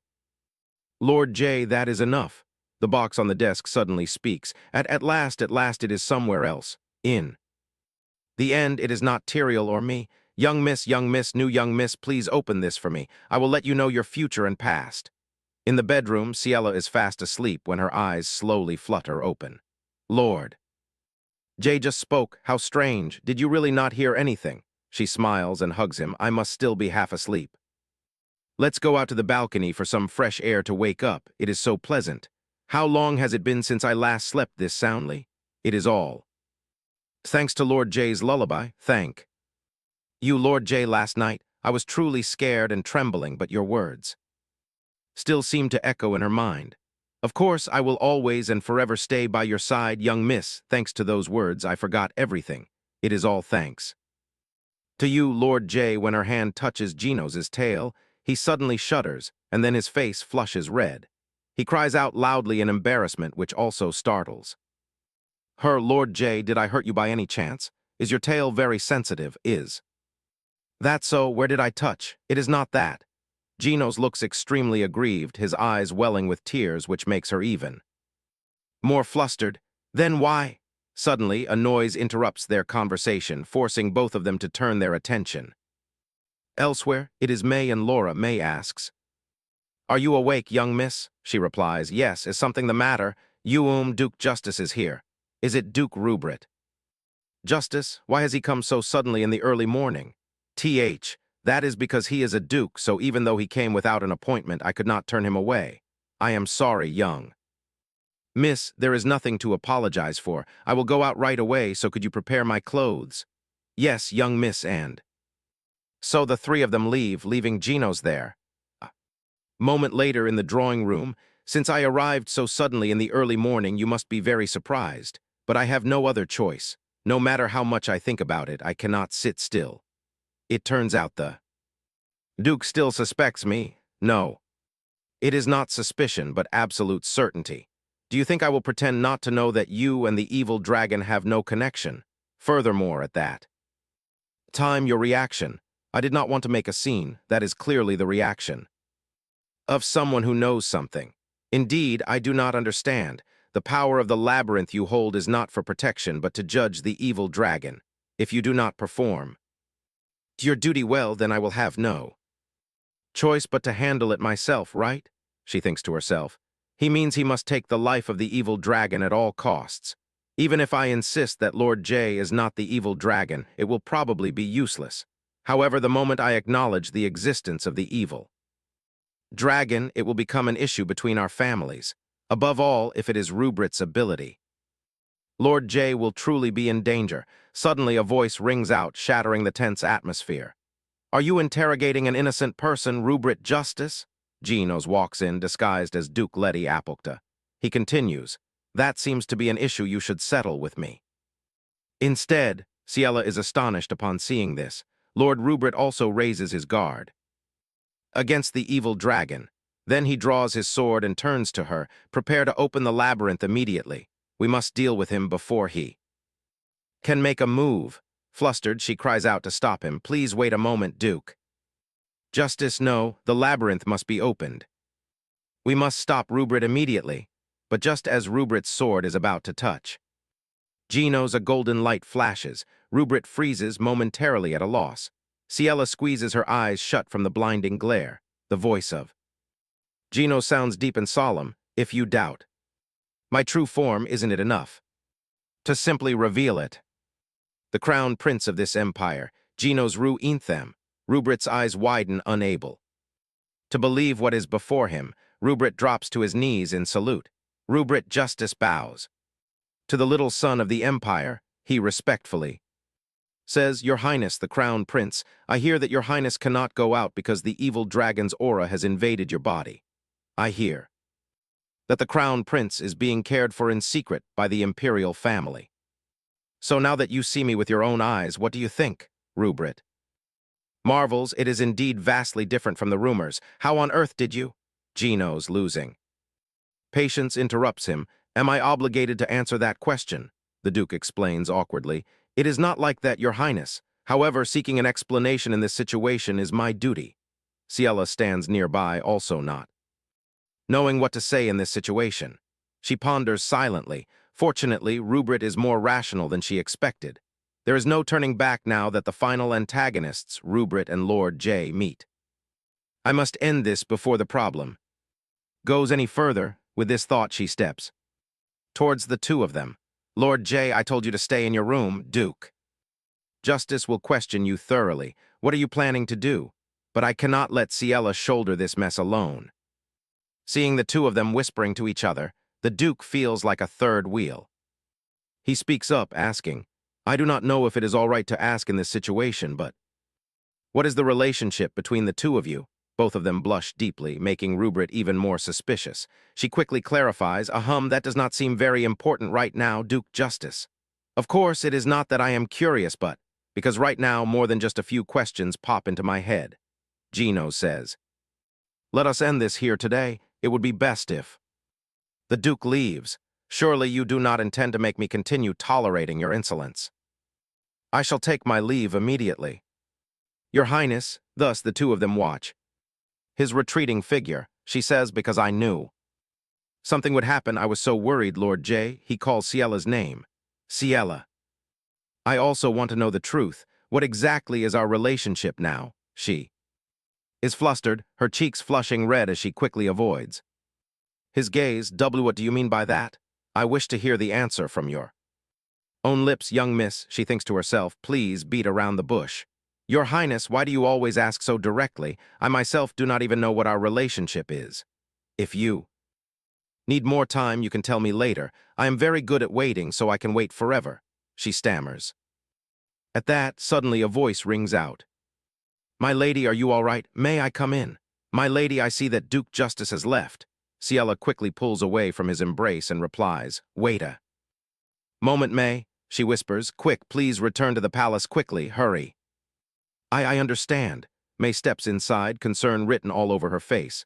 My lady, are you all right? May I come in? Suddenly she gasps and screams, my lady, what on earth happened here? It is nothing. Only then does May feel relieved. When the Duke left, his expression was several times colder than usual. I was worried he might have harassed you. No, that is not it. No, how can that be? Your hair and clothes are all disheveled. If he ever treats you like this again, I will definitely not let it slide. Hearing this, the two can only look at each other and blush. Scene changes. Lear sits there sighing. Master, when are you coming? Can you really be happy after dumping all the work on me? Well, Master, there is actually no other way since no one else but me can perform this role so well. Since Master gave me a raise last time, I should head off to meet the new client at the Villa. Lear walks hurriedly, opening the door while feeling curious about who this is. Dear guest, I apologize for keeping you waiting. What? The client who sought them out so secretly is Duvan Exit. He is the very person he investigated behind his back until he got sick of it, all because of Master's annulled engagement. This is getting interesting. Who knows? Maybe Master will like this. Welcome, how may our guild assist you, esteemed guest? HMPH, why else would I come here? I hear this is the top guild for catching cheaters. Can I interpret that to mean you are highly skilled in tailing people? Money is no object. Tell me everything about Ciella. Laverin, he hands a heavy pouch of money to Lear. Lear looks at the pouch with a humble gaze. Normally, this much commission is enough. For other requests, this amount would suffice. But if it is Duvan Exit, things have to be a little different. Thinking this, he says, since this is not our usual line of work, the contract fee will also be different. Factor in this and that. If it is for everything, the advance payment. Lear writes down a figure with 10 zeros on a piece of paper and says this much will suffice. Duvan is shocked to his core. What? Investigating. One person costs this much money? Yes, because my master has to do it personally, sir. Since it is a request from someone of the Exit family, I must put in my utmost effort. Isn't accurate information best for you, guest? Duvan thinks to himself, unbelievable having to pay such a massive amount. It is indeed a huge sum, but as you said, you must guarantee to give me accurate information, please. Rest assured, Master, please praise me for catching such a delicious prey. At the Marquis's mansion, Ciella steps into her room with a weary face. She slumps onto the chair, sighing in relief that Gino's true identity is not discovered. If May finds out about your human form, it will be a disaster, though it is fortunate to see such a cute side of you. Lord J, you have no idea how lucky I feel. Suddenly, a mysterious voice speaks up. Cute, the young miss is calling that terrifying evil dragon. Cute, that evil dragon. Ciella, startled, looks around. Who is there? But she does not hear that strange voice again. Lord J, did you not hear that sound just now? He looks at her as if wanting to say something. Perhaps I have been feeling unwell since this morning. I must be imagining Suddenly a figure slowly appears before her. It speaks, I shall protect you from the evil dragon, young miss. What is this? Who on earth are you, and how did you get in here? The young miss brought me back, so why are you pretending not to know? What? When did I ever do that? It cheerfully introduces itself. I am the brooch that the young miss received from the summer star. I am the spirit residing in that soul stone. She realizes. Is this hedgehog a spirit? Genos widens his eyes at her. The little hedgehog continues. I manifest to protect the young miss from that vicious, evil dragon. Vicious, indeed, just looking at its eyes makes my heart race wildly. I must defeat it quickly. Spotting a writing pen in the distance, it flies over to grab it. Vile dragon, take my sword. Ha! The little hedgehogs strike. Genos lets out a shout. The force of the shout sends the little hedgehog spinning in circles, crashing to the ground in a daze. Just this is not enough to stop me. Ciela and Genos watch helplessly, speechless. She thinks to herself, for some reason it seems an extremely troublesome creature has appeared. Suddenly she remembers something and quickly opens the box, gently picking up the brooch. It turns out she has read about spirits residing in the soul stones of brooches. However, are spirits supposed to be this weak? You are a traitor, why are you siding with the evil dragon? Suddenly, Genos flies over and hands Ciela a piece of paper. Spirits will obey the commands of the one who names them, so start by giving it a name. Ciela understands. You want me to name it? What name should I choose? The little hedgehog's eyes suddenly sparkle like starlight. Are you going to name me? Ciela ponders, its eyes look incredibly cute. She thinks deeply for a long moment, then happily exclaims, since you look like a hedgehog, let's call you Little Hedgehog. Hearing this, both Genos and the little hedgehog are left speechless. Ciela thinks embarrassedly, did I name it too carelessly? But things are not as she expects. The little hedgehog is overjoyed to have a name. Wonderful, so from now on. My name is Little Hedgehog. I finally have a name. I am so happy. I shall reveal your future to you, young miss. You can see the future, are you that talented? Of course, I, Little Hedgehog, am a super talented spirit. Your future costs exactly 100 billion gold coins. Ciela is dazed and alarmed. What? Did you say 100 billion gold coins? This is not a spirit, but a total scammer. The little hedgehog defends itself. Then 10 billion. Gold coins, she flatly refuses. The little hedgehog flits around. Then 1 billion gold coins? I told you I am not buying. Disappointed, the little hedgehog begs. Then just this once, I will tell you for the price of one gold coin only this one time. Ciela is amused. Is that so? If it is just one gold coin? She opens her palm and hands the coin to it. Here, now tell me about my future. Then I shall reveal your future, young miss. I see it. I see that you will marry a rather unpleasant man. You will suffer heartbreak and even face mortal danger because of that man. Ciela squeezes the little hedgehog in fury. What? Genos also swiftly draws his sword, terrifying it. My lady, I only say what I see. The evil dragon is killing a spirit. Help me, my lady. She indifferently tosses the little hedgehog aside. The annulment of my engagement to Duvan Exit is ancient history. Since you wanted to scam me, you must receive proper punishment. It cries out, I am not scamming you. In your past life, you were so gentle. Genos' eyes turn crimson, his terrifying aura silencing the little hedgehog. Ciela turns to ask, past life? What do you mean by past life? His aura grows even more intense. He glares at the little hedgehog to prevent it from revealing anything further. The little hedgehog quickly backtracks with a forced smile. When did I ever say such a thing? She snaps angrily. Enough, what can I possibly expect from you? You swindling hedgehog, give me back my gold coin. No, I need this to pay rent. You little scammer, why would a spirit ever need rent money? In the meantime, Genos looks out the window and gestures to Ciela. She turns to ask, Lord J, what is the matter? Is someone here again? Without notice, she gasps in surprise, so it turns out Father is back. Marquis Laverin and Isabella step down gracefully from the carriage, greeted by the warm welcome of everyone in the estate. Ciela watches intently as someone's voice rings out. Welcome back, Marquis Laverin. Bring the luggage inside. A wave of weariness washes over her. Father is finally back. Although she anticipates the day those two would return, she never expects it to be today. Go back, little hedgehog. It obediently complies with a soft sound. Yes, yes, yes. She does not forget to instruct Genos. I am going out to meet father for a moment. I have no idea how long our conversation will last, so please head back first, Lord Genos.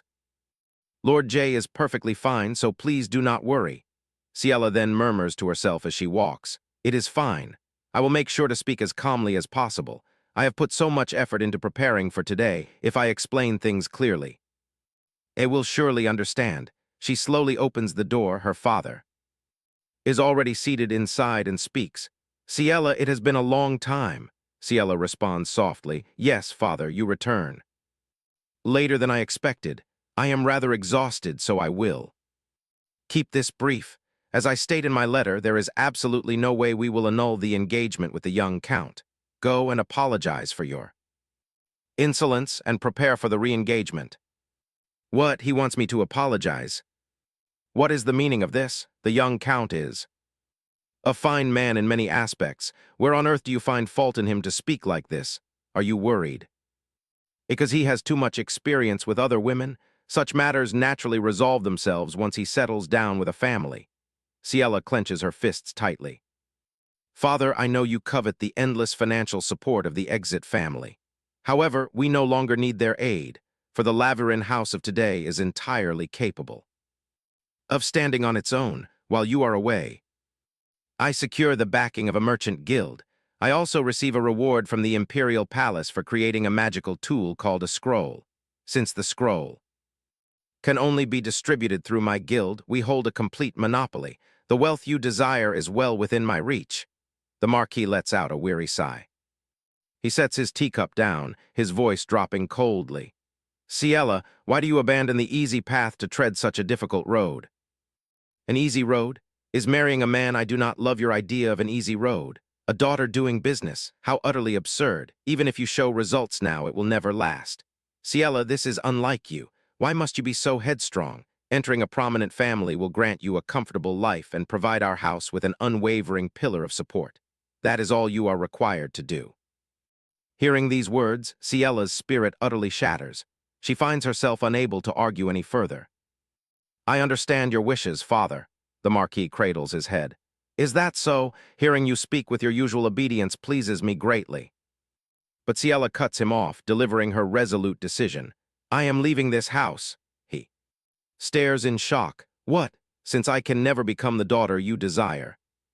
I am leaving this family. Ciela la. Laverin. Ciela turns on her heel, preparing to depart.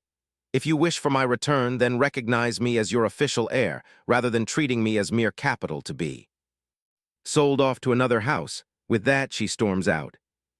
Isabella spots her outside and asks, Ciela, is everything settled with your father?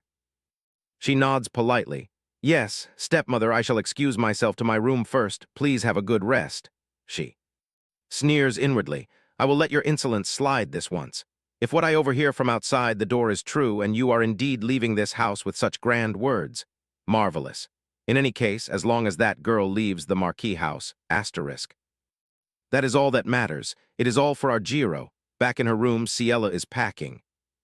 Her belongings. May tries to stop her. My lady, are you truly leaving? Please reconsider just once more. Ciela, irritated, throws her luggage onto the floor. Enough! I am leaving this family today. Until father changes his stance, I will absolutely never return. The next day. The suitcases are set down. The room is neat and sparkling, and on the dining table, a meticulously prepared meal awaits. Ciela wears a satisfied smile. This is actually better than my room back at the mansion. It is close to the guild, too. I am so glad I prepared a safe house beforehand, just in case something like this happens. Through this ordeal, I see it clearly now. Everything is being paved for their adopted son, Jiro. Not only does father completely lack trust in me, but Isabella will stop at nothing to drive me out of Laverin. Now that I know the truth, I feel like an outsider. Intruding upon their happy family, May comes inside carrying a pile of her belongings. My lady, I have brought all the items you entrusted to me. You must be exhausted from carrying all of this. Thank you. My lady, if it is for your sake, this is nothing at all. I was so worried about where you would stay after leaving, but this place seems even grander than a luxury hotel in the capital. I would never leave the house without a proper plan. So, May, you can put your mind at ease now, right? My lady, this is not a matter of beautiful decor. The problem is that you have run away from home. Ever since you left, the Marquis has not stepped out of his room even once. He must be dreadfully worried about you. Father worried about me? How could that be? He is likely preoccupied with other matters. He probably wants to hasten the re-engagement with the exit family. Now that I am no longer there to object, he made no attempt to stop or persuade me when I packed my bags. And did he really let you come here to see me today without knowing? The atmosphere grows increasingly tense. May anxiously calls out, "My lady." Ciela remains silent, lost in thought. A moment later, May hands her several calling cards. "Oh, that is right. I have some good news. Please take a look at these, my lady." "What, are all of these truly for me?" "Yes, indeed. They are gifts from prestigious noble families to congratulate your success with the Summer Star. Just yesterday and today alone, we received this many. I am certain this is merely the beginning. May return every single one of them." May gasps in sheer disbelief. "Pardon? I will explain the reason to you later. From now on, if there are any gifts related to the summer Star, please send them all back. Though it is a shame, if that is your wish, I understand. I shall handle it, my lady." Then, "Please rest well, my lady. I will return tomorrow." Night falls. Ciela sits in quiet contemplation at her desk. Suddenly, a sound from outside catches her attention. Ciela walks over to open the door, asking, "May, did you forget something?" "Why are you back so soon?" However, a completely different voice answers. Ciela startles, her eyes flying wide. In utter bewilderment, "What, Giro? Giro Laverin, he is the son whom Isabella brought into the family. Isabella exerts tremendous effort to make Giro the next Marquis. Compared to the timid Ciela, Marquis Laverin is far more pleased with Giro. Giro is well aware of the immense expectations his parents place upon him. Yet he harbors little interest in the title of heir. Instead, he is genuinely affectionate toward his younger sister. Ciela, this is everything written about Giro in the original novel. Consequently, after transmigrating, she finds it rather difficult to face him. If he ever discovers that she is a transmigrator, chaos will surely ensue. He asks with genuine worry, "You seem a bit strange lately. Why do you no longer talk to your brother?" What is this? It is only because I have so many things to handle lately." Giro sneaks a glance at the paper in her hand. "Information on the slums? Why are you researching a place like that? You saw that? Please stop bothering me and go away." He looks at her peculiar reaction and exclaims, "Huh!" She suddenly freezes, realizing, I am so focused on my work that I completely forget to act like the original Ciela. Giro suddenly bursts into laughter. "What, only now? Do you sound a bit like my sister? Because you refused to answer me lately, I worry that I did something to upset you. If that is not the case, then I am truly relieved. Can you not continue to act comfortably around me like this?" Fortunately, her fears never materialize, and after that day, she is able to face him without having to lie. After that, the two sit together to enjoy tea and talk. She asks if he has any intention of returning to the academy. "So you finally show up." "The moment I return home, I rush straight here. Because I want to know what is going on. It seems there is a misunderstanding here. First, let us head back home." Ciela's expression turns grave. "It is not a misunderstanding. Our parents have already decided who will inherit the title of young Marquis Laverin. Please tell me the truth. In the past, you always claim that you do not care for the title of Marquis Laverin. But what about now? The time has come. If you harbor any greed for the position of heir, then speak the truth." "Of course, that does not mean I will back down." Giro looks downcast upon hearing her words. "Ciela, first, please listen to me. The reason I seek you out today is to tell you something I have never spoken of before. The first time I hear about the inheritance from those two is much earlier than you think. And it goes back much further than you think." Ciela remains quiet, listening intently. From the very first day he sets foot in the Laverin estate, Laverin, his mother drills into him the obligation to shoulder the responsibility for Laverin as the heir. Sending him to the academy, which is reserved only for high-ranking nobility, is also father's way. To pave a proper path for him to secure his position as the eldest son. And back then, I believe that is what I must do as well, Ciela asks. So, in the end, you know from the start that you will become the young Marquis. Is that why you act so comfortably around me, because you know I am just a sister who will eventually be kicked out of the family? That is not true at all. I absolutely never treat you like that for such a reason. I harbor no greed for the position of Marquis from the very beginning. Furthermore, the Laverin bloodline is special. If one becomes the Marquis of Laverin without possessing that special ability, the people of the Empire will never accept them. I am a rational man after all. Hearing this, Ciela bursts into a soft laugh. Well, that is a relief. A relief, what do you mean by that? A relief. That my beloved brother is not as foolish as I think. Jiro's face instantly flushes crimson. As he exclaims, What on earth do you take me for? Well, since I hear rumors about your behavior at the academy, I have no choice but to think that way, do I? That is unavoidable. Those bastards speak nonsense about your annulment, so how can I just stand by and let them? Ciela gasps. What do you mean? You caused trouble because of my annulment. This is the first time I am hearing of this. No, that is not. Not what I mean. In any case, what I want to say is that I am on your side far more than you think. As for the position of heir, you don't worry, because I will tell Mother my stance. Ciela thinks to herself that since he has shared so much, Jiro does not seem to be lying. Even so, first of all, concrete proof is still necessary. Fine, so that I can truly believe you, please bring the pledge to renounce your succession rights here. Is that so? I understand. If it is only that, it is not difficult. Well, it is late, so I am leaving. Although you are living in a much better place than I thought, leaving you alone at the hotel still makes me a bit worried. Truly. Honestly, according to what you said, I also have the power of the labyrinth. So what are you worried about? Even so, I am still a bit worried. Using your power can also overexert your body. Anyway, get some rest, Ciela. At the Marquis's mansion in the study, the Marquis sighs. Ciela left home just a few days ago, perhaps looking for Ciela today and speaking to her again would be a good thing. Isabella stops him with a start. Wait, you must not. Ciela needs time. At a time like this, if we interfere too much, it might instead provoke her rebellion, so let us wait a little longer. If the time she spends alone grows longer, she will gradually feel the absence of the young count. Then that child will surely come to apologize to the exit family.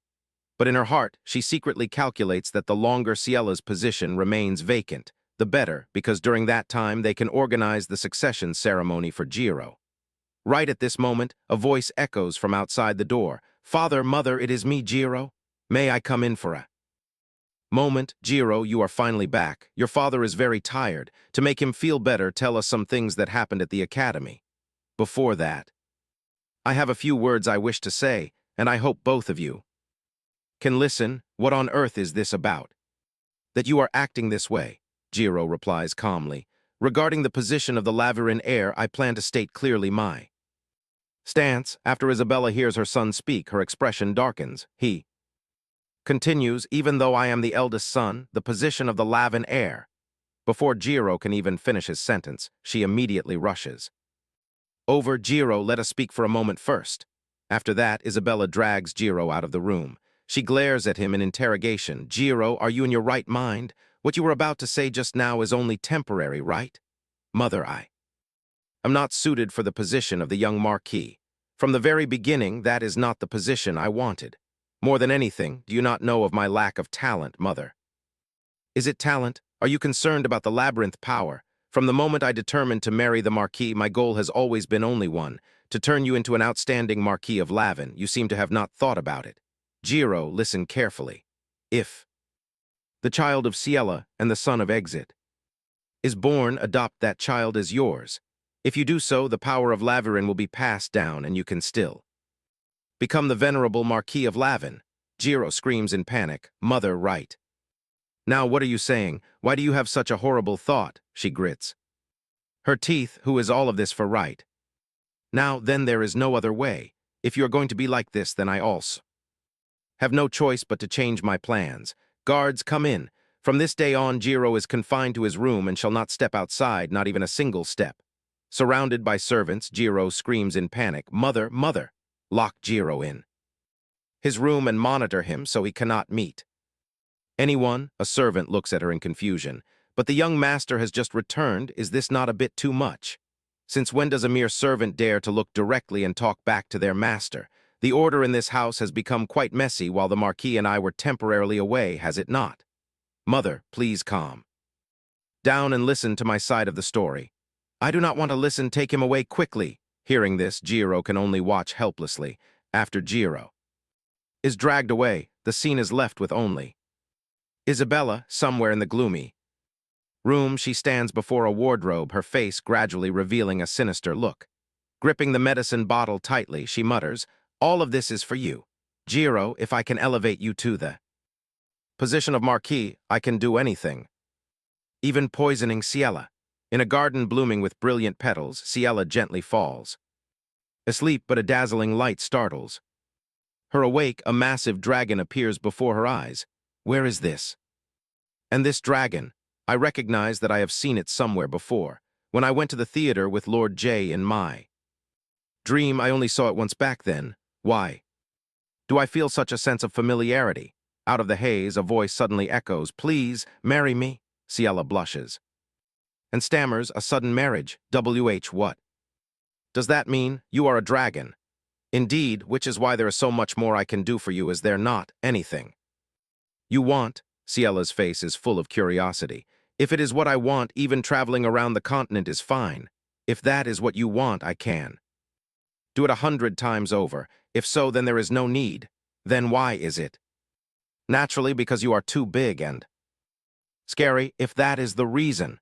Before the sentence even finishes, the dragon is enveloped in a dazzling golden light. Ciela closes her eyes and raises her hand to cover them. Instantly, the massive dragon transforms. He slowly kneels, holding a bouquet in his hand. "I will remain in this form forever." "How about that?" "No, even so, it is too chaotic because we are different species to begin with." Her shout echoes throughout the forest. At this, Ciela wakes up with a start.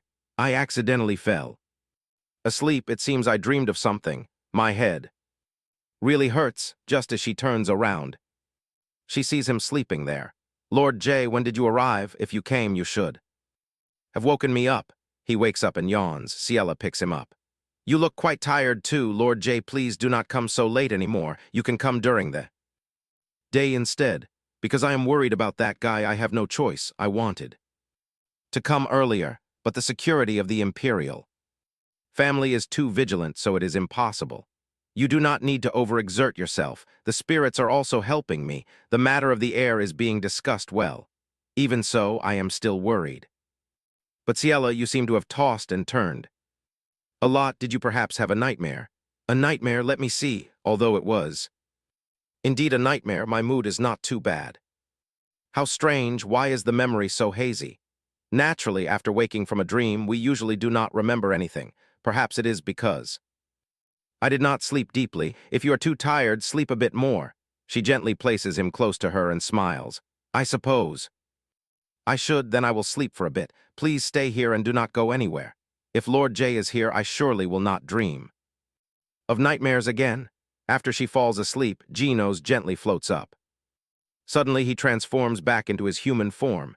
He sits on the bed, silently watching Ciela. He takes her hand and brings it close to his face. "Ciela, you must have sweet dreams. However, someday I hope I can wake up in all of these dreams." In another scene, Isabella, dressed all in black to conceal her identity, enters a certain place.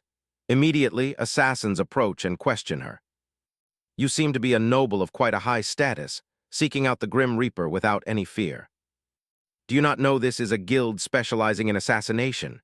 Isabella speaks up. "Of course I know. There is someone I want you to kidnap, not eliminate, but only kidnap. Yes, just capture and bring her before me. After that, leave it to me." In a scene change, Ciela stares intently at the crystal ball in front of her. "So the Reaper side sent us this crystal ball." Letty hands her a folder. "Yes, I also received the detailed content of the commission. Although I expected my stepmother to do something, I did not expect her to poison me after kidnapping me. Fortunately, the Green Reaper has a friendly relationship with our guild. I can take a look at all the commissions going back and forth there. Master, roughly what is happening. Within your family, that is. Obvious, so do not mind it. Compared to that, the case of Duven that you handled must have cost a high commission fee. Roughly, how did you do it? I worked very hard on it, Master. I even planned to request an additional fee. Looking at things like this, you are no ordinary person either. Is it not because he confidently stated that no matter how much it costs, it is not a problem? She replies with a smile. Even if it is Duven, if the amount of money is this huge, he will probably have to touch the family funds. Will the exit family let it slide? Well done, keep pretending to provide information while squeezing out more money. Well, then I trust you will know what to do and proceed well.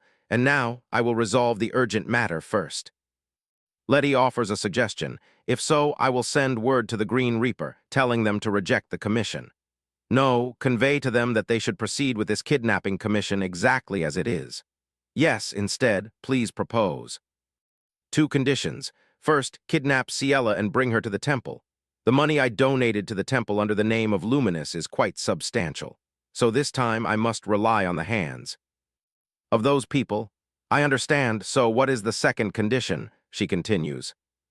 The second thing is to carry out the kidnapping as gently as possible to avoid causing any pain. Letty panics. Is that not a given? How dare they hurt my master? I am just joking. The real second condition is she whispers in his ear. Letty looks fearful. That sounds a bit dangerous. Are you still okay with that?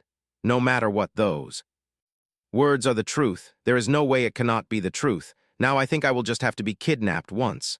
Later on a dark night, whispers echo in the courtyard.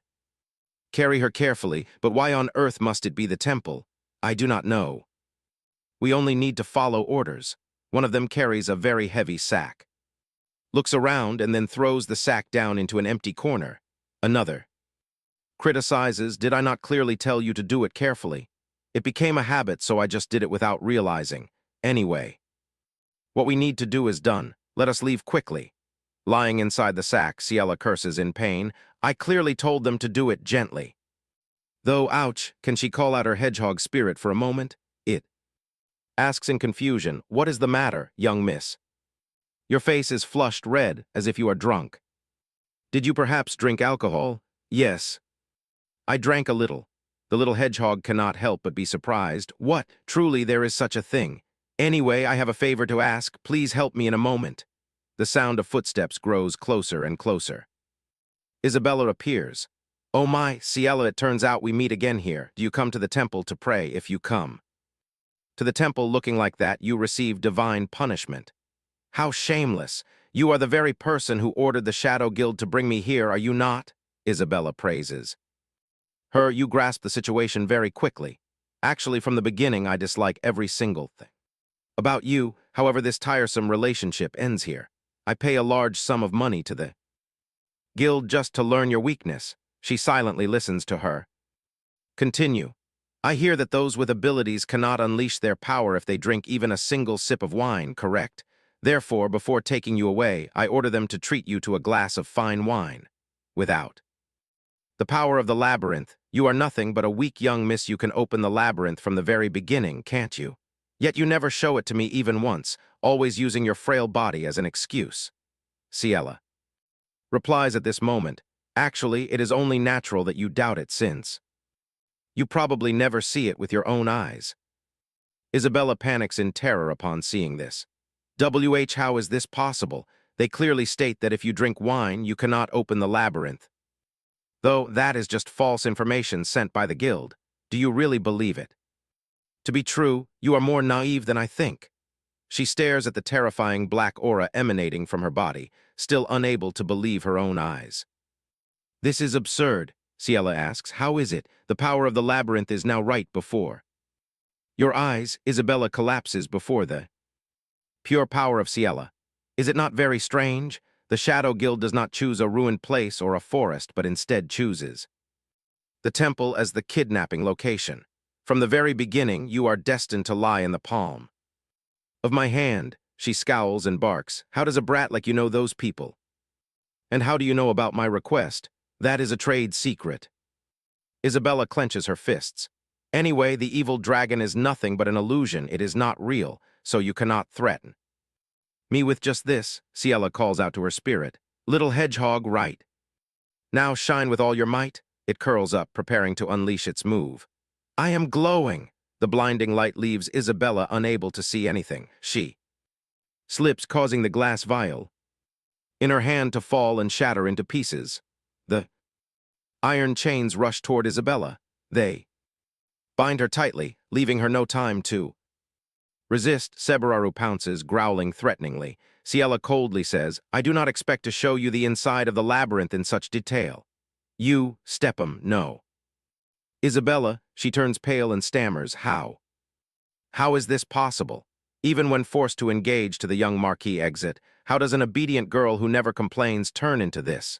Ciela questions her just as she says, why do you cling so stubbornly to the title of Marquis for Jiro, even he does not want it? How long do you plan to force your own desires onto your son? Isabella screams in desperate resentment. Can't you stop wagging your tongue? You seduced my obedient Jiro, didn't you? No wonder my gentle son rebels against his mother. Of all people, die, please die. Just you, if only you disappear. If you disappear, then everything. Ciela gradually becomes annoyed. Isabella relentlessly chokes. Her neck, suddenly a voice rings out, making her freeze. Stop, put your hands down immediately.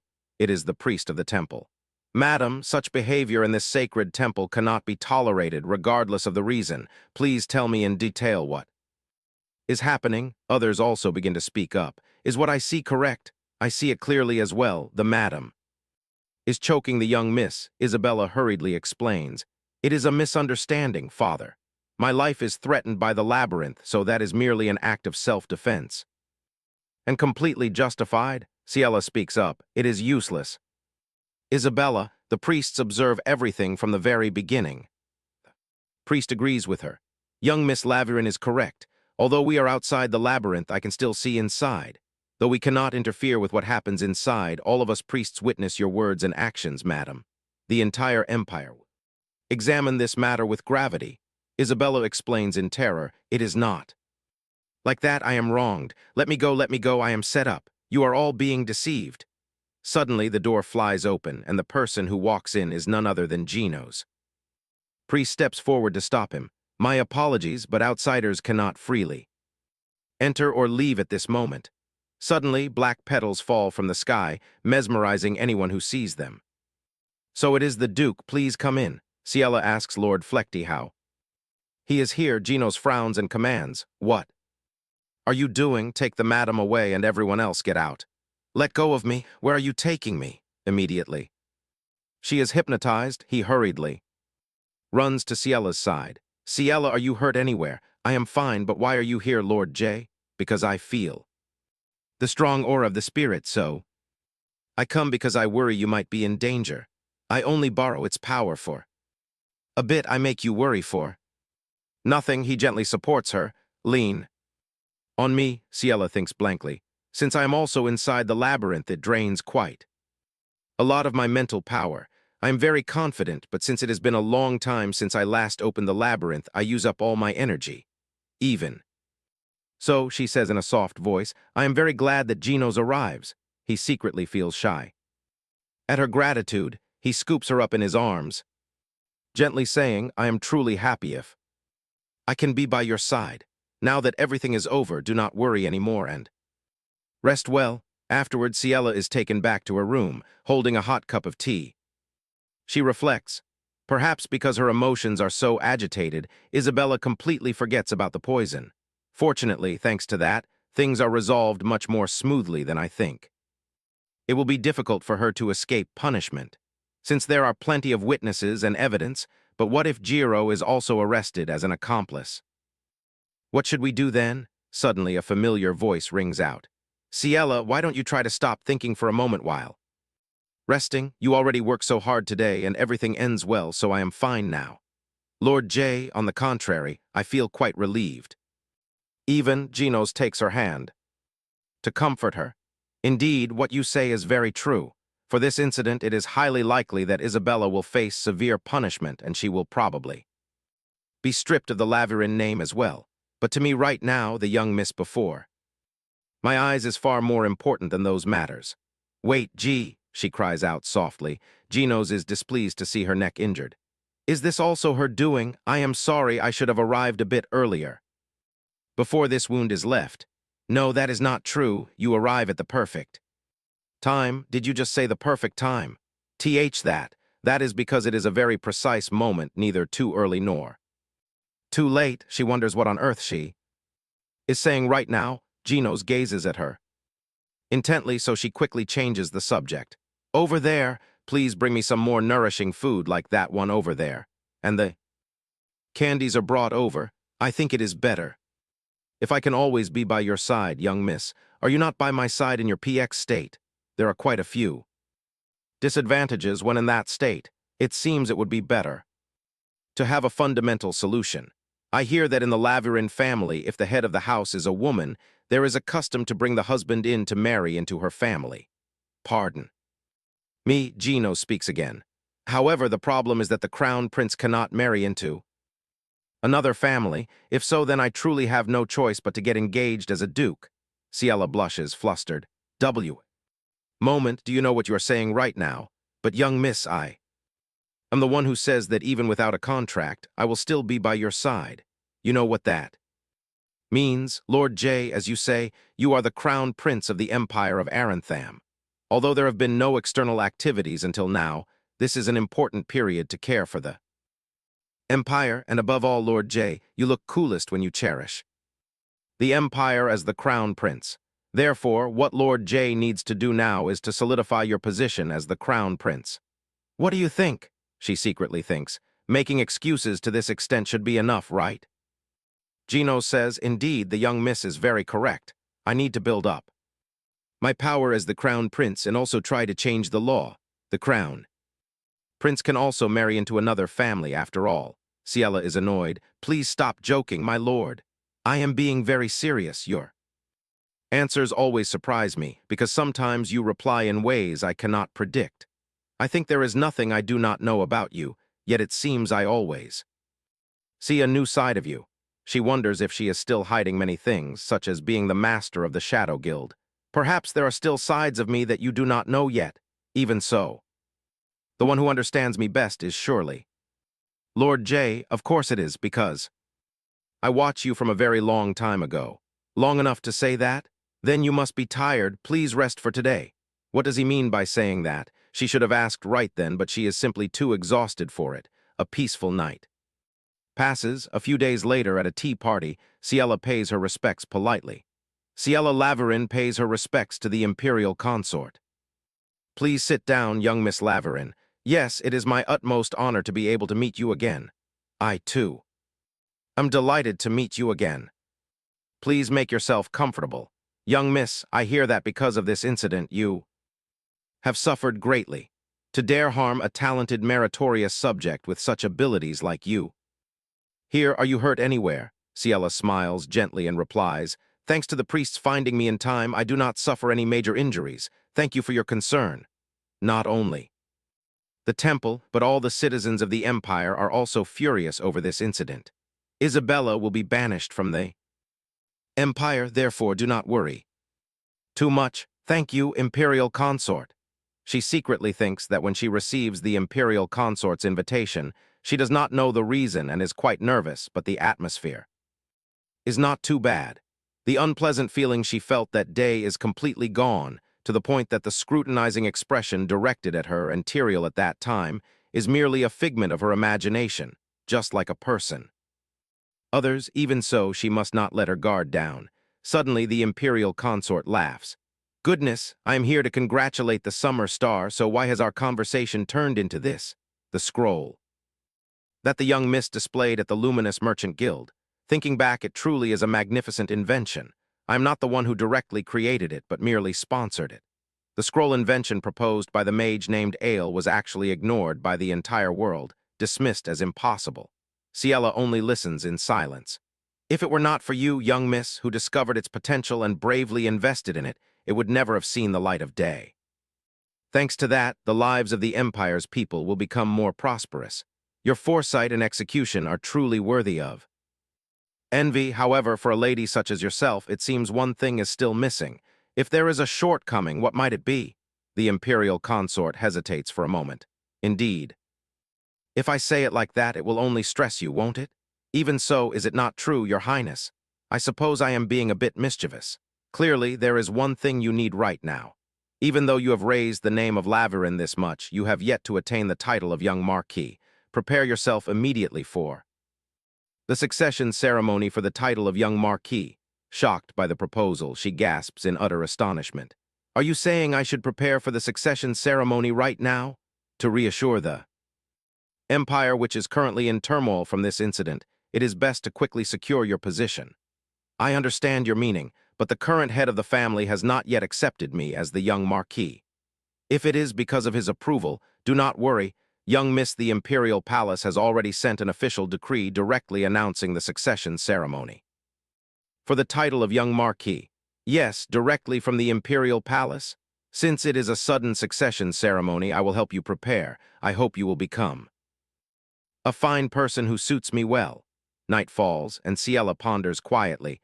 The imperial consort is not one to bestow goodwill without benefit to herself. However, since she has secured such an advantageous position for me, there is no reason for me to refuse, is there?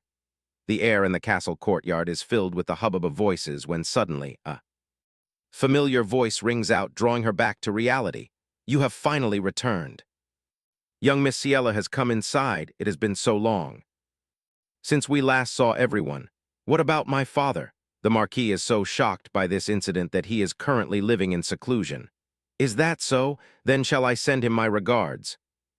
Then, May asks, I heard that the banquet for the succession of the young Marquis title will be held next week. Young Miss, how did you manage to change the Marquis's mind? If I am to explain, it is a bit complicated. Rather than saying I changed his mind. Before she can finish, a familiar voice suddenly echoes from the upper floor. You are back, the one stepping down. Is Jiro? She asks anxiously. Jiro, are you all right? Your complexion does not look very well. What did my mother do to you? I have heard everything. Because of me, you had to go through such a dangerous ordeal. I am sorry. Why are you apologizing? How could that possibly be your fault? Thank you for saying so, but I can do nothing other than offer you my apologies. And now I must leave this place. Ciela is leaving. Where could you possibly go? Ever since I returned the name Laverin, I am nothing but a commoner. I must return to a place that suits my status. Even so, I am glad I can see you before I go. Please do not run away from home like that again. From now on, this family must rely on you. I should have firmly resolved to hold on to my own opinions since I was young. Furthermore, I apologize to you. I am truly fine, so please stop apologizing. It is true that Isabella threatened me, but in the first place, someone with power would not die in such a mundane way. At all, Jiro asks. Dying in a mundane way? What does that mean? As I said, things like ordinary poison have no effect on those who possess special abilities. Wait, if you say that, could it be that what my mother said is true? Jiro recalls the weak voice that echoed in the prison cell earlier. Jiro, I am falsely accused. This is not something I planned alone. A countess gave me the poison and said that with this, even Ciela Laverin could be killed. Jiro grits his teeth. Did you call me here just to say these things? How can someone like you in this situation still try to wash your hands of everything? Please believe me, Jiro, I am truly wronged. Returning to the present, Jiro says, I am leaving now. Ciela, I think I have decided what I must do from now on. Oh, I cannot explain it clearly right now, but I will let you know once I finish my investigation. If you need help, you can tell me anytime. Of course, young Marquis, although I cannot attend the succession ceremony, let me congratulate you in advance. A few days later. At the Ruby Palace, an announcement rings out. The young Marquis of Laverin enters. Ciela appears radiant and beautiful. She speaks. I would like to express my gratitude to everyone here for attending the succession ceremony of the young Marquis of Laverin. I hope you all have a wonderful time. Melodious music plays, blending with the lively chatter. That confident demeanor seems to suit the air of Laverin perfectly, does it not? Previously, she was only associated with rumors surrounding the House of Count exit, but now Laverin has attained such a high status. Young Marquis, you have been granted permission to hold your succession ceremony at the Ruby Palace. You are receiving so much favor from the imperial consort, are you not? I am so envious. Since the young Marquis is the summer star, it is naturally not mere favoritism. To be honest, that is true. My sincere congratulations on the ceremony. Ciela replies with a smile. Thank you for your blessings. I hope everyone enjoys their time at the Ruby Palace. Oh my, I still have something I wish to ask the young Marquis. The congratulatory gifts we sent were all returned. Could it be that you are unsatisfied? Absolutely not, for I sent that gift with all my heart. Yes, that is right. I sent it to congratulate you on enduring until the very end to become the summer star. Ciela recalls May's complaints back then. I feel it is such a waste. Would it hurt to just accept them? Every letter is filled with talk of the winter sword and nothing else. If the Ruby Moon Summer Festival has the summer star, then the Ruby Moon Winter Festival will have the winter sword. Since the magical sword is awarded to whoever takes the top spot in the swordsmanship tournament, there is fierce competition among the swordsmen. Therefore, if there are many candidates participating, the summer star of that year will personally select the final candidate. Anyone can see that all those gifts are bribes sent to win my favor. The young lady speaks again. Actually, my brother is practicing so hard. Oh my, young miss, what are you saying? Well, we shall take our leave. I hope you will accept the gift I send next time. Even though the winter ruby moon is still far off, it is no laughing matter. Suddenly she gasps in surprise. Huh! Ale stands there holding a wine glass, trembling as if he is about to drop it. My young Marquis. A moment later, the two sit together in a quiet corner of the hall. Although I sent an invitation, I did not expect you to actually come. A place like this must be quite difficult for you. Applecta scratches his head in embarrassment. Of course, I was very hesitant. I did not know if I should come to such a magnificent ceremony. Even so, I still wanted to come and congratulate the young Marquis's succession ceremony. Ciela chuckles softly. Thank you. The credit for me being able to stand in this position largely goes to you, Applecta. When you put it that way, it only makes me tremble more. Actually, I have some news I must convey to you, young Marquis. I have been accepted into the Magic Tower. Oh. My, that is truly wonderful news. Congratulations, Applecta. Thank you. It is all thanks to you, young Marquis, because only you believed in me even though you knew nothing about me. If I had not met you, I probably would not be who I am today. You truly are my benefactor. She thinks to herself that he would probably faint if he knew he would become a great archmage in the future. Applecta asks hesitantly, Young Marquis, did that lizard not come with you today? I wanted to thank the lizard for solving the ancient language formula for me. Lord Lizard explained the ancient language and even solved the algorithm. She utters a quiet sound and thinks to herself, strange mages seem to have no prejudices. It is a bit busy today, so it could not come with me. I will convey your regards, Applecta. It is a bit of a pity, but I suppose there is no other way. Thank you, young Marquis, but... May I leave first? Actually, I am not used to places like this, so I am starting to feel a bit dizzy. Ah, of course. Go on home and rest. Applecta leaves, and she quietly stands by the balcony, looking into the distance. Today, this place is decorated for her. Having worked so hard until now, why does she feel so lonely?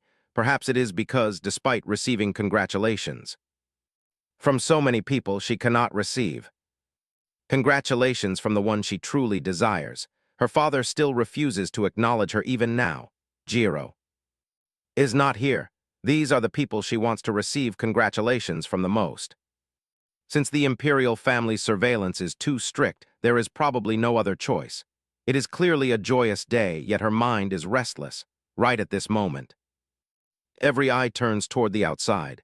A young lady asks in confusion, what is it? What is everyone gathering outside for? Whispers echo, look at that. It is a carriage bearing the crest of the imperial family. The grand door of the carriage slowly opens. The voice of a guard rings out, calling to prepare the imperial escort. At that moment, from the carriage, Gino steps down. I have never seen that gentleman before. He is not the second prince. Wait, could that be? Suddenly both gasp in shock. As Genos enters the great hall, the entire room bows. Greetings to the little son of the Empire. If he is His Royal Highness the Crown Prince, did they not say his appearance is so hideously altered by the curse of the evil dragon that he can never return? That is why they say he has never once shown his face in high society. Yet amidst the astonished stares, Gino strides forward slowly, his gaze remaining cold and detached, just as Ciela steps in from the balcony. Why is everyone suddenly in such an uproar? When she sees him, a jolt of shock runs through her and she cannot stop herself from rushing toward him. Lord J, no, Your Highness. My lady, I have come to congratulate you. How did you appear here as the Crown Prince? Did you not tell me to consolidate my position as the Crown Prince, young miss? Her eyes widen speechless as whispers ripple through the hall. Looking at him now, it seems I have seen that gentleman at Silent Imab before. At that time, was he not introduced as a brother from the temple? Suddenly, Gino speaks aloud. Listen well, everyone. I borrow this occasion because there is something I must officially announce. This is my first formal public appearance, as everyone already knows. Until now, only a few in the Imperial Palace have been by my side. Meanwhile, the rumors about me have grown larger and are completely taken as truth, causing anxiety among the people of the Empire, but I believe that now is the time to let everyone know the truth, to prove that I am completely healed from the curse of the evil dragon. I believe showing my true self before all the people of the Empire is the right thing to do. From now on, I will fulfill all the duties of a crown prince for this empire. Everyone here will be a witness to my words today. Hearing this, everyone cannot help but be astonished, and they then bow reverently to the little son of the Empire. Ciela looks at him, her cheeks flushing. Genos continues, regarding other questions when the time comes, I will explain them in detail to everyone. Today, the main character of this event is the young Marquis, Ciela Laverin, so please enjoy the banquet. Later, inside the room, Ciela gently opens the door, steps in, and gasps, Lord J, no, Your Highness. Genos tells her that she can address him comfortably. I only came to find you. As usual, if there is any difference, it is probably that tonight I did not enter through the window, but through the front door. The way you speak sounds so strange. Are you that surprised by my arrival? Yes, I knew you were busy, so I thought you could not make it. Most of all, this is your first official debut, so even if you came, I assumed you would borrow the Duke's name. By appearing like this, did the Imperial family say nothing? It is no problem. I have kept a low profile until now only to avoid conflict with the Imperial family, but above all, they have no right to detain or force me. Furthermore, back then I had no reason to step out into the world, but now I have a reason. Ciela frowns slightly in confusion, and for a moment her voice carries a hint of reproach. What happened today will spread across the capital by tomorrow. That is exactly what I expect. Merely revealing the identity of the Crown Prince, who was once a mystery, is bound to have an immense ripple effect, especially since that first appearance took place at your succession ceremony for the title of young Marquis. The Crown Prince's first official debut is at the succession ceremony of the young Marquis of Laverin. Why must it be at the succession ceremony of Laverin? Surely everyone will definitely get the wrong idea. In the end, I cannot keep my composure anymore. My lady, if you drink so much wine at once. Seeing her begin to stagger, he worriedly calls her name. Suddenly she collapses, and he immediately scoops Ciela up in his arms. Drinking so much alcohol so suddenly is not good for you. My lady, my tolerance is not that weak. It is because Lord J suddenly pulled me. Their faces are so close that she blushes crimson. She gasps inwardly, we are so close that I can even hear his heartbeat. Right at that moment, the Marquis's voice echoes from outside the door. Ciela, in a situation like this, how can you still hide in your room? He pushes the door open and suddenly freezes in his tracks. What are you doing? She stares at her father with wide eyes. While he is equally stunned, Genos acts as if nothing is amiss, calmly maintaining his cool composure. The Marquis quickly kneels the moment he recognizes the person before him. Forgive me, Your Highness, my daughter is still lacking in manners, which is why she has committed such a grave Mistake, even if you are drunk, behaving with such lack of propriety is unacceptable. Why are you still not? Hurrying off His Highness. Wait a moment, Gino speaks calmly. It is fine, stay right where you are. Marquis Laverin, please excuse us for a moment. I have an important matter to discuss with. The young Marquis, he freezes instantly then. Hurriedly gets up. I have been disrespectful.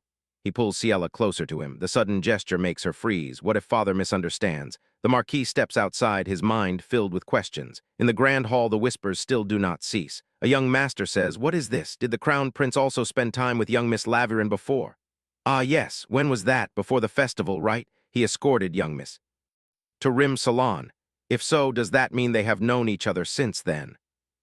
Indeed, how did she manage to meet someone who absolutely never reveals his face? Considering that his official debut is at young Miss Laverin's banquet, could it be? Meanwhile, at the estate of Duke Justice. Shall we depart for the succession ceremony of young Marquis Laverin right now? Did you not say that you would not attend today's banquet? Duke, the banquet has already begun a long time ago. I do not care, prepare as quickly as possible. Something unusual might happen. Yes, I will go prepare at once. When the guard leaves, he remains sitting there, his gaze darkening as he murmurs to himself. Even though he tries to ignore it, that dark dream constantly repeats.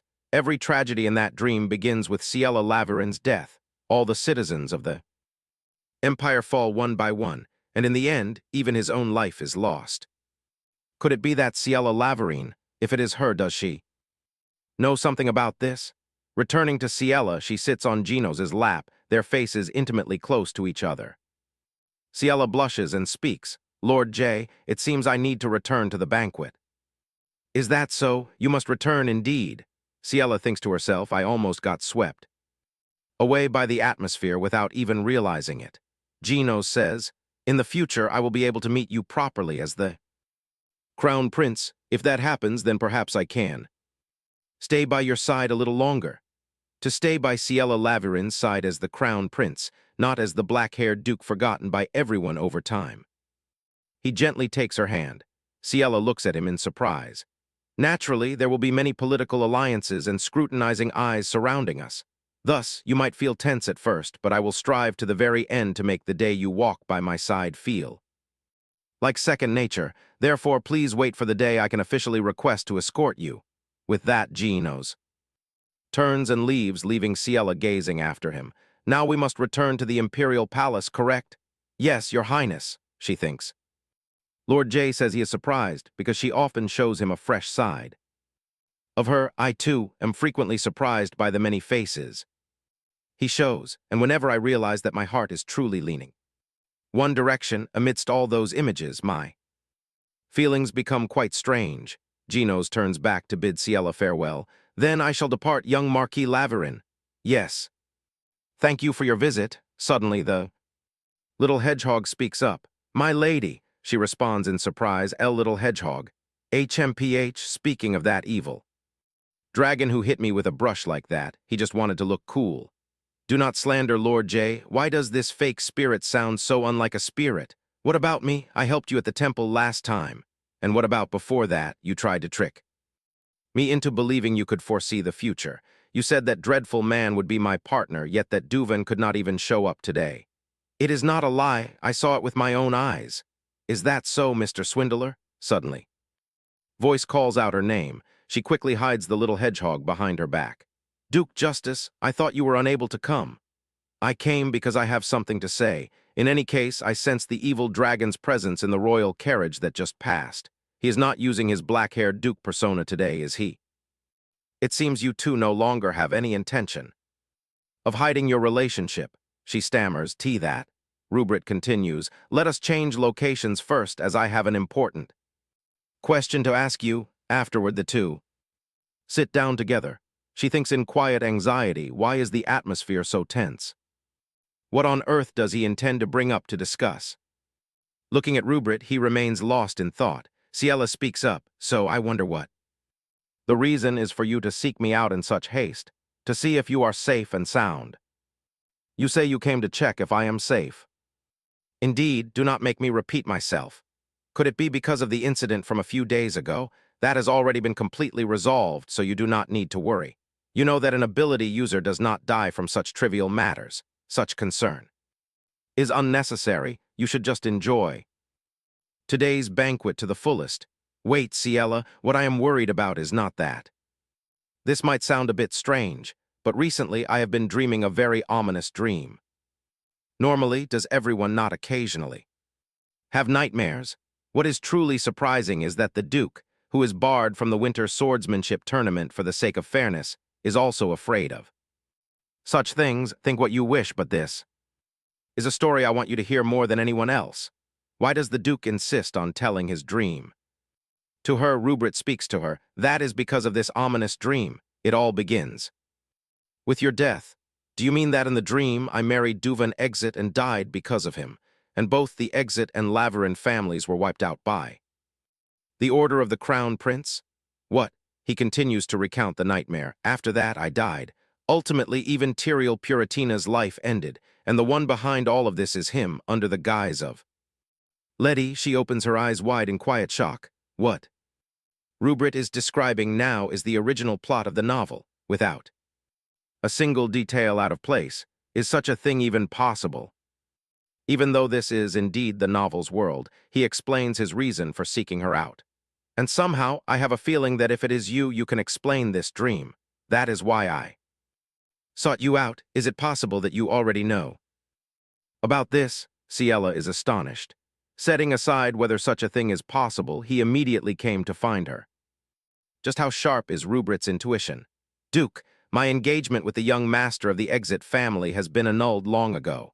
Furthermore, the story in your dream is vastly different from reality. The current crown prince has no reason to act so recklessly. Is there perhaps some reason that makes you believe that dream holds a special significance? As you can see, I have yet to awaken. Thus, I have never once felt the sensation or power of awakening. Yet in the dream, my awakening was vividly reconstructed, as though I had actually experienced it. That is correct. According to the original plot, Rupert should have awakened when he saved Tyrael during the Ruby Moon. Perhaps she is also partly responsible for him remaining in this state until now. First, she must steer Rupert's thoughts back on track. If his relationship with Lord J goes awry, he will ultimately end up as the villain. She calmly attempts to persuade him. Duke, predicting the future is a difficult task even for astrologers. Perhaps dreaming such a dream is merely due to the psychological pressure regarding your awakening. The worst-case scenario you imagined simply manifested in your dream. Therefore, you do not need to worry so much anymore. But earlier, when you came to check if I am safe and sound, was it truly out of worry? That is because if you die in the dream, I die as well. That is why I came to check on you first. Ciela thinks helplessly. He is back to his usual self again. He explains further. Previously, I did not press further and let it pass, but this is what worries me. He, who never reveals his face to anyone in the Empire, only appears before me and is deceiving everyone by creating an entirely new persona named Letty. No matter how you look at it, is it not highly suspicious? We know that His Highness has indeed obtained the power of the evil dragon on his own, but I cannot know how he intends to use that power. Should the Crown Prince have other intentions, then what will you do? You are far too careless. After the banquet ends, please reflect on it carefully, later at the mansion. No way, do not play with me. Is the fool who clung to Ciela back then actually the Crown Prince? Layla speaks up. It seems you did not receive an invitation to the Laverin banquet, yet you pay so much attention to news regarding your ex-fiancé. Could it be that you still cannot let go of Ciela Laverin? Layla, watch your mouth. My mind is currently in a state of utter chaos, if it is a renowned guild. Even if we investigate or search around, no information can be found. Is it because he belongs to the imperial family that no information is available? Indeed, I found it suspicious back then. How on earth did Ciela meet the Crown Prince? Even if I must pay the guild more money, I must extract this information. Layla, you have received allowance from father, correct? Did you not? Not long ago, you took a large sum of money from me, yet you still want to rely on me. Where have you been going lately to spend so much money? You do not need to know the specifics. I need to gather as much capital as possible for funding. Why are you acting so desperately? Even if you do not do this, our relationship with Laverin is already strained. There is no way Father will let this slide anymore. Shut your mouth, Layla. If this reaches Father's ears, you will be the first one I punish. He mutters to himself, even if I must spend all my fortune by any means necessary, I will eventually find Ciela Laverin's weakness. Meanwhile, Ciela sighs in exhaustion. I am truly so tired. Who would have thought the succession ceremony for the title of young Marquis would become such a grand event? Rupert came for nothing, and in the end he only said words that weigh heavily on my mind. Ciela recalls last night. I dreamed an ominous dream that begins with your death. Did you know about this? What exactly is the dream that Rupert spoke of? Is it a secret of the original plot that she is unaware of? Ciela also recalls Rupert's warning. Should the Crown Prince have other intentions, what will you do? She feels anxious. And it seems Rupert is still on guard against Lord J. I thought I had already resolved the misunderstanding back then. In truth, from his perspective, since he does not know the reality of this world, he probably cannot feel at ease. Even so, perhaps arranging a private meeting for them would be a good idea. No matter. What too many things have changed. Over the course of a single morning, it seems Father has misunderstood something, has he not? Well, it is a situation where misunderstanding is inevitable. Suddenly, a panicked voice calls out, Master, Master! Ciela sits up wearily and tells Jiro to come in. He runs in breathlessly and asks, Master, since when did you have such a relationship with the Crown Prince?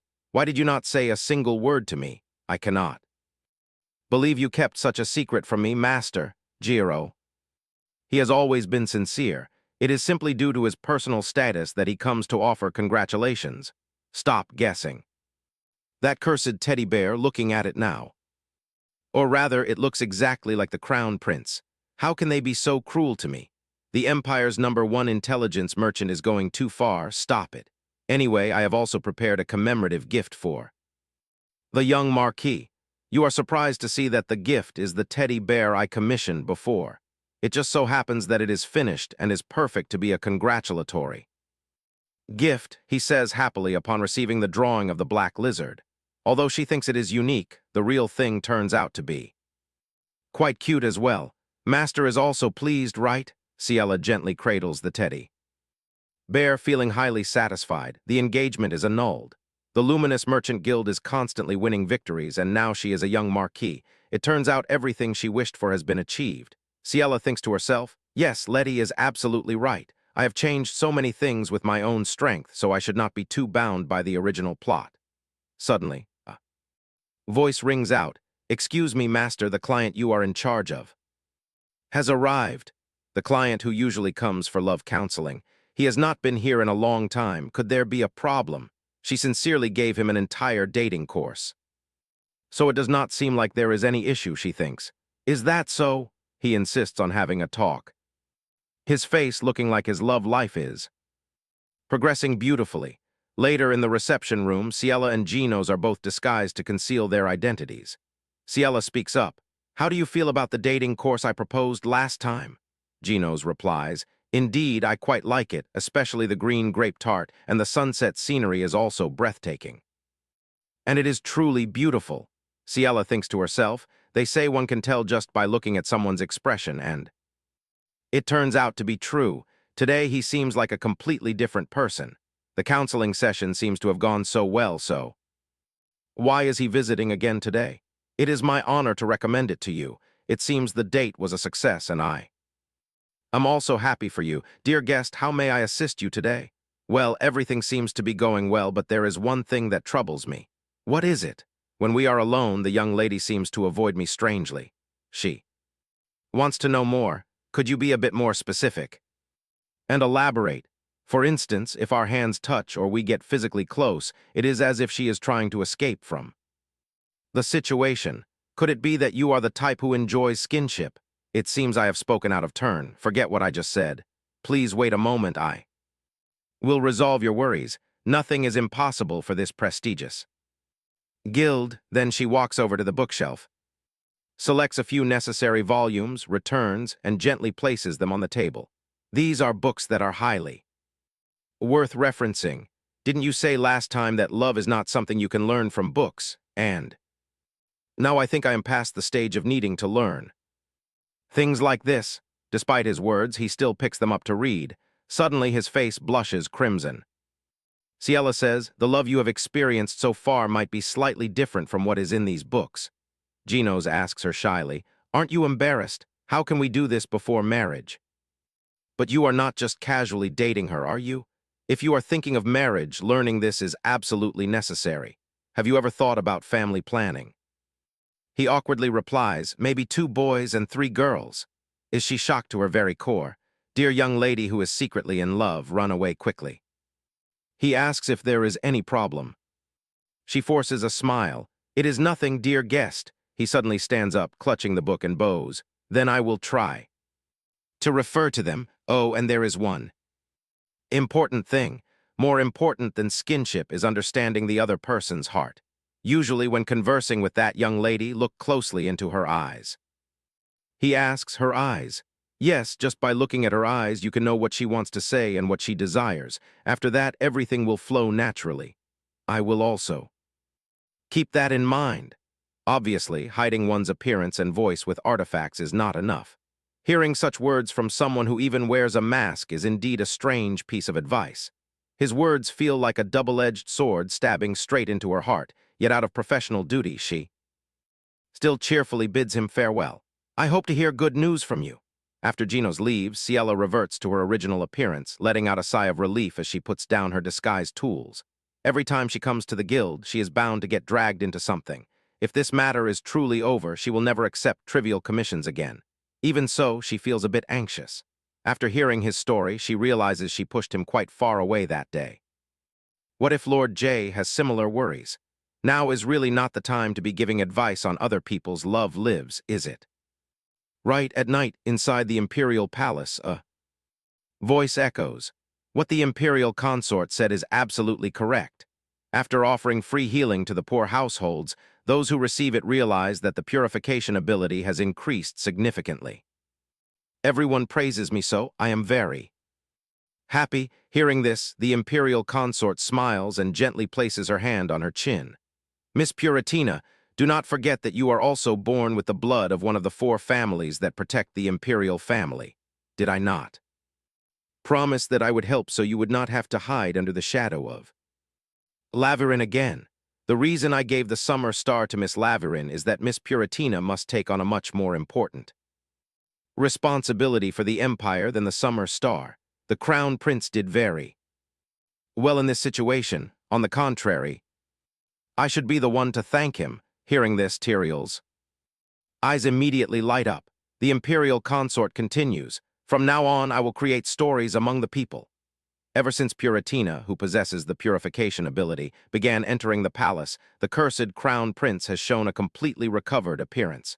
Puratina saved the crown prince from his curse and became the saintess of the empire. Isn't this a story that everyone would truly love? The words are like sweet honey poured into her ears. A matter like that between me and him. Indeed, Miss Puratina will be naturally connected with the crown prince. If you wish, I will try to arrange a position for you to be by the crown prince's side. But before that, I will tell you the reason I brought you here today. Come a bit closer, get closer to the mirror. Her eyes glow brightly. This. A bewitching voice echoes from the mirror. My lady, I will make you the second person to know the truth of this world. The next day, Ciela says cheerfully, so the reason I invited you both today is to resolve the misunderstanding regarding the crown prince of Duke Justice. She thinks to herself, although I have brought the 2 of them together as quickly as planned, what is this awkwardness between them? Rubrit glances at her and says, since Ciela has personally created a place to welcome His Highness the Crown Prince, it seems you are finally willing to tell me something proper. Now, yes, everything I say from now on is the truth. I hope you, Lord Duke, will believe me without any doubt. The truth is not that His Highness suddenly approached me, but rather I am the one who sent a letter to His Highness first, because I find it rather frustrating to communicate through the imperial family. I sent a magic letter directly to the Crown Prince. Ginos chimes in, indeed, it is quite an impressive letter. Ciela blushes and continues, and though I did not expect a reply, that letter became the beginning of our subsequent meetings. You mean your highness replied to a letter from a stranger from the outside? Genos replies flatly, because I was also waiting. Ciela hears this and stands in a daze, putting a question mark in her head. Genos presses his lips together and continues. In this empire, my existence is taboo, so no one outside the imperial family can find me. Therefore, I find myself intrigued by the lady's letter, Rupert asks, is that really the entire reason? The Lord Duke must still have doubts, right?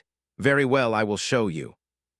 Right here, Rupert is surprised and asks, what do you say you will show me? Ah, His Highness's true form. Your Highness, can you show us your evil dragon form now? Normally, absolutely not, but I cannot refuse the young lady's request. Out of self-defense, Rupert instinctively prepares to draw his sword. Do you intend to transform into the evil dragon right here? Please wait. Before he can finish, a bright light flashes and thick smoke envelops the room. Rupert stands dazed before his evil dragon form, unable to believe his eyes. Wait a moment, could this form be? Ciela crosses her arms and says, that is right. This is indeed the true evil dragon form that Duke Justice fears so much. I hesitated a lot, but showing you like this seems to be the easiest way to make you understand. Rupert tremblingly receives the dragon. Could this also be an illusion? No, the evil dragon's charm certainly has no effect on me. Although the evil dragon's form is revealed, for some reason he does not feel any malevolent aura at all. Ciela adds, I do not know for sure, but one thing is certain. The evil dragon that Duke Justice and the people of the Empire are worried about is, in the end, nothing but an empty shell. That is not real. Rupert is taken aback as he watches Genos snuggling into her arms. Wait, so did your Highness attend the meetings outside the palace in this transformed form? Ciela asks, have you now resolved your suspicions about His Highness? I understand, but I still need more time to accept this reality. I know your mind is still quite cluttered right now due to a series of incidents, but please think positively. For the sake of trust, His Highness the Crown Prince is cooperating to this extent. Hundreds of years ago, after the ferocious evil dragon was defeated, Justice was one of the key families supporting the imperial family. This means that unless the Crown Prince truly goes mad, the Duke must stand by His Highness, and there will be no such thing as going mad. Obviously, it will not be easy because that feeling has been deeply engraved in the blood of the Justice family, but in the future, please trust His Highness. After that, the three of them stroll down the streets. The Duke says, but I wonder if the three of us need to go out for a walk like this. By the way, is it fine even if people see the evil dragon directly? If it is about that, do not worry. Because of the charm in the eyes of others, he only looks like an ordinary winged lizard. A flying lizard is not ordinary at all. And where are you taking me now? Ciela replies cheerfully, naturally to a place the Duke will love. At a shop, a welcoming voice rings out. Welcome, Rupert asks in a daze. This is a weapon shop. Though it falls slightly short compared to the precious swords of the Justice family, a duke like you might like it, she thinks to herself, because Rupert is extremely passionate about swordsmanship. If he spends time with Lord J here, their relationship will surely improve. Rupert looks with eyes full of admiration. The weapons here. For the young lady to even know of a weapon shop outside the capital is truly beyond my expectations. Could it be that you have an interest in swordsmanship? If you are interested but have not had the chance to learn, I can guide you from how important a sword is to practical swordsmanship. Ah, there is no need for that. She thinks to herself. It is true that she brought Rupert here because he is crazy about swordsmanship, but now she has put herself in a difficult spot. Outwardly, Ciela forces a faint smile. I am not sure if I can wield a sword myself. Suddenly, there is a buzz of chatter from the people outside, causing Ciela to look over in surprise.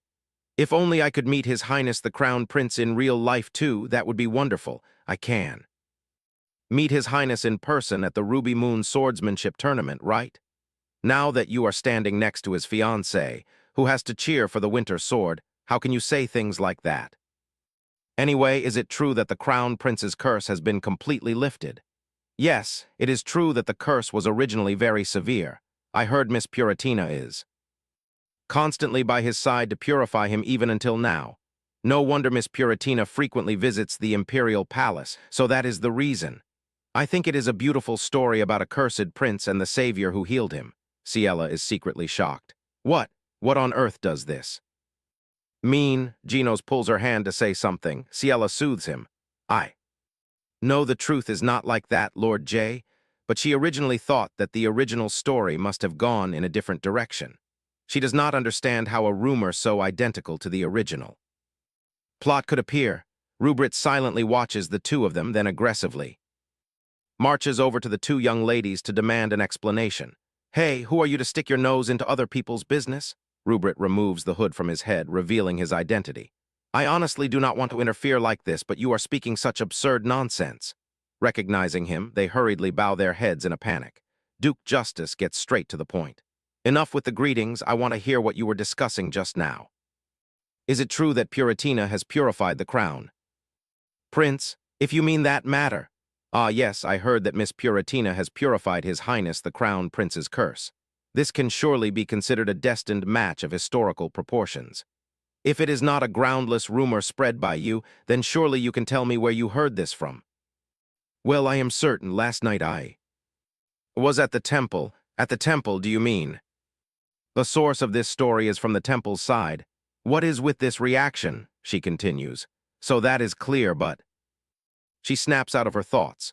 That is correct. I heard it along with the news that Lady Puratina is being nominated as a candidate for the position of Saintess. Rubrit thinks to himself, is there any need to hesitate so much about that matter? Is that so? However, the temple has not yet made an official announcement regarding that matter. I do not know how you heard about it beforehand to make such an assertion. But in the future, you should be careful with your words when it comes to the imperial family. I will definitely keep that in mind. As night falls, she anxiously asks Letty, what did those young ladies say? They could not say anything in response because I asked if they had clear evidence. Gino speaks up, my lady, I cannot just stand by and watch such words spread. It is fine, it is just a rumor, not the truth. It will die down quickly, so please do not worry too much. No, in my opinion, this does not seem like a mere rumor. What does that mean? They say the origin of this rumor is the temple. Did you say it is from the temple? There is no way such an important matter would leak. From the temple, that is why I am quite suspicious, even if they call it a ridiculous rumor, the temple nominating. Your Highness, regardless, I still do not know if this is intentional with a clear purpose or just a rumor. Genos frowns and sighs. Rubrit looks at the two of them and suggests, it would be better if you find out. Clearly from the imperial palace for once. The next day, Ciela inquires in confusion, for what reason did you invite me all the way to the Duke's residence? It is not easy to receive an invitation to the domain of Duke Justice. It is truly an honor. I am afraid there is no time for social pleasantries. Now I will get straight to the point. Take this sword. My family's swords are much easier to handle than the ones found in stores. If you are interested in swordsmanship, I can make an exception to personally guide. You cannot rely on the power of the labyrinth forever. Relying on the power of the labyrinth. Compared to swinging a sword, I am certain the labyrinth is much stronger. The labyrinth relies on mental strength, so depending on the situation, issues can arise. She suddenly understands. What you say is not wrong, but thank you for your concern.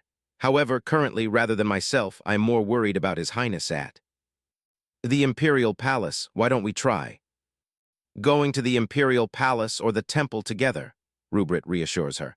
I know you are worried, but the temple currently remains without any official announcement. Acting recklessly, on the contrary, could be dangerous and...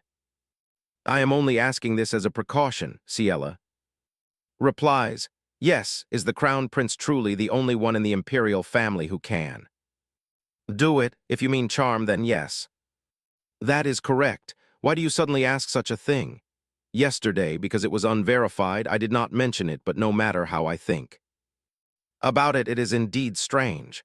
Those people we ran into yesterday, even if only for a brief moment, I seem to feel a hesitation similar to charm.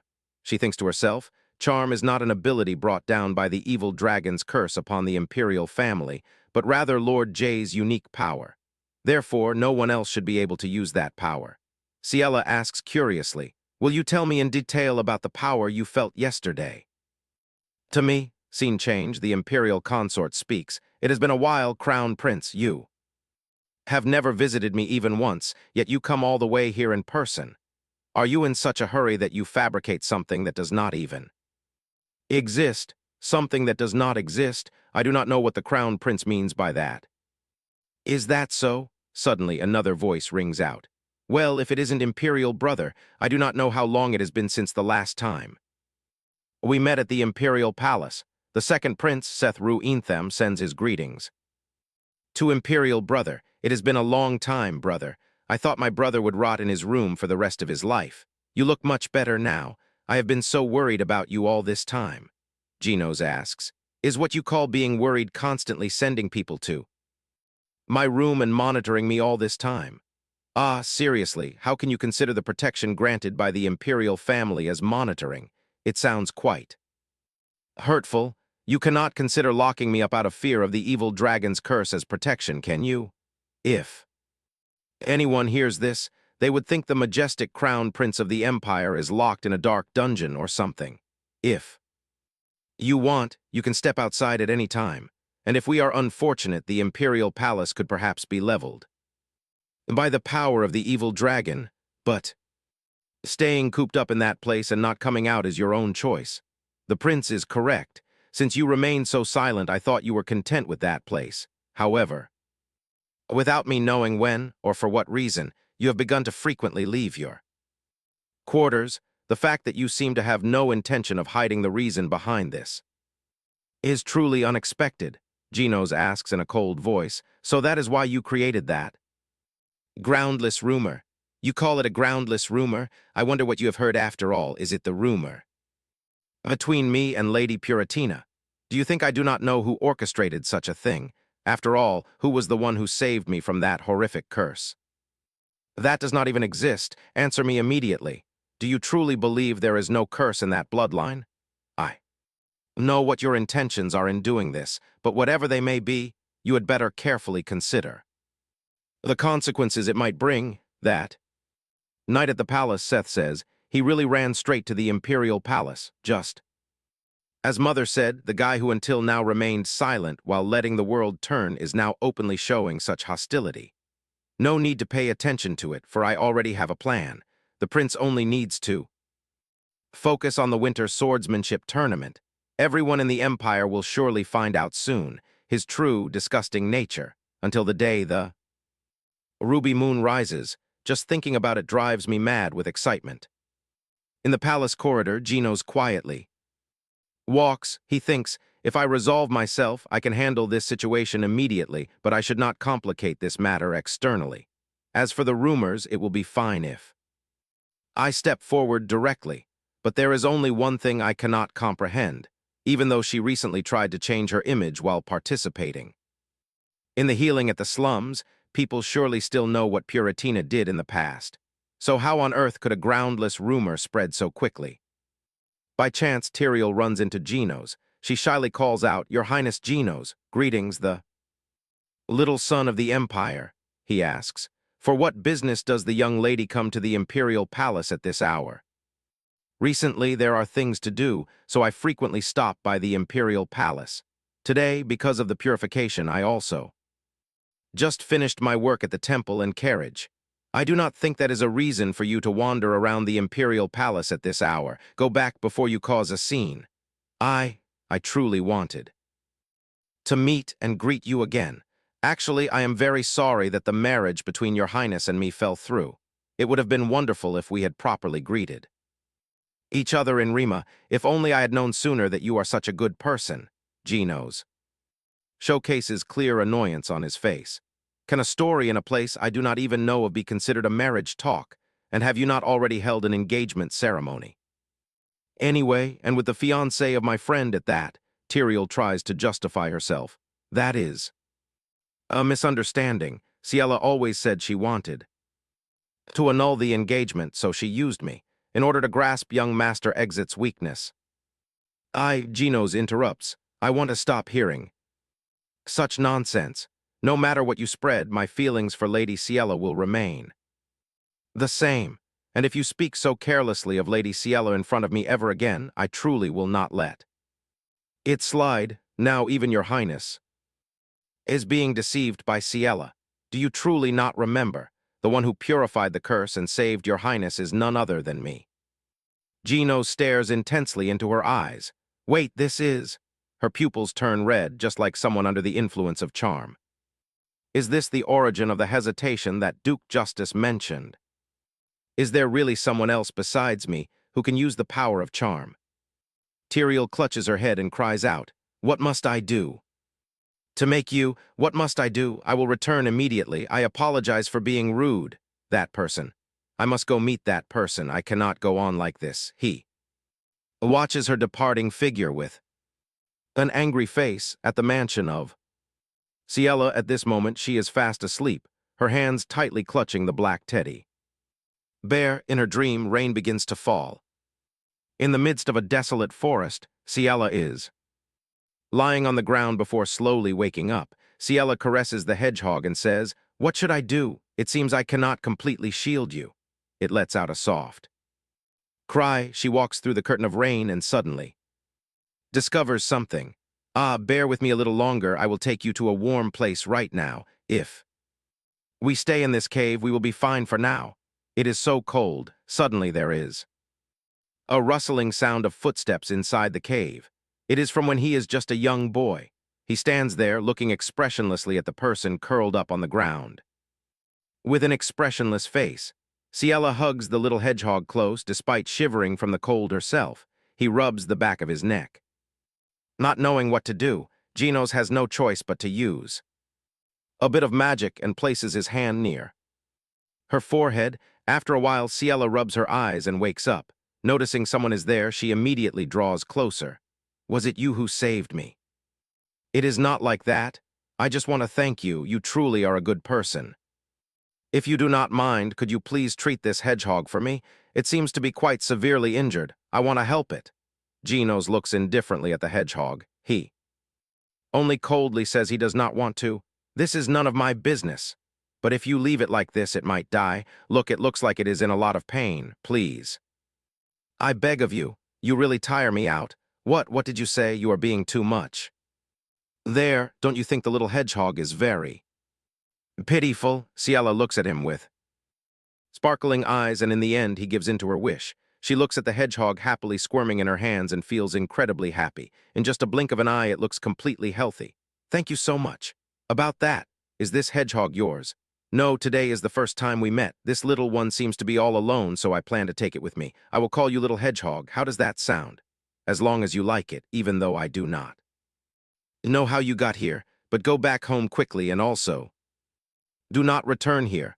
Can't I stay just a little longer? It is raining and dark, so I am scared." He stubbornly insists that she still cannot. She hesitantly wonders why. "Because this place? Come here." Ciela wakes up with a start. She sits up, touches the plush toy in her hands, and mutters, "What on earth is this dream?" Even the little hedgehog appears. It is truly so sudden, and that boy has something about him that strongly resembles Lord J. Having a dream like this, I seem to really miss Lord J. Suddenly, she looks out the window and notices it is open. Ciela finds it strange when suddenly, in the form of a small dragon, he flies in through the window. She softly calls out, "Lord J." He steps closer and looks at her, and she cannot help but feels shy. Genos extends his stubby leg. Slowly it transforms back into a normal human hand. "I miss you so much, my lady." Seeing him embrace her, she calls out in surprise. Lord J. He holds her even tighter. "My sudden visit must have surprised you, right? My lady?" "Oh no. Rather than that, you seem very worried after we parted ways that day, so I want to tell you what happens inside the Imperial Palace, if it is about that." "You can just come tomorrow," he firmly objects. "No, I want to see you right away." Her heart thumps wildly, her face flushes red as she says, "F first. Let's sit down and talk." Genos spots the plushie beside her and he asks hesitantly, "My lady, is that perhaps?" "Ah, yes." "Is it what I think it is?" No, that is because." "So it turns out my lady misses me too. It drives me crazy." "So what Lord J means is that there is currently another charm magic at play in the Empire, correct? And that can be felt from Tyrael."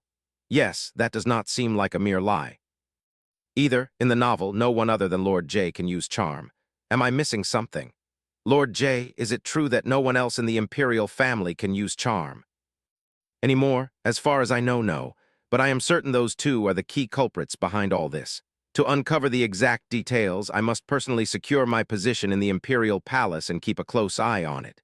To do that, the time I can spend visiting you, my lady, will likely be limited in the future, but I will do my utmost so you do not suffer. Now is not the time to worry about me. On the contrary, I am more worried about what might happen to you. Lord J, I wonder if I should just let you return to the imperial palace like this. Genos looks at her for a moment and says, "You are truly a warm person." Ciela thinks that despite his busy schedule, he still visits her out of fear she will worry. In truth, Lord J, who always thinks of her, is the one who is warmer than anyone else. The next day, she has probably finished all the guild work for this week. Thinking about last night still makes her feel embarrassed. She is unable to sleep a wink after Lord J leaves yesterday. I want to see you right away. It is not like he has only visited once or twice, so why is she so shy?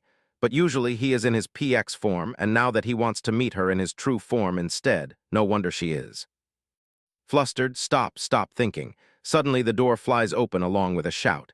Master, it seems you must personally go to the guild hall right now. What is the rush? It is because Duke Justice has suddenly arrived, and if we do not answer his questions immediately, he declares he will destroy the guild. Lear, did you not understand my intention when I put you in the position of nominal master? No matter who comes, just treat them like a regular customer.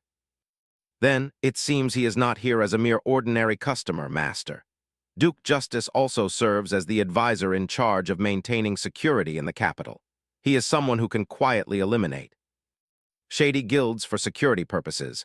One can see from his eyes that he came here with full determination. Even if I am just the nominal master, I do not want to die yet. The Duke is terrified. Calm down, nothing serious will happen. First, I will disguise myself using the necklace and go speak directly with him. The necklace immediately emits a bright light. I am finished with the disguise. Lead the way, Lear, and you just need to agree with whatever I say. She walks down the stairs, calculating in her head as she goes. Rubricht's reason for coming to the guild is too hard to guess. Perhaps it is to investigate what has been happening in the Empire recently. If so, she just needs to give simple, straightforward answers and let him leave. Seeing the two of them, Rubricht remarks that he asked for the master, but they only brought along an unreliable, ordinary guild member. Instead, greetings, your grace. I am the vice master of this place. On behalf of the master, I will answer your questions. With utmost sincerity, the Duke, suspicious, utters hem. Ciela secretly wonders. Why is he suddenly silent? She says, if it is within our power, we will do our best to help. Please state your request. I came here for a personal reason, but I suppose I must ask a slightly different question. I wonder if His Imperial Highness the Crown Prince has ever frequented this place. What? Why is he suddenly asking that? How could Lord J possibly come here? Thinking this, she replies, this place deals with infidelity cases.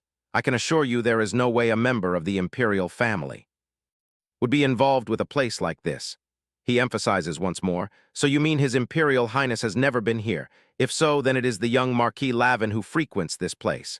Seeing no one answer, Rubricht frowns. Why is everyone suddenly silent? Does that mean the young Marquis Lavin is indeed involved with this place? Ciela thinks to herself, this is crazy. Seriously, her relationship with him just started getting better, and now they have to clash like this. Even if it is fate, is this not a bit too much? But if she pretends not to know, the guild will probably be ransacked until they find evidence. Knowing Rubricht, he is highly likely to do that. She says, I will try to answer based on what I know. Your Grace, as for the young Marquis Lavin, because of his friendly relations with the guild's master, he visited this place once.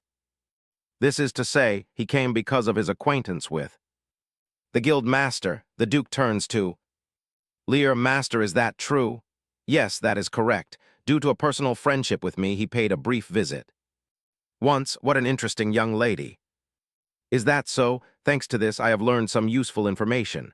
Something made me suspicious, but now I understand what happened.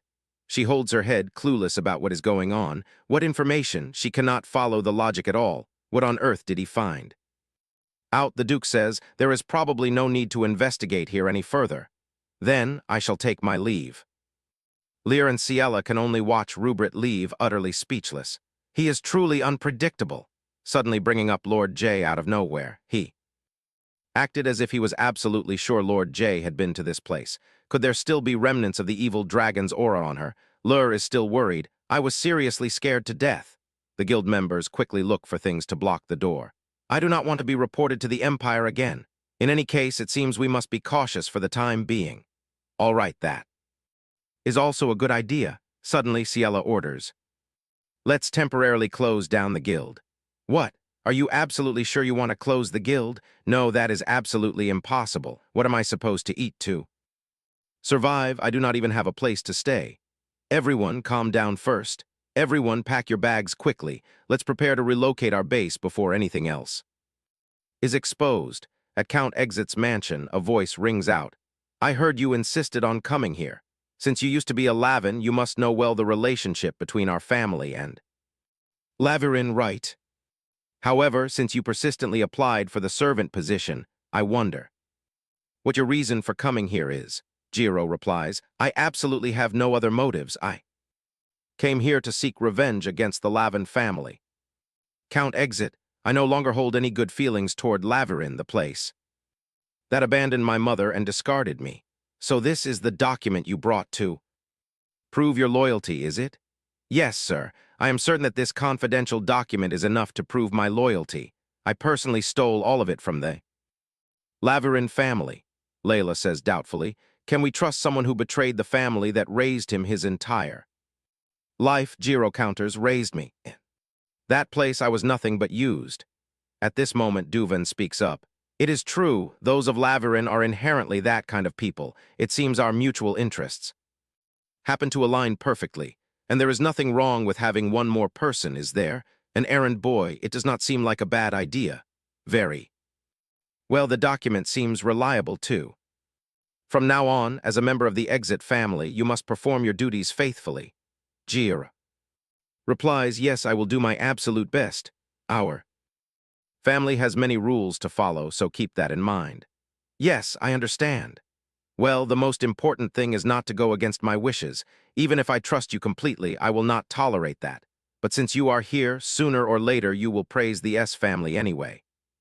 I will do my best not to disappoint your expectations.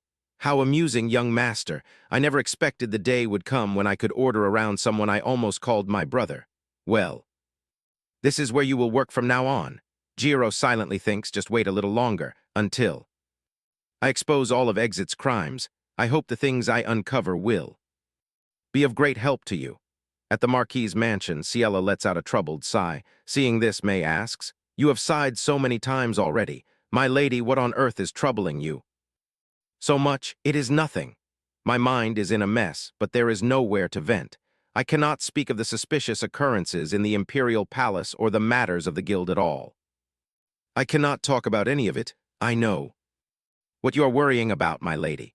Is it His Imperial Highness the Crown Prince, with whom you have publicized your relationship to the whole world, or Duke Justice, who is dubbed the strongest and remains enigma? You are torn between the two of them, am I right? Leaving aside the fact that I didn't even mention the Crown Prince, why did she bring the Duke into this? Come now, you ask that as if you do not know. Doesn't the Justice family usually avoid socializing with other noble families, to the point that unless it is the king's command, they never appear in public?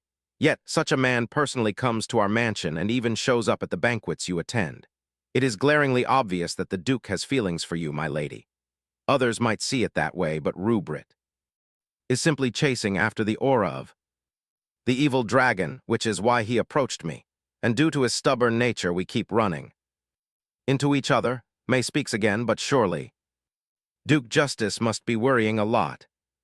Worrying about what? Ciela inquires. Well, isn't it because he awakened quite late compared to his predecessors? It must be so difficult to constantly live with that childlike appearance.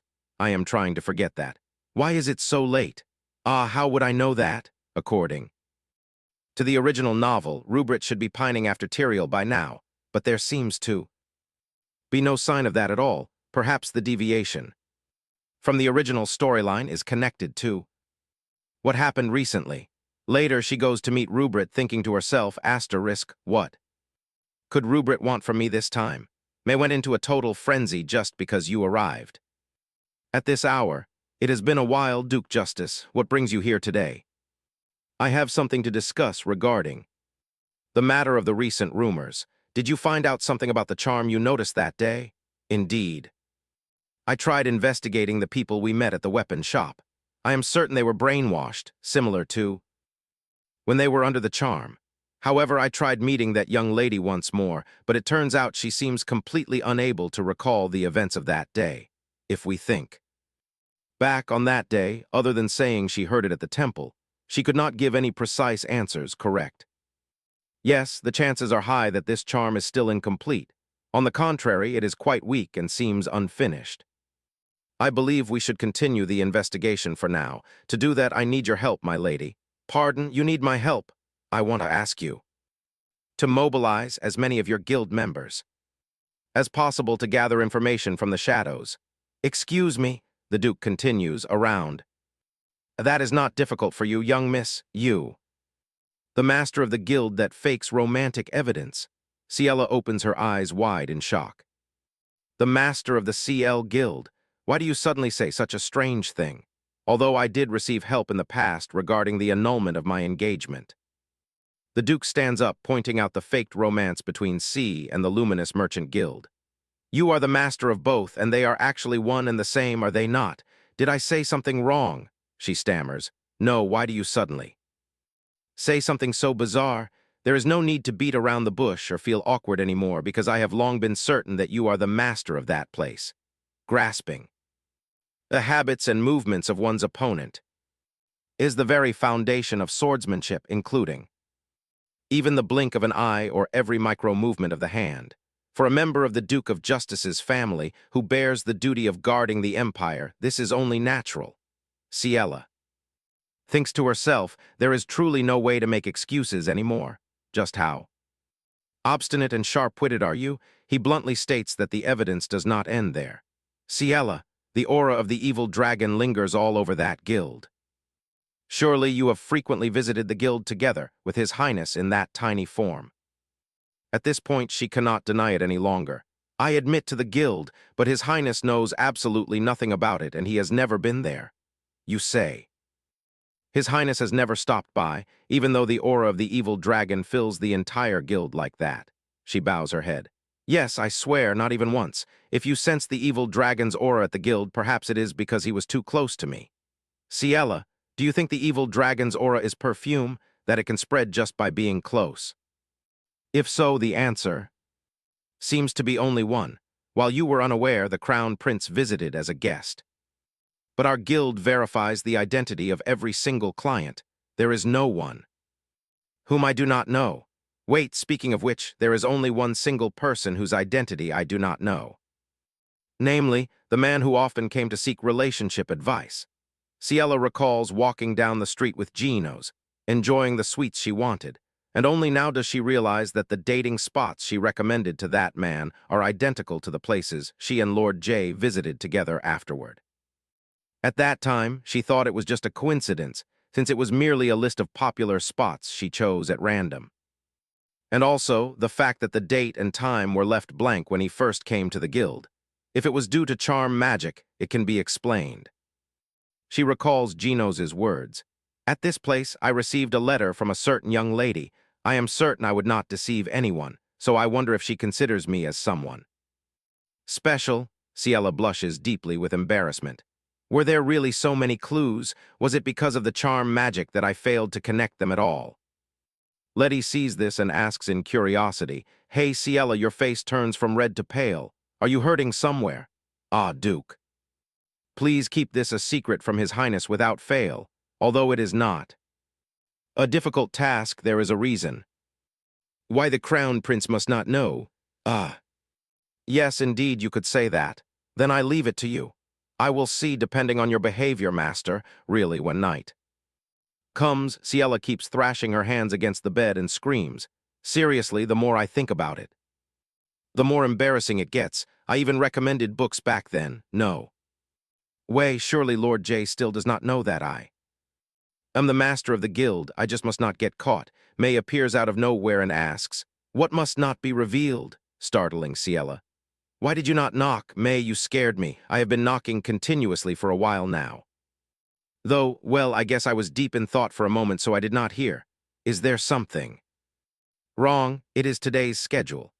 Young miss, for the opening ceremony of the Ruby Moon Swordsmanship Tournament, you must choose a gown to wear to the snow-white ball.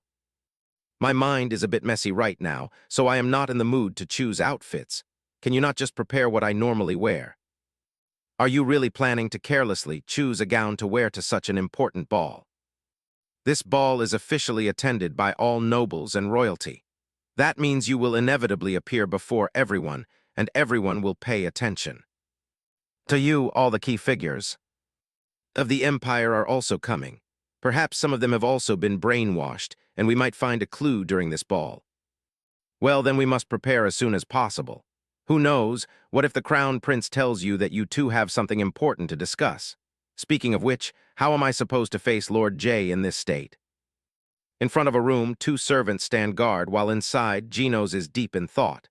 This image of him is witnessed by a crow. Afterward, the crow flies back to Seth's side. He remarks, "My older brother is truly something, even though he said he would not let things go."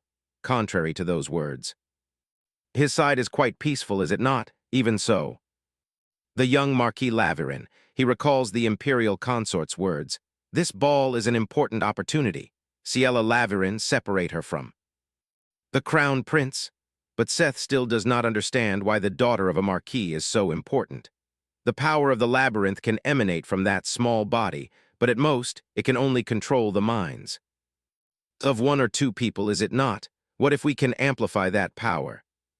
The labyrinth's power transcending the limits of physical time and space. If we can utilize it, we can gather all the citizens of the Empire in one place and control them, correct? That will be even easier with the power we are currently bestowed. Is that so? If that is the case, then do as Mother wishes, he says, throwing the documents to the ground. I'm indeed a bit intrigued myself. A sudden knock on the door rings out. Tyrael enters and politely greets him. "Good evening, Your Highness. Has our saintess finally arrived? Lately, you seem to spend a lot of time in the mirror room, young miss." "Yes, because it always listens to me. I heard that for the snow-white ball you have a task to entrust to me. Whatever it is, please tell me. First, inspect the gift I prepared beforehand. It will also be an important tool for the task I am going to entrust to you." Tyrael picks up the box on the table, looking slightly surprised. Use this at the ball, for the older brother who is ungrateful to the person who saved his life. For the foolish citizens of the Empire who do not know the whole truth, so they may clearly see who he truly is. If the truth comes to light, surely my brother will accept. You and this position of Crown Princess will be yours. Indeed, after all, only I can stand beside him. Seth smiles meaningfully. Of course, Laverin will accompany my brother, but leave her to me on that day. Yes, I understand. I will take back everything that belongs to me and let the Empire know the truth. On Ciela's side, she sighs. Why is there so much to do before the ball? The duties of a young miss of the Marquis are far more than expected. I also have to worry about relocating the guild's base and maze. Enthusiasm for this ball kept me busy all day yesterday. The little hedgehog chimes in. Indeed, even I got tired following you around. You are the one who insisted on coming along, even though I said it was unnecessary. As a spirit, I have the responsibility to keep you away from evil things, young miss. How different from your appearance. You turn out to have quite a strong sense of responsibility. The little hedgehog explains, different from my appearance. How? I have done my absolute best. I am a very serious spirit dedicated to protecting you. Protecting me with that tiny body. Of course, I may look like this, but I am incredibly strong. Looking at it now, it looks quite adorable, Ciela teases. Now that I think about it, it seems I met a hedgehog just like you in my dream. It suddenly cries out, really? Though it was just a normal hedgehog and not in a glittering spirit form like you are now, it gave me a similar feeling. My presence is so important that I even appear in your dreams, young miss. Perhaps that is indeed the case. Now let's stop the idle chatter because I must check the remaining letter for a moment. The little hedgehog immediately screams, "Do not touch it. Why are you acting like this all of a sudden, inside?" This letter an unusual aura is emanating, Ciela immediately feels. Uneasy, you say there is an unusual aura. Just to be safe, let me check it first. The little hedgehog inspects the necklace, noticing a dark aura emanating from the red gemstone. It feels uneasy. No matter how you look at it, this gemstone looks highly suspicious. Who on earth sent this? Only after reading does she look for the sender's name. No, she shockingly recognizes this handwriting. Jiro sent this from the largest gallery in the empire. If it is the largest gallery, it must belong to the Exit family. Exit, since I wrote this in a rush, it might be a bit disorganized, please understand. The managers of the art pieces here all carry this gemstone with them. Even when sleeping, they must. Never take it off. If someone else's hand touches it even slightly, their personality suddenly changes. In an extremely unsettling state, no matter how one looks at it.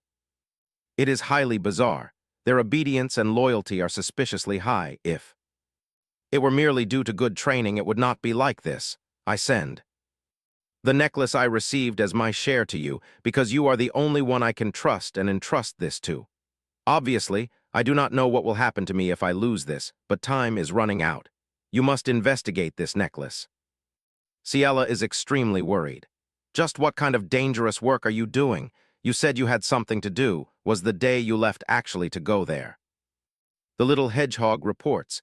Too many different types of magic overlap in such a messy way that I am not sure I know exactly what they are anymore. Ciela thinks, surely no one in the Exit family knows how to use magic. First, she must quickly investigate this item. As Jiro requested, Ciela asks, "Little hedgehog, can you place a protective magic on this necklace for me?" This. What do you plan to do with this? I intend to send it to an expert who can handle items like this. But surely no one can break a spell as sophisticated as this. No, if it is that person, they can, because there is someone currently at the magic tower. Clearly. If it is that mage, they will recognize it immediately.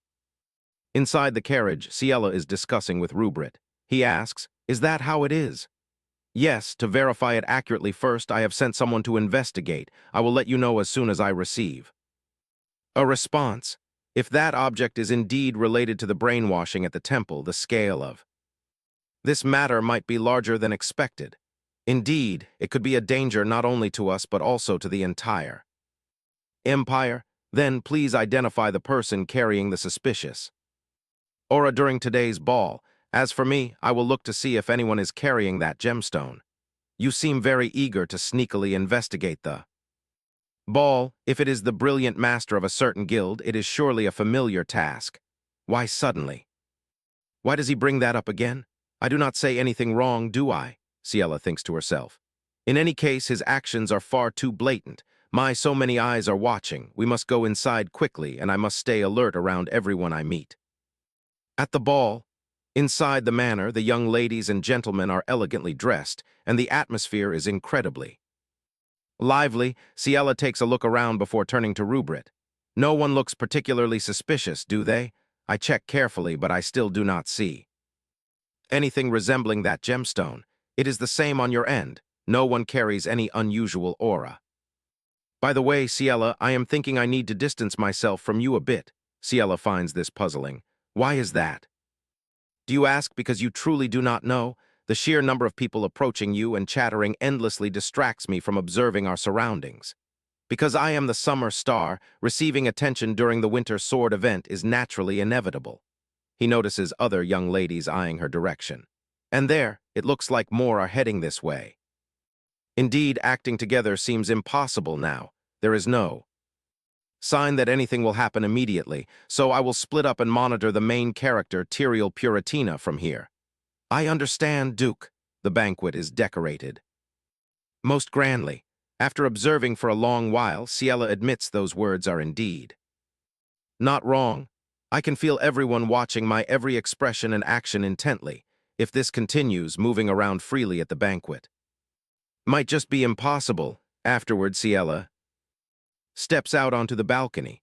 So, has Lord J not arrived because the celebratory event has not yet taken place? Suddenly, Genos appears by her side. The young lady blushes and wonders, Lord J, why are you here? I feel a bit nervous, so I come out to get some fresh air. This is your first time appearing at an official royal event, is it not?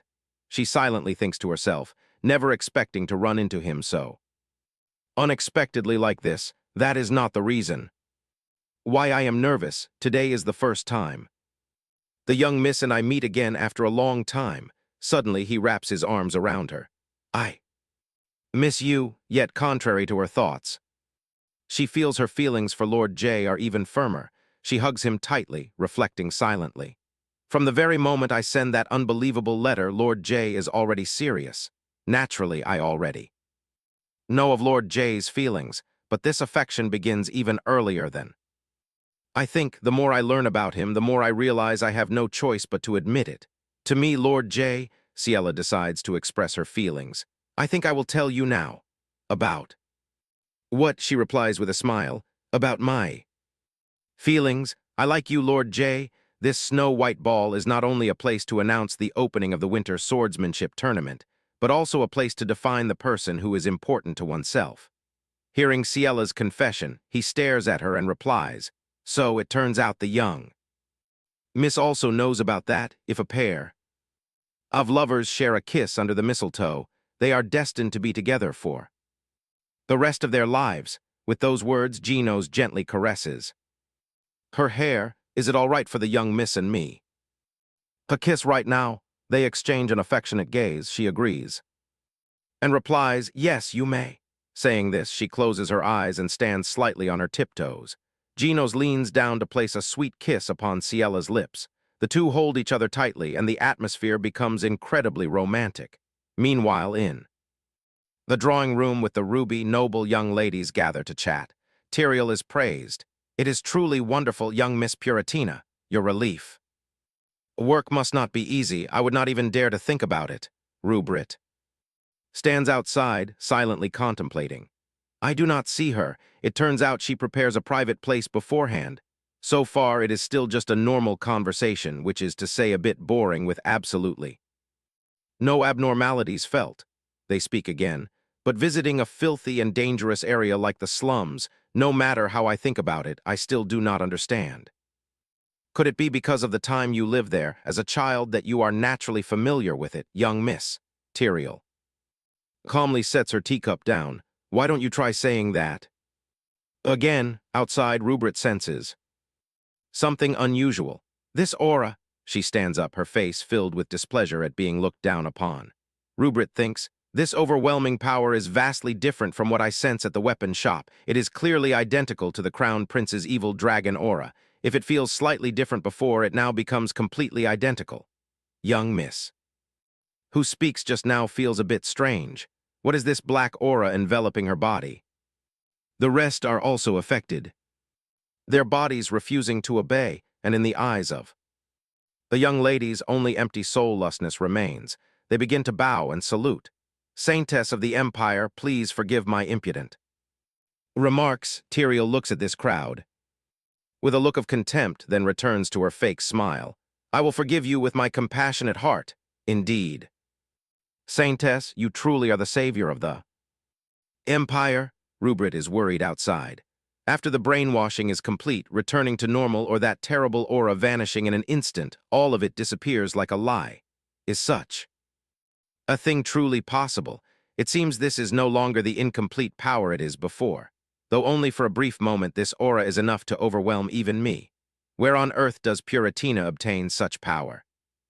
She stands observing the crowd, but also keenly detects that someone is watching. Tyrael smiles and turns in the Duke's direction. Who is standing there? Anyway, Rubrit thinks that even if they clash now, he is not certain he can withstand this power. Yet the only ones in the Empire who can stop this are the Justice family. I must stop this before everything gets out of control. Meanwhile, she smiles triumphantly. On Ciela's side, she and Genos are still embracing, their faces flushed red with embarrassment from the recent kiss. In the silent atmosphere, they both speak at the same time. "Young miss, I have something to say." Lord J. Genos is flustered. "You.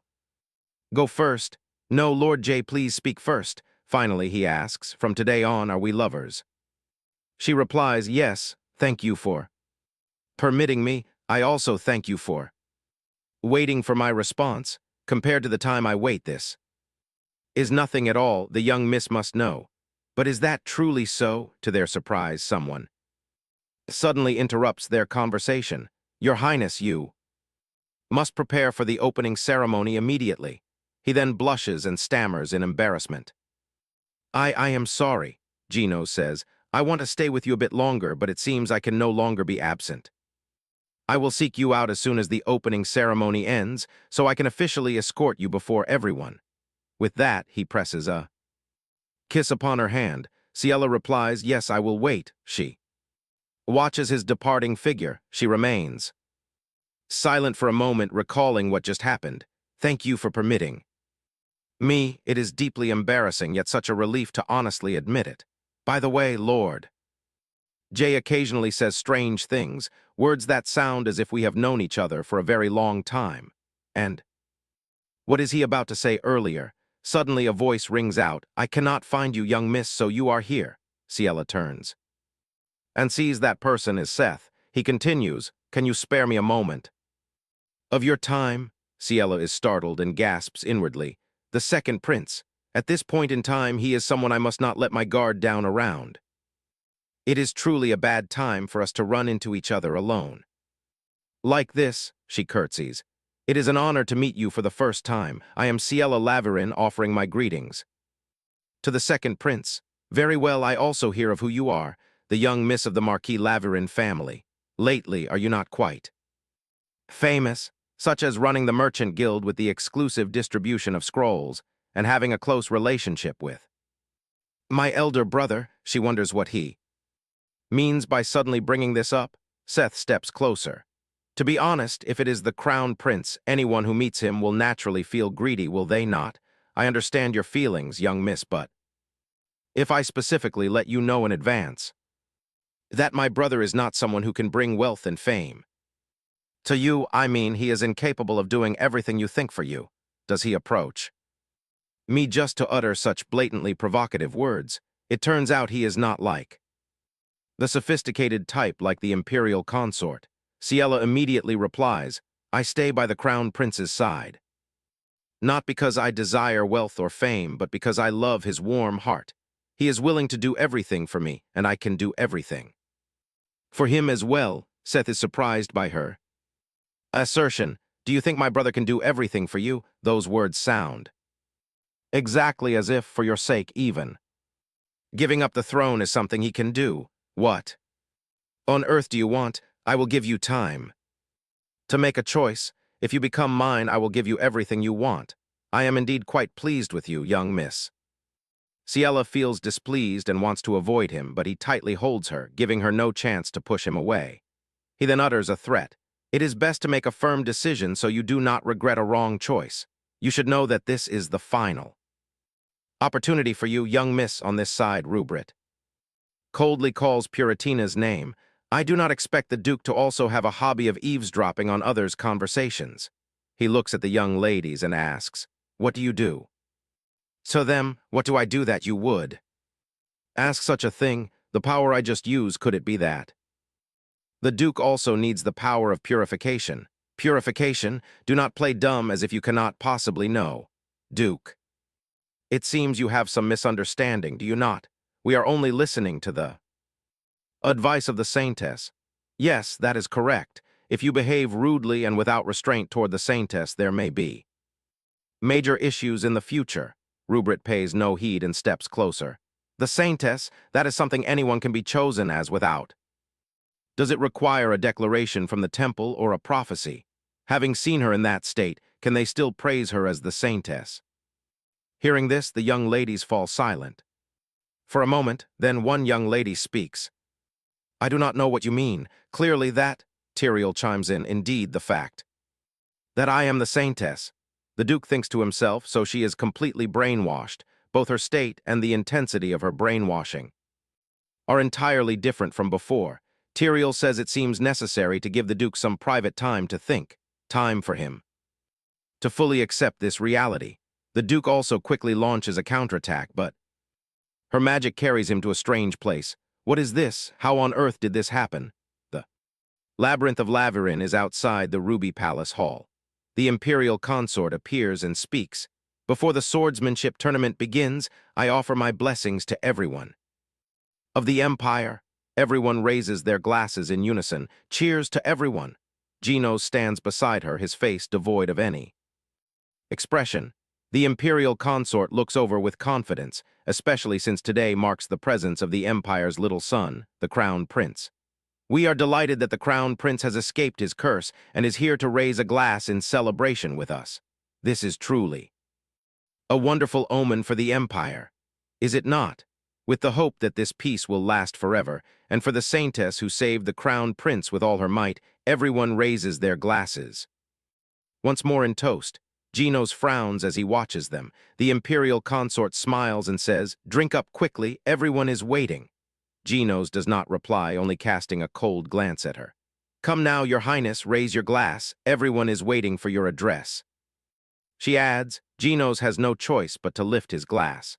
"Let us raise a glass to celebrate winter's Ruby Moon Banquet and send blessings to the participants of the Winter Swordsmanship Tournament, as well as to all citizens of the Empire, those who are joyously welcoming the second Ruby Moon Banquet of the year." He hesitates, staring into his wine glass before raising it to his lips. Melodious music plays as everyone begins to dance. The Imperial Consort smiles and speaks. "This wine is personally chosen by His Majesty. Are you so displeased with it that you only touch it to your lips without drinking? Please watch your words. I do not think you are the type to cause trouble at such a formal banquet. This is indeed a well-organized banquet, is it not? Hosting a banquet right before the swordsmanship tournament, alongside the one you love. But I wonder why I still do not see Lady Laverin anywhere." Genos, upon hearing those words, hurriedly leaves the banquet hall. "How strange, I cannot feel the presence of Ciela. Furthermore, I have been short of breath and dizzy for some time now. To remain cautious, I did not drink even a single drop of wine. If there were something in it, I would have noticed immediately." Right at this moment, someone suddenly reaches out a hand and cries, Lord J." Tyrael clings to his arm, asking anxiously, "Are you all right? As expected, the curse is acting up because of the Ruby Moon. I will purify you immediately. Please return to the palace." Hearing this, Genos curls his lips in a mocking sneer. "How ridiculous. Let me go. I do not know what you have done to me, but this is not because of the Ruby Moon." Before he can even finish his sentence, a wave of dizziness hits him.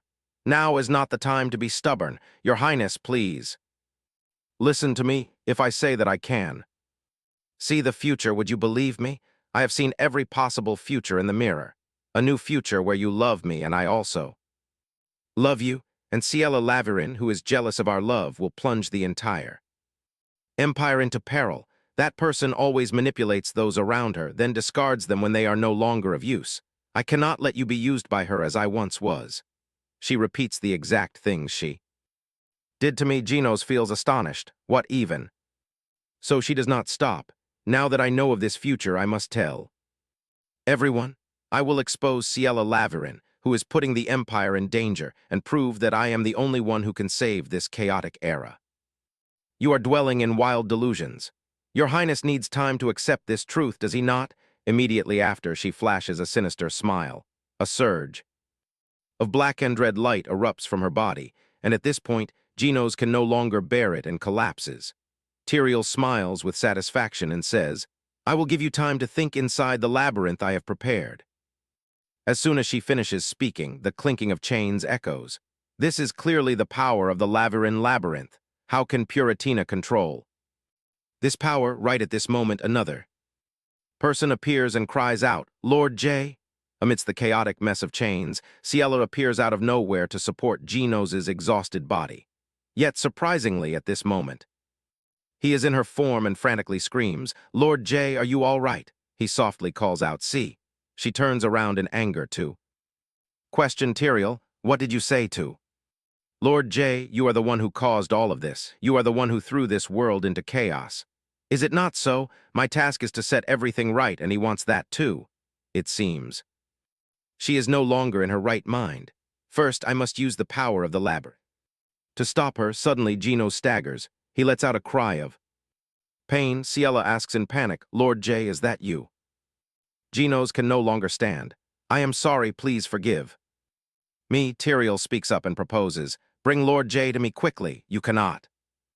Purify or save Lord J, I told you from the very beginning, the one who should never have met. Lord J is you, stop talking nonsense and return Lord J to normal this instant. Are you sure you want to test? The strength of the labyrinth against me. You want to test the labyrinth's power, is that so? Then if a labyrinth is also trapped in the labyrinth, it must be highly frustrating. Suddenly, her eyes widen in shock. What, the chains begin to agitate. Tyrael's body sways and stumbles, and finally she collapses to the ground, unconscious. Just at this moment, a scream rings out. Tyrael! A crowd of partygoers rushes in and breaks into an uproar upon witnessing this scene. What was that loud noise just now? What on earth is going on? The one who fainted is the crown prince, right? Why has his hair color suddenly changed like that? First, call someone over. What in the world actually happened? The scene shifts to another place. Ciela and Gino's are together in a lush green forest. Roughly speaking, you see me as a veterinarian, don't you? Of course. Not, but you helped the baby hedgehog recover. I thought you liked animals, which is why you lived here. Why are you living all alone in a place like this? I heard a dragon appeared on this mountain. So humans cannot live here. You ask too quickly. It is you who, since finding this place on that rainy day, keeps coming back here continuously. That is, I mean, you and I should not go in there. Where does such a rule even come from? Suddenly, he quietly glances over to the other side. Ciela sits on a tree stump. Counting berries, she gently places one in her mouth. At her feet lies a small wound. Why have you been eating those awful wild berries all this time? Because I am hungry. Are you perhaps a maid from some noble family slacking off here? Of course not. I am the daughter of Lion, the 37th wife of the king of El Dorado. Elatiana. Yes, meaning I am the princess of El Dorado. Even so, he still snatches the wild berry branch from her hand without hesitation.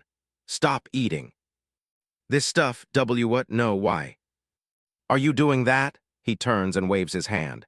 A golden light flashes, and a table laden with various dishes appears in place of his spoken words. Is this real? Of course it is. It has been so long since someone fed me such delicious food, but I am sorry I cannot eat it. Mother told me not to eat delicious things because if I do, I will constantly yearn for that taste. And she said it is bad to get used to it.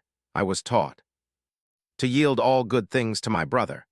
Even if it is only a portion of the tribute the king offers me, surely you can live and eat better things than this. What did you just say? Well, sit down, since I will prepare dishes like this for you every day. Just relax and eat. This is the first time I have ever had a meal like this. Thank you. He says nothing, but silently watches her. Suddenly, Ciela asks, by the way, what did you say your name is? Only now do you think to ask? You truly do not care about me at all. Just call me Radai. Radai, what a beautiful name. Hearing this, his face flushes with shyness. Then I will let you call me Radai. He lowers his head and whispers softly. Meeting you then is the greatest fortune of my life, but for you, it cannot be so. Right now, Gino's lies unconscious on the bed and unconsciously cries out, I am sorry. Ciela sits beside the bed and says, Lord J, why do you keep apologizing? Like this, even before you fainted, you said the exact same thing. I am sorry. But I am the one who should apologize, since nothing like this happens in the novel, getting caught in a trap or collapsing and falling ill. If what Tyrael says is true, then I am the one who will destroy this world. Right at this moment, a sudden light flashes. Immediately after, the baby hedgehog appears and squeaks softly, My lady. She looks at it in astonishment.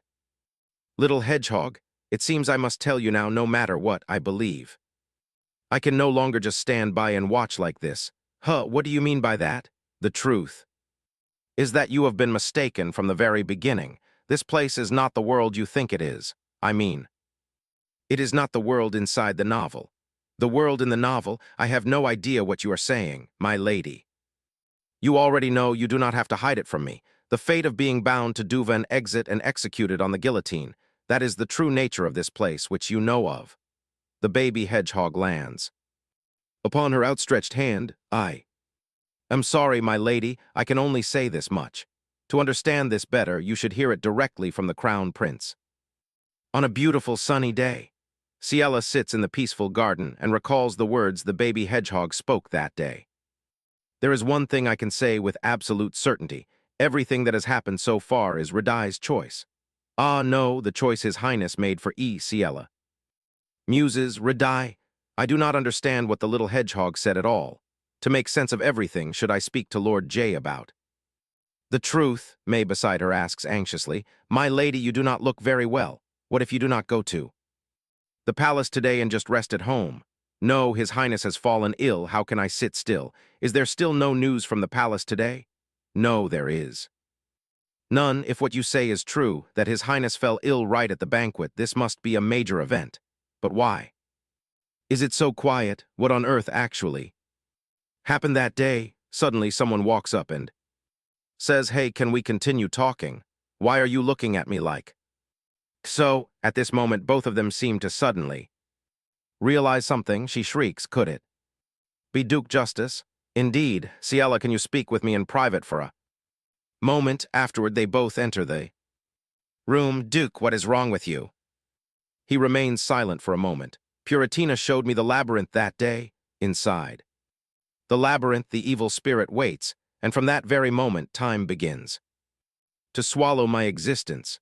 Outside the labyrinth, I do not know what is happening, and when I think of what could happen to this empire due to my mistake, for the first time in my life, I feel helpless, unable to do anything on my own. Ciela thinks to herself, did that truly satisfy the condition? Is the awakening condition not to protect something precious? Young miss, you do not seem very pleased with my awakening, do you? What are you saying? No way. Then Tyrael suddenly faints. Is it because the Duke awakened inside the labyrinth? No. After awakening, I tried to use my power immediately, but before I could, the labyrinth suddenly vanished. We must quickly find the reason why she lost consciousness. What is even stranger is that no one mentions this matter at all. Yes, I feel the same way. What happened that day is clearly an assassination attempt on the imperial family. The Crown Prince of the Empire fell into a coma and has not woken up to this day. But why is everything so quiet? That day, everyone in the Empire remained silent. As if everything is prearranged, as if nothing has ever happened, there is certainly some mysterious force exerting influence over the entire Empire. This is the response from the magic tower this morning. He looks at the necklace with the red stone in front of him and asks, is that the suspicious necklace we spoke of last time? Yes, it is safe now as it is protected by magic. Beneath the multiple layers of magic, there lies a spell to control and brainwash people. However, this spell uses the language and formulas of ancient El Dorado, so they say it is impossible to decipher.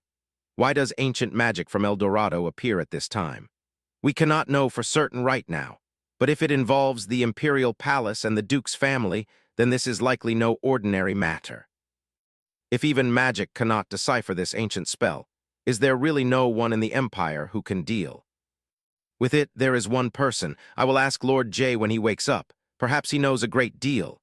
Perhaps everything I know is wrong, including the story about myself and Lord J in the dark night at the Imperial Palace. Everywhere is so silent that it feels freezing cold. The Imperial consort stands before the mirror, murmuring, just a little longer and I would have achieved everything by imprisoning and brainwashing the Crown Prince in the labyrinth itself. And yet, you made Puratina lose consciousness. What on earth did you do? Explain yourself. Suddenly, a black hand imprints on the mirror, then reaches out from within. Groping toward her, a mysterious face appears. How noisy. Who on earth are you? Why are you so surprised? If I were truly him, you would not call my name day after day like that. Thanks to your devotion in following my orders, I am able to reclaim this body. Everything has played out perfectly according to plan. You call this a success? The Crown Prince is enchanted to the point of losing consciousness completely, and Puratina cannot even open. Her eyes calm down for those who only have that much capability. This is an inevitable fate. Puritina's charming power has spread throughout the imperial family, those who call themselves servants of the gods. As for Duke Exit, artifacts containing my power have been scattered across the empire. If this is not a success, then what do you call it? Imperial consort frowns in protest, but he cuts her off. Just one more step. New world I promised lies right before our eyes. Come take my hand and I shall share my power with you. 2. Bewitch the labyrinth and possess an absolute power that none can match. A talented woman like you should have been born with these abilities from the very start. The imperial consort's chest pounds wildly. At last she reaches her hand out. Very well. Grant me that power. Wait, why is my body growing weaker? You truly are different from the rest. You dare trick me, but it is already too late. A violet-black magic completely envelops the imperial consort. Even if you are now nothing but an empty shell without a soul, you only need to continue ruling the empire from that throne. Just as you have done until now, nothing changes at all. Afterward, the room becomes as quiet as before. It seems you no longer have enough strength to resist, now that I have attained absolute power. It is time for me to visit the woman who used my older brother. Ciella's image flashes in his mind once again. Though the peace of the empire is but a false illusion, its stability is still secured. Fortunately, no one suspects or stops me when I enter the imperial palace under the guise of caring for Lord J. Even in a situation like this, I still receive invitations to swordsmanship tournaments and banquets. I can never get used to it. Suddenly, a sound echoes from outside the door. The door creaks open and she steps out onto the balcony with curiosity. What is it? What is that noise? Suddenly she flinches. At this moment, Genos, in the form of a black dragon, lies collapsed on the ground, letting out painful cries. Ciella hurriedly rushes over. Lord J, you are awake. How did you get here? Your condition is terrible. I am fine. Young miss, since I can maintain my power better in my black dragon form, I traveled here like this. Compared to my human form, I recover much faster in this shape. Though I'm not yet fully recovered, my mind is clear now. Gradually, my body will be fine, but even so, flying such a long distance in this condition is far too reckless. The moment I regained consciousness, I only wanted to see you. Meeting you is more important to me than this body. Hearing this, her face flushes with emotion. She gently holds him in her arms, unable to believe it. Please lie down and rest first. Then she carefully places him on the bed and tucks him in. She even places a black dragon plushie beside him, making Genos blush with embarrassment. Do you really have to go this far? I can only be at peace if I do this. Thinking back, Lord J, it is fortunate that you came here in your baby dragon form. If the one I love were in my room at this hour, I would be so embarrassed.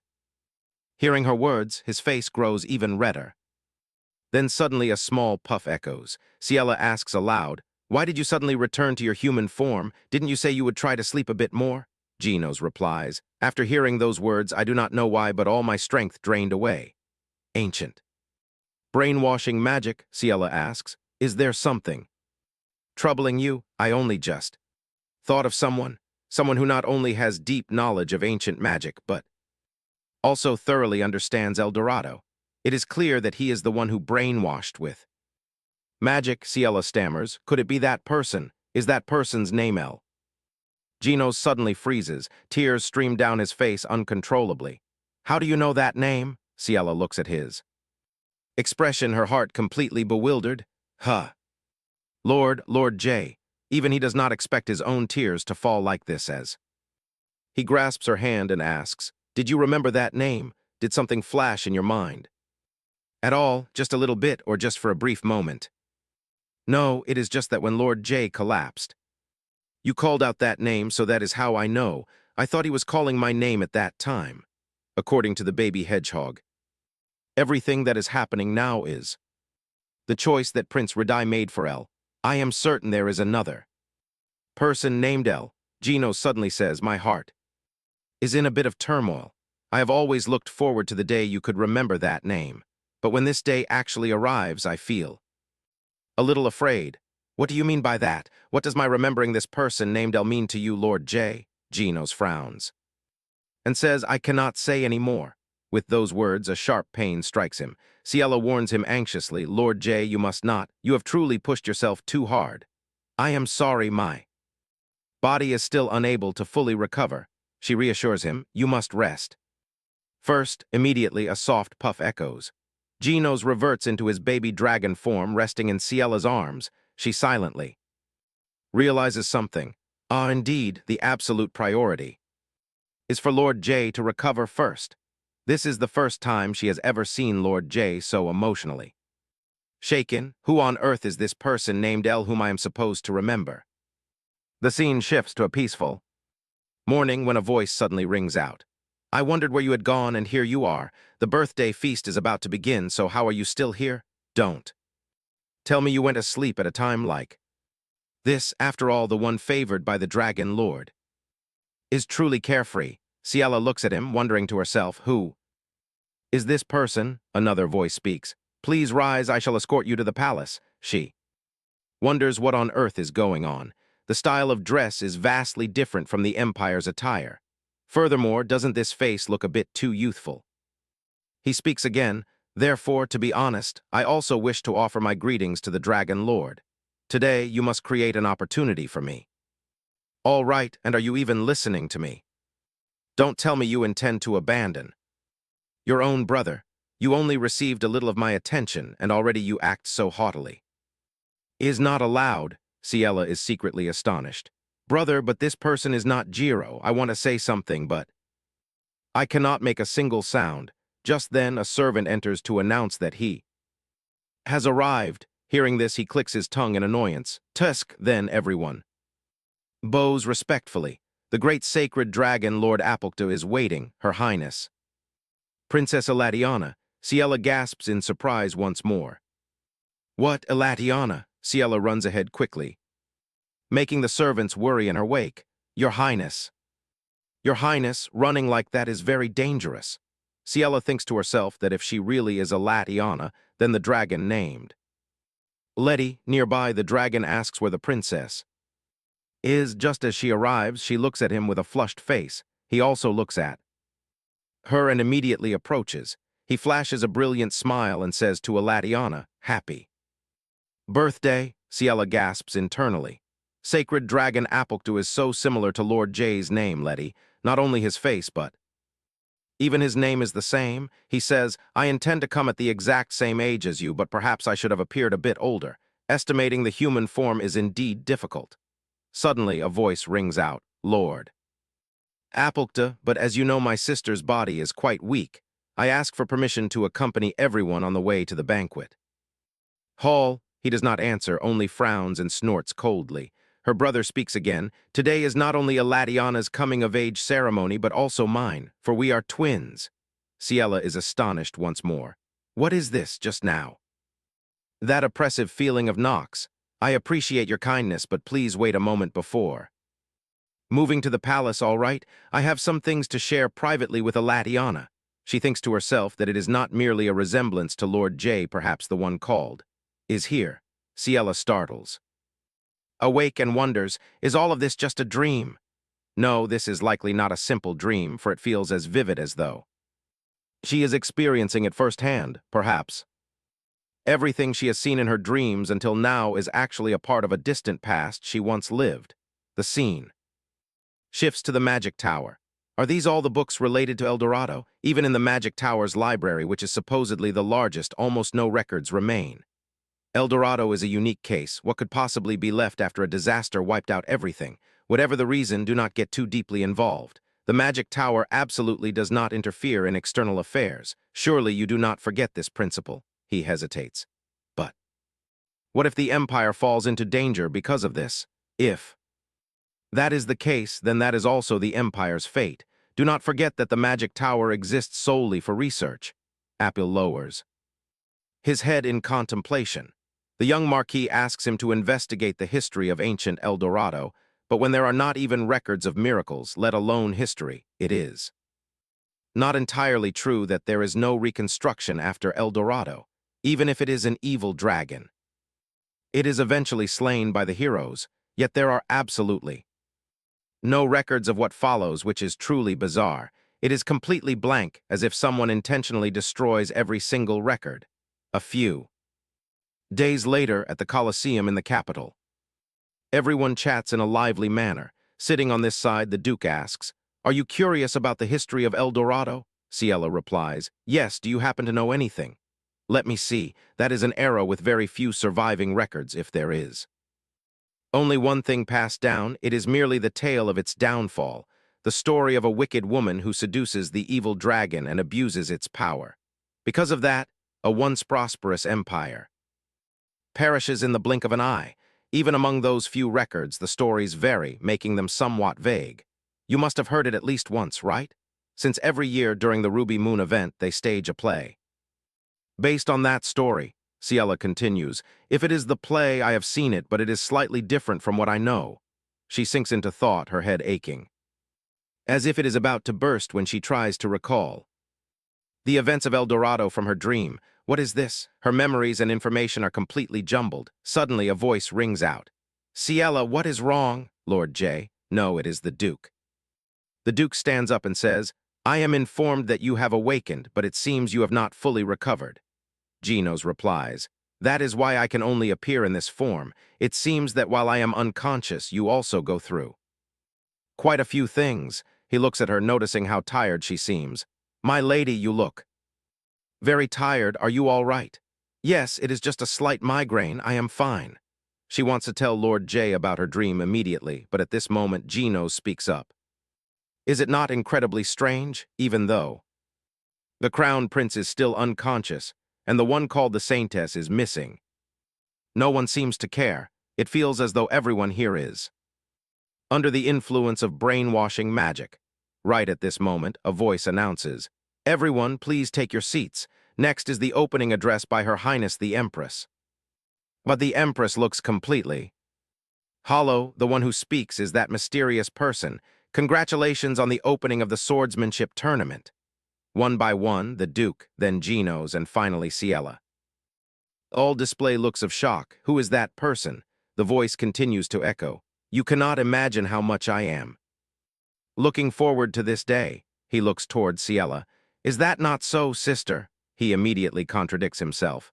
"No, it seems I can no longer call you sister anymore." Suddenly, an explosion rings out, and Ciela is instantly pulled into a labyrinth and bound. "You resemble my sister so much that I nearly make a mistake," she thinks to herself, shocked that the labyrinth opens so suddenly. Is everyone else trapped as well? This man is the very person she sees in her dream, the one who claims to be her twin brother. She speaks up. "You belong to that era, so how can you possibly be here now?" I keep my body hidden inside the mirror, which is why this is possible. Just a bit more, and I fall into an eternal sleep.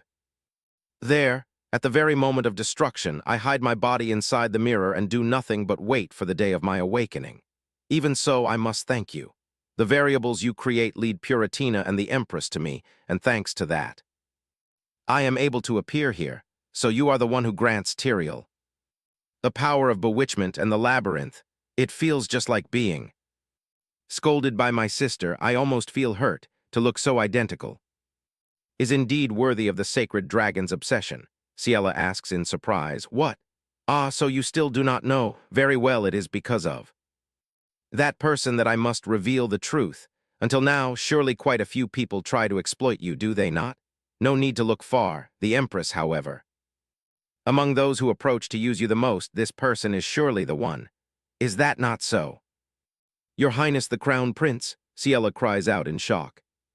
Lord J weakly calls out, "My lady." He sneers mockingly. "How touching. I do not think I can watch this any longer. Blinded by desire, you drive the woman you love to her death, yet you still shield the evil dragon that drags all of humanity to their deaths 1,000 years ago. It is none other than you who push Alatiana to her death. Is that not right?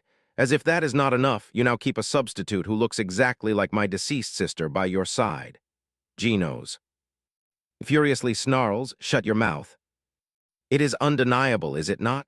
Since you want to bring this up, perhaps I should expose everything, including your crimes as well.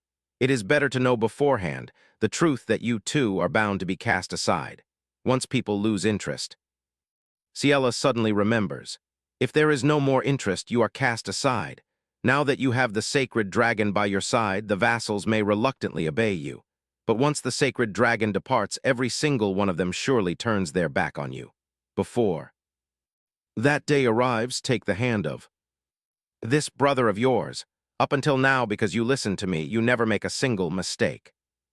Is that not so, Elatiana? Genos hurriedly says. Do not listen to him, my lady, I explain. She reassures him. Do not worry, Lord J, I know you, and during all the time we spend together. You hope that I realize it on my own. You seem to think I believe every word you say. Unfortunately, I am not someone easily swayed, and I am certainly not a substitute. He frowns upon hearing this. She continues, you probably never expect this, but as your power spreads across the empire, my memories also rush back to me. Specifically, memories of El Dorado. On the contrary, because of your existence, they only become more certain, the fact that I am the reincarnation of a Latiana, the feeling of seeing Letty in my dreams, my heart flutters rapidly. It is just like the way my heart beats whenever I am by Lord J's side. It is only now that I finally understand everything, even with a letter containing an unreasonable proposal, you still smile and immediately come to find me. Or whenever I need you, you always appear by my side, all of those actions. Genos, no, Letty, you know so much about me from the very beginning, do you not? He purses his lips and says, how absurd. Could Elatiana truly be you? Ciela closes her eyes and raises her hand. I do not wish to hear another word from you. One by one the baby hedgehogs appear because now I close this labyrinth. You say you close the labyrinth. Yes, since such things happen in the Empire, do you think I come here without any plan? Is that not right? Lord J, Genos replies, yes. Suddenly a brilliant golden aura radiates around them. Nox, if you back down now, it is still not too late. Do not make any more mistakes. So you are pretending to have not recovered. How on earth do you get inside the labyrinth? Ciela interrupts. Since the original labyrinth is a space created to seal the evil dragon, you must think this is the place that makes Lord J suffer the most, right? But Lord J's power is not that of the evil dragon, but rather the power of the sacred dragon. Apulta, you still call it the sacred dragon even now. I truly cannot help but laugh. Nox unleashes his dark power toward Ciela. If you are truly my sister, there is no way you forget how miserably you die by my hands. Instantly, the baby hedgehog blocks Nox's strike, shocking Ciela. Baby hedgehog, my lady. Everyone is currently trapped in a different labyrinth. If we wish to save them all, rather than a direct clash of strength, it is better to find the critical point. If we can find the key to shatter Nox's spirit, we surely see an opening. At that, she turns to Genos. Lord J, please help me recall all my past memories. Within those memories, I believe I find a clue that can shatter his spirit. His spirit? Ha, you say you want to revive the past? Once you know everything, do you truly think you can still agree to stay by the side of the evil dragon, if all your memories return? You surely? I have no intention of listening to anything you say, for no matter what memories return, my feelings for Lord J never change. Genos calls out to Ciela, the labyrinth is a space unbound by time, so even a single second is enough for you to retrieve your memories. Very well, I help. She remembers everything because I believe in her. Memories rush back into Ciela's mind one after another. It is said that the sacred dragon appears in human form. He seems to care deeply about Lady Elatiana. It is probably thanks to this that we can live such an affluent life under the protection of the sacred dragon. I am deeply grateful that a great being like you comes to this place. Between the two of us, you call me a great being. I already tell you not to call me that anymore. She blushes and calls him affectionately. Lord Letty laughs in delight and says it must be. So, by the way, do humans naturally stare at each other like this? For some reason, everyone's gaze today feels somewhat strange. Is it not because Lord Letty personally makes an appearance? No, it seems they look at you, not me. Perhaps it is because of the tale where people say one can find a partner during the coming of age. Ceremony? A partner? Do you have someone you wish to choose as your partner? No, there is no one. Those who approach me do so only because they want to please Lord Letty. I am simply happy to see Lord Letty here. For the daughter of the 37th concubine, this coming-of-age ceremony is also my very first birthday party. Standing before others like this is also a first, and what is more, it coincides with my brother's. You succeed. The throne? Even so, you seem quite close to your brother. In the palace, my brother is the only one who treats me well, though he is sometimes a bit strict as the successor. That is only natural. After all, attention, everyone, please. His Majesty the Emperor delivers a speech on the occasion of the Prince and Princess's congratulatory coming-of-age ceremony. I declare a matter of grave importance, those who are present here. Today, please listen. The youngest princess, Alatiana, is appointed as the imperial princess. Starting today, everyone whispers in surprise.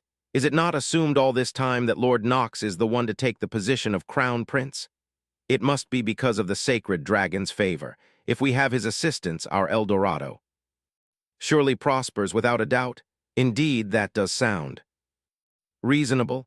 Elatiana, you possess a noble soul that is highly esteemed by all creation, to the point of receiving recognition from a great entity. Knox, you are intelligent and quick-witted. From now on, assist the imperial princess and make up for her shortcomings. Knox's face turns bewildered as he frowns and replies, "Yes, I do my utmost using everything I learn up to this moment. I pledge my wholehearted assistance to the imperial princess. Highness, with today's decision, El Dorado prospers even more. Please welcome the new imperial princess with a warm round of applause. From now on, El Dorado relies on you, my congratulations, imperial princess." Knox also applauds in response, but his expression looks extremely gloomy. Therefore, what a ruler does for the sake of the subjects. That concludes today's lesson. I hope the lessons I share today help maintain the peace of El Dorado. Knox knocks on the door and asks, "May I enter? Imperial princess, I come to find you since it seems the class ends. Elatiana, how is the lesson? It is still too difficult for me. As expected, this position of imperial princess is not easy, is it? That is only natural. Even after years of study, one still finds it hard. Just take it one step at a time. There is no need to rush. For some reason, I find myself becoming impatient. They say that at times like this, drinking tea helps clear the mind. Come, let me personally pour it for you to try. Thank you so much, brother. Having assisted you continuously for several months, I come to understand Father's choice. His Majesty's foresight and judgment of the current situation are truly not wrong. But I am still not sure if I am suited for this position. To be honest, it seems there is never a moment when I do not receive help from you at all. Hey, having guided the princess until now, do you ever think Elatiana is still lacking as the future Empress? How is that possible? With Imperial Princess Elatiana, who possesses a warm heart and cautious judgment, and Lord Knox, who is wise and excellent in calculation. As long as the two of you walk together, El Dorado flourishes brilliantly. Until that day, you hear that, Elatiana? Yes, thank you, brother. I pull myself together and work even harder. That is the spirit. It is good to see you smile. From now on, do not worry about anything, just trust only me. Afterwards, she sits sadly in the dark forest. The sacred dragon asks with concern, "Elatiana, your face looks terrible. Is there something wrong? I just feel a bit suffocated, so I come out for a bit. Is the class for the air very exhausting? The class is fine. I am happy to learn many new things. My brother also helps me a lot. It is just that lately I feel many unfriendly gazes directed at me. I hear rumors doubting my abilities are spreading in the palace, words and mistakes I never make. The story is distorted so strangely, as if everything is caused by me, Elatiana. If there is one thing I feel after meeting you, it is that among all humans in this world, no one is as sincere and pure as you.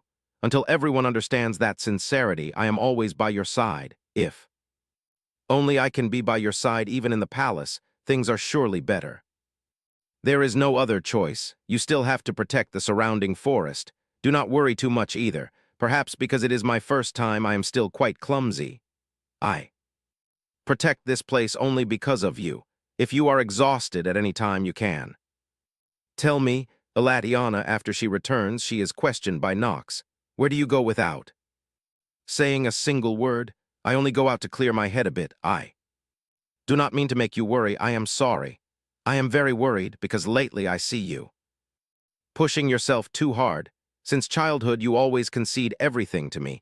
I never forget that. Because of that, your body is weaker than others.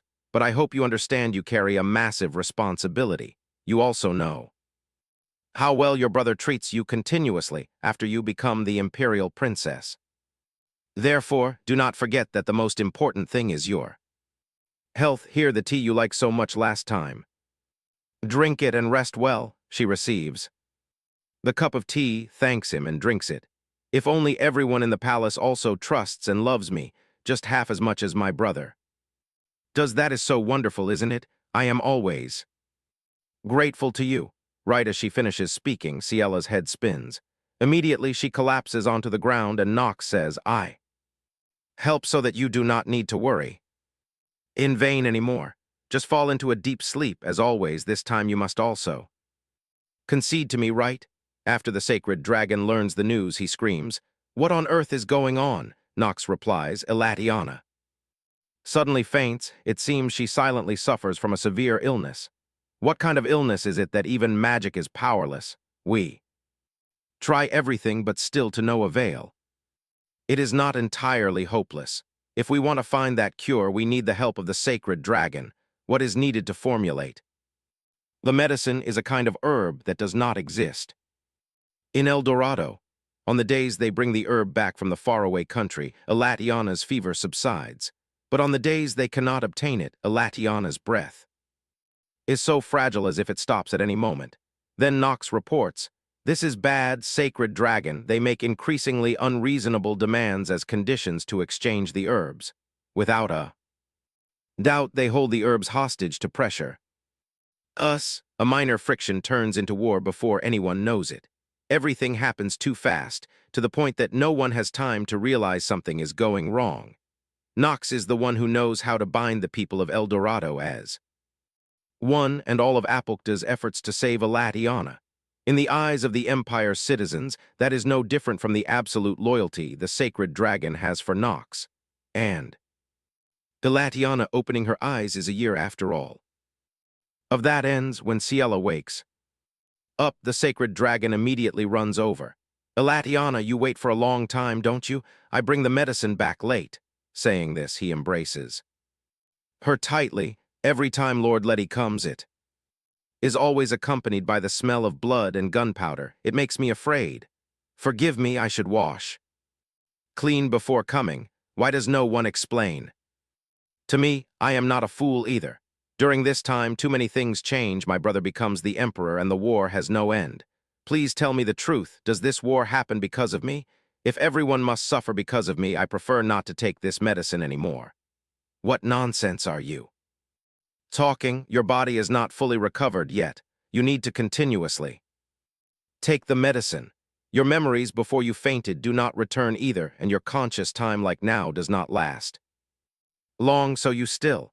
Suddenly she interrupts him, saying, Lord Letty, you are being used by my brother. I am not being used. That is my choice because of you, so please. Afterwards, the sacred dragon calls out loudly, Elatiana, Elatiana, why do you make such a decision? He tightly clutches the paper that Ciella leaves behind, which reads, I remember the day I fainted. After drinking the tea my brother gave me, my throat burned like fire and I lost consciousness. Clearly, my brother explains it is due to a long-standing illness I have, but whatever the truth is, too many people become miserable just because of me. The people of El Dorado and Lord Letty, too. If only I do not meet Lord Letty then. Perhaps all of this does not happen. I am the one who makes Lord Letty, who is peaceful in his quiet forest, miserable. if only I do not meet Lord Letty, so that is how things are. At this point, all memories return. Ciela calls out to her brother, no, Nox the one who causes the war and pushes El Dorado to the brink of destruction. It is none other than you. Is what happened back then not enough? What on earth brings you here again, if you truly remember those memories as my sister? You probably cannot ask me that question. Is it because you also receive the manipulated memories from that guy? I only pass down the truth as it is. You are the one who kills my sister and causes our downfall. You must know why you in the present are called the evil dragon instead of the sacred dragon. Unfortunately, it is you who causes Eladiana to die, and it is you who destroys Nox. As the moment of destruction draws near, you use magic to fabricate all the records. The last princess of El Dorado starts a war to satisfy her greed, and the evil dragon assists her in doing so. It is also you who spreads strange rumors about the princess for 1,000 years inside the mirror. Is it possible that you even? Is it distorted? No, that cannot be. Surely the death of El is unbelievable. He clutches his head and collapses. Ciela thinks to herself, the closer they get to the truth, the weaker the labyrinth's barrier becomes. Nox screams, it is not like that. It is not my fault. I only ascend the throne because El refuses to wake up for such a long time. Clearly everything happens because I lose control. I remember everything now. The war you stubbornly wage plunges the citizens of the empire into endless misery. Even the loyal subjects who once trust and follow you from the very beginning ultimately turn their backs and abandon you. Ever since you take power, El Dorado sinks deep into decay. Shut up, that is not the truth. The moment you open your eyes, you fall straight into his trap, tricked by sweet words of love and used like a pawn to bring El Dorado to ruin. Nox, a dragon's memory is accurate. I have no reason to lie. I am different from you. You are one who, in order to escape the war and the deaths that are spiraling out of control, begin to push all your deeds onto others. Perhaps deep down, you dread the moment you have to face the truth. Even if it is too late, admit everything and beg for forgiveness. That is the very last thing you can do. Do not make things up as you please. Do you only intend to listen in silence, or what? If it is you, you must believe my words. In the end, you still refuse to admit your mistakes. If so, why do I not ask those who can judge more impartially? Perhaps they all are waiting for you in the labyrinth. What? What is this? Gloomy voices echo in interrogation. Nox, you dare kill me? Lord Nox, why do you deceive me? Oh, I wait for this day just to meet you again. They finally wait for the day you step out of that mirror. So do not hide like a coward anymore. Accept the judgment of those who wait for thousands of years. What? What is this? I wait for you, Nox. Oh, Lord Nox, this time it might take even longer, he screams. Out, I am wrong, wait. Ah! Suddenly the scenery changes. Ciela looks around and wonders. Where is this? Are these fragments the memories of this lifetime? No, this contains things I have never experienced.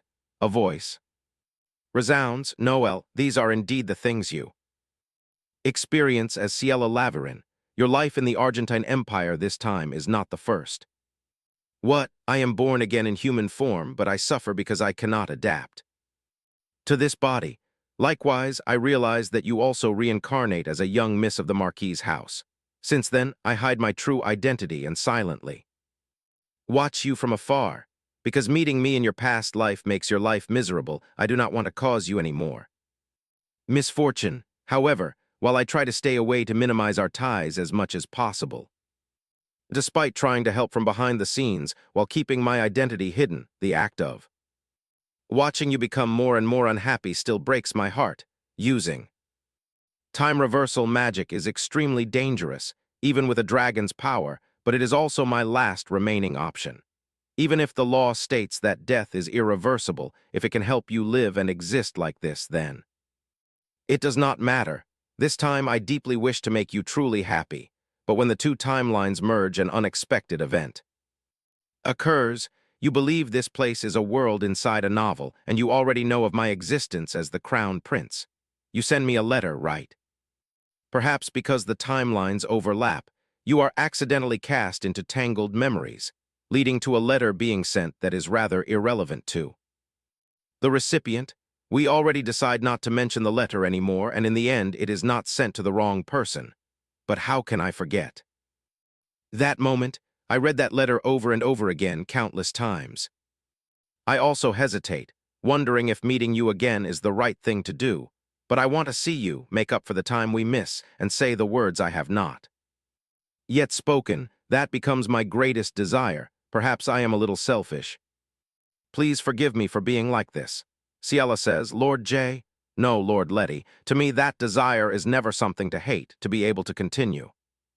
Our unfinished love from that day, I feel extremely happy. Thank you, my lord, thank you for finding me, and I love you, Lord J. A few days later at the mansion of Marquis Laverin, the Duke asks with a frown if she is listening seriously. Ciela, of course I am. Listening? Why do you keep worrying like that? It is because I feel regret for not being of any help to you inside the labyrinth. Is everything truly settled now? Yes, thanks to the Duke's help, things are mostly in order now. At the swordsmanship tournament, those who protect the citizens swept into the labyrinth ensure we get through this without anyone suffering severe injuries. Regarding this incident, due to the interference of brainwashing magic, it is originally not easy to bring the truth to light. Yet you even stake the honor of the Justice family to testify. The Duke says, is that level of action not something I naturally must do? This is something only the Duke, who is unaffected by the hypnosis control, can do. I am truly grateful from the bottom of my heart. Now I feel everything has finally returned to its rightful place. No, there is still one important task left. We need to adjust history and correct the past of El Dorado. The history of El Dorado? The truth is that there never is a villainess who destroys the world. And what crimes did Nox, the last emperor, commit to push the empire to the brink of ruin and distort history? Correcting the past is not only for your sake, but also necessary for the entire empire. The Justice family's defense of the empire will never change. For that, I even awaken my power after all. Regarding that awakening, is the condition for awakening not the desire to protect the one you love? That is not wrong. Do you not find it strange? You still awaken despite not having a single person to care for. I mean, I have never seen you swayed by the emotion called love, because other than swordsmanship and the empire, you pay no attention to anything. Well, if I think about it carefully, the final villain should have been the Duke anyway. Regardless, it probably does not matter. The Duke sighs deeply, then stands up. Hey, Ciela, I hear that is just a fictional novel you create when your memories are disrupted. Ciela stammers. Well, yes, that is true, but do you also wish for me to truly become the final villain? How could that be? Fine, then. Try your best so that such a thing does not happen in the future. Up until now, I have never made a single mistake. I actually notice quite a few loopholes. From His Highness's true identity to the fact that you are the master of the guild, is it not all discovered by me? Now that I think about it, regarding the guild's affairs, is it perhaps still a secret to His Highness? Not yet, but I will definitely tell him honestly. Everything. The scene shifts to the guild, where everyone laments gloomily. We go through the trouble of moving to such a nice place, yet we have not seen Master visit once since then. At this point, surely we are not abandoned, right? Right at this moment, Ciela enters and speaks. Who is abandoning whom? They cry out excitedly, Master. Master, we miss you so much. Why do you only arrive now? Is that so? I miss everyone too, but as you all know, I am somewhat busy. I wait for you, Master.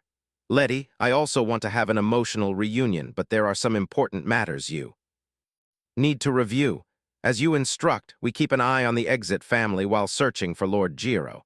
He almost lands in big trouble for leaking crucial evidence outside. Fortunately, he is now moved to the place we prepared beforehand and is recovering safely.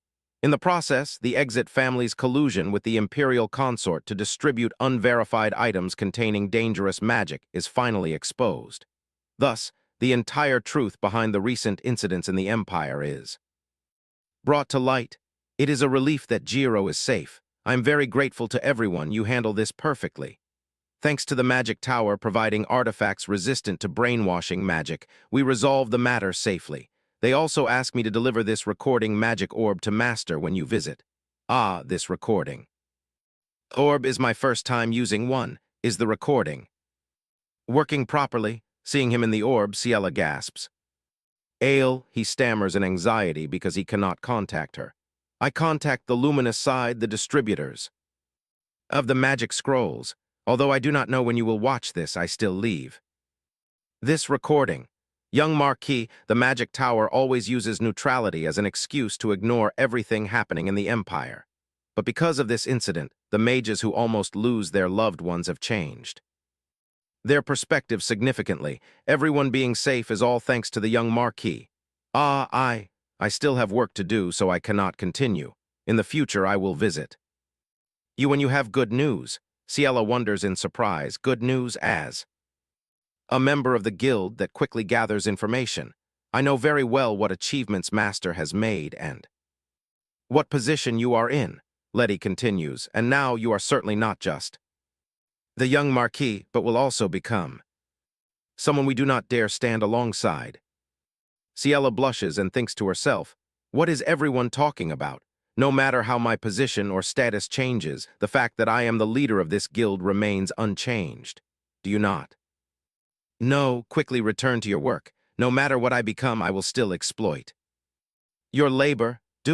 Do you mean that you will truly continue to accompany us here? I will definitely remain a member of this guild forever. Master, what kind of tea should I serve? Now, everyone return to work immediately.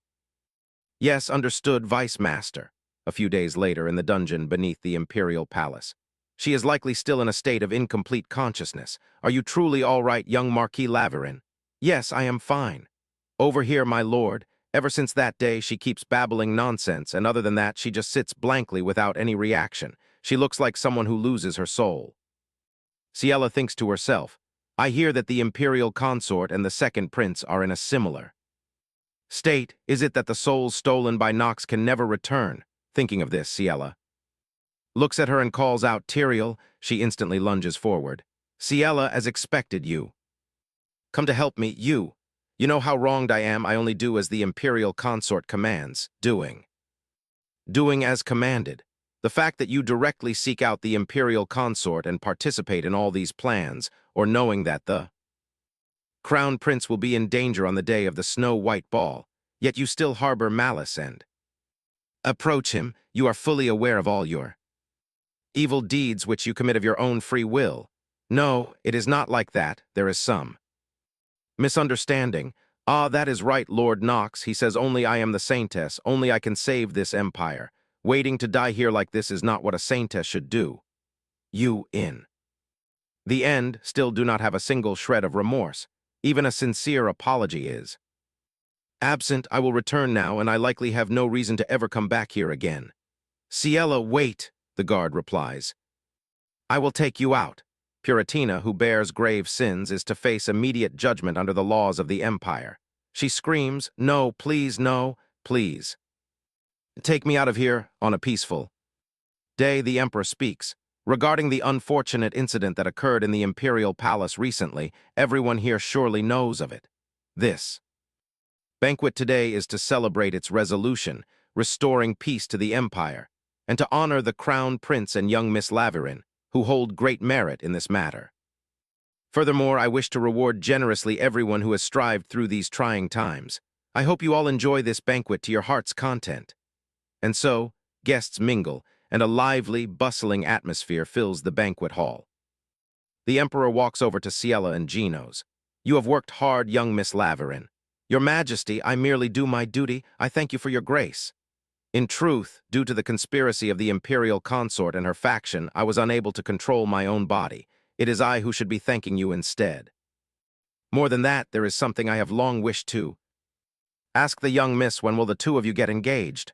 The two blush deeply upon hearing this. She stammers, why, Your Majesty, that is, Genos speaks up, an engagement with the Imperial family is naturally a weighty decision.